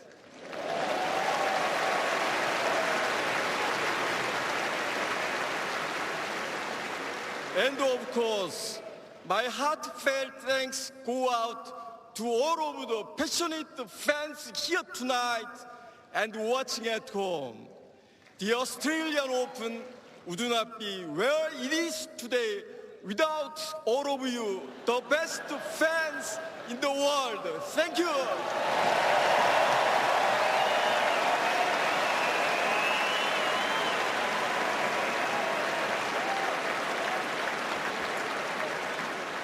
Thank you very much, Mr. Cho. Ladies and gentlemen, please now welcome to the microphone the President of Tennis Australia, Mr. Steve Healy.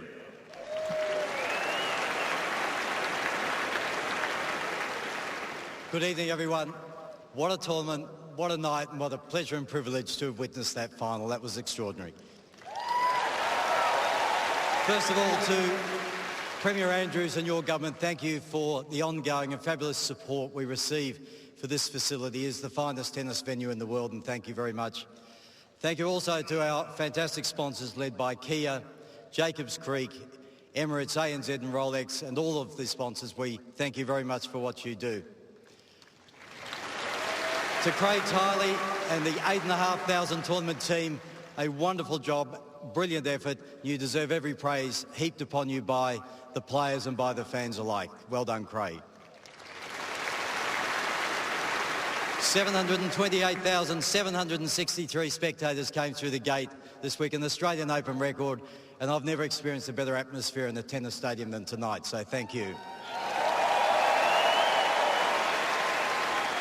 And to Roger and Rafa, you have turned on an absolute show, and you personify all of the great values of sport in fairness, good sportsmanship, respect for the sport and the great champions, including the respect you show for each other. It was a memorable night. To Rafa, we sympathise with you. It was a magnificent final. You are a champion and always will be, so well done. And to Roger Federer, your 5th Australian Open, 18th Grand Slam, the legend grows. Well done. Can I ask the umpire, James Keothavong, to come up and receive a gift?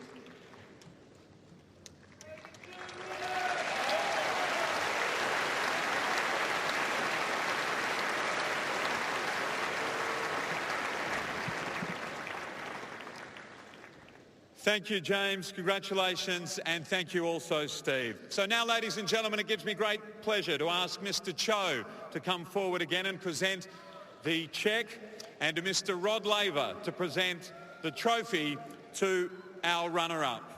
An icon of the sport who once again has wowed us over the past fortnight with his unrivaled athleticism, his passion and his skill. A 14-time Grand Slam champion, and based on what we've witnessed over this past fortnight, a contender for many years still to come. Ladies and gentlemen, our runner-up, Australian Open 2017, Rafael Nadal.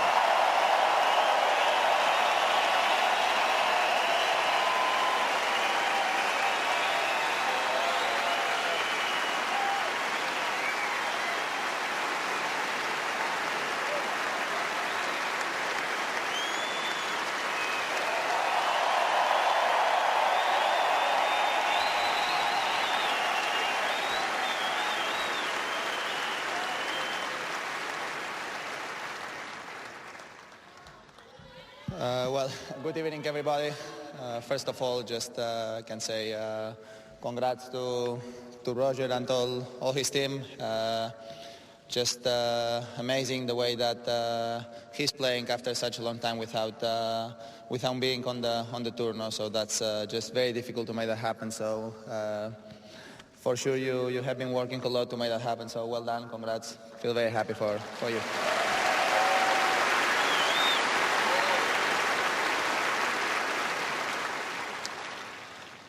Well, for me personally, have been a great month. You know, for the first time in my career, I spent 1 full month here in Australia, starting playing in Brisbane, then playing the Fast Four in Sydney, and now being here for the last 3 weeks. You know, so just amazing month for me. I really enjoy it a lot. This beautiful country, fantastic people, supporting a lot, all the events.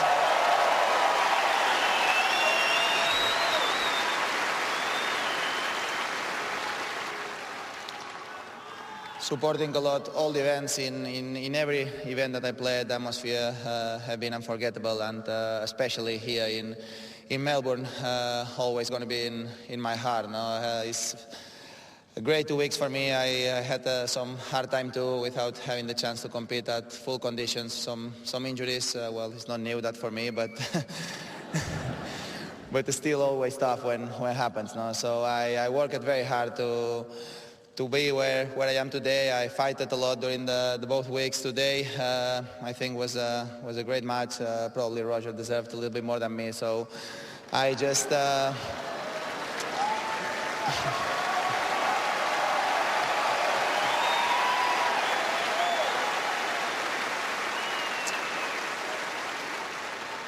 just gonna keep trying. No, I feel that I am back at very high level, so I gonna keep fighting during the whole season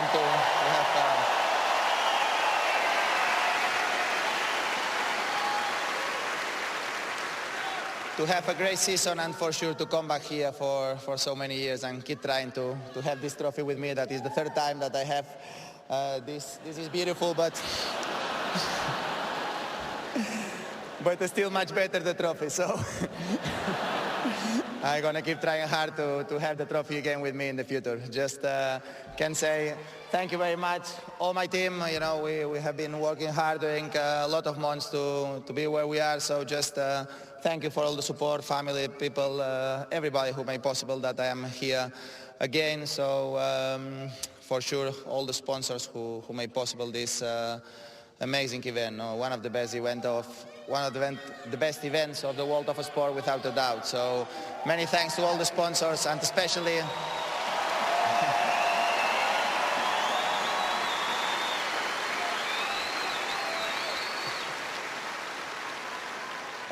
Kia, that is my personal sponsor after since 2004. So just thank you very much for the support. And last thing, just many thanks to all the people who made possible the event, all the organization, President Craig Tidley, who is one amazing tournament director, everybody who made possible this, probably the best organized event of the world for the players. No? So just many thanks to all Tennis Australia for a huge support to the players, and I think to the fans too. No? So just I let Roger give the trophy, and see you next year. Thank you very much, everybody. Thank you.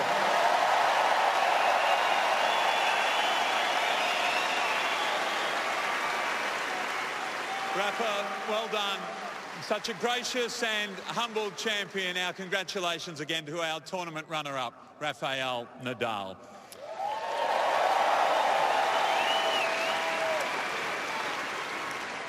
So, ladies and gentlemen, to our Australian Open champion for 2017. A legend who tonight featured in his 100th Australian Open match. Undoubtedly, one of the most popular players, if not the most popular player ever to grace us here at Melbourne Park. And now, the holder of 18 Grand Slam singles titles,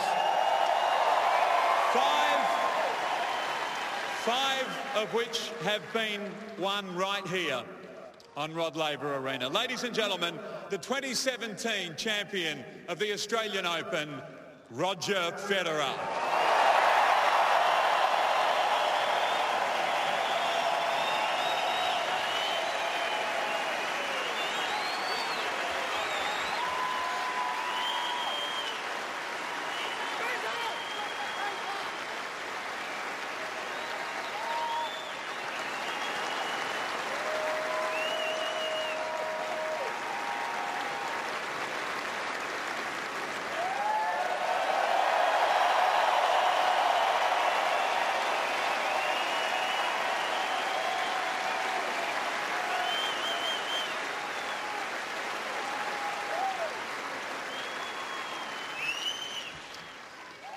Thank you, guys. I'm out of words, and Rafa said so many great things, but of course, I'd like to also congratulate Rafa on an amazing comeback. I think when we were in...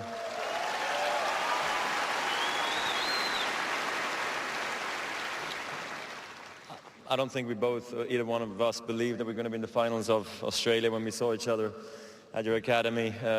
You know, sort of 4 or 5 months ago, and here we stand in the finals. You know, I'm happy for you. I would have been happy to lose too, to be honest. The comeback was perfect as it was. So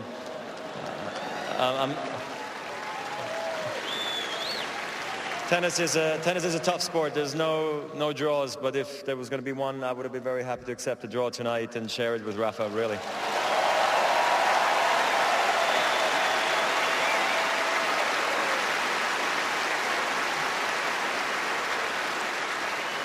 I know everybody says they work very hard. I did the same. I try really not to shout about it because we got some serious legends and toughest guys in the game, like in Rafa, here tonight. So, but I'd just like to thank my team because it's been a different last 6 months. Let's be honest. I wasn't sure if I was going to make it here, but here I am, and we made it. So I'd just like to thank you guys. Thank you.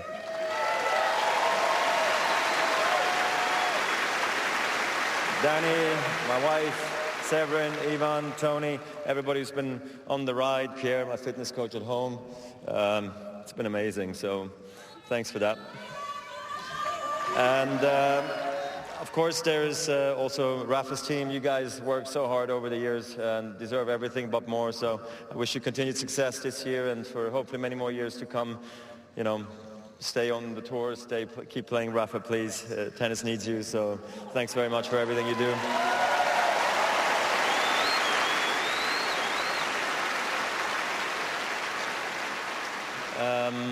Then I'd like, of course, to thank all the sponsors. You know, this building is amazing. Thanks, Rocket, for being here tonight. Again, with your presence, it's always wonderful to have you here. It means so much more to both of us.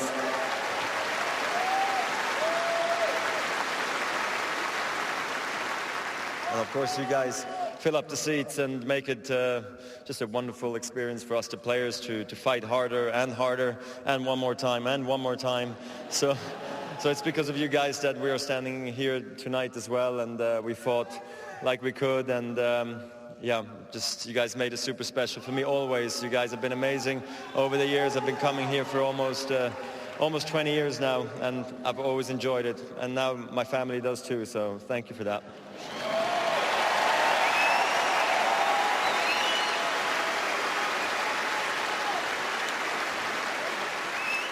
Yeah, and I hope I didn't forget anything, but just thanks again for everything to everybody.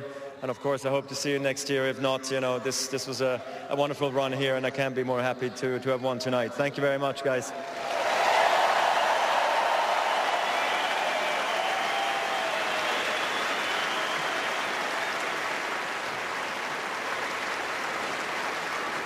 Ladies and gentlemen, I'm sure I speak for everyone in the stadium and indeed watching wherever you might be. It's a night we will never forget. Our congratulations and thanks to our runner-up, Rafael Nadal, and our congratulations to 18-time Grand Slam champion, Roger Federer.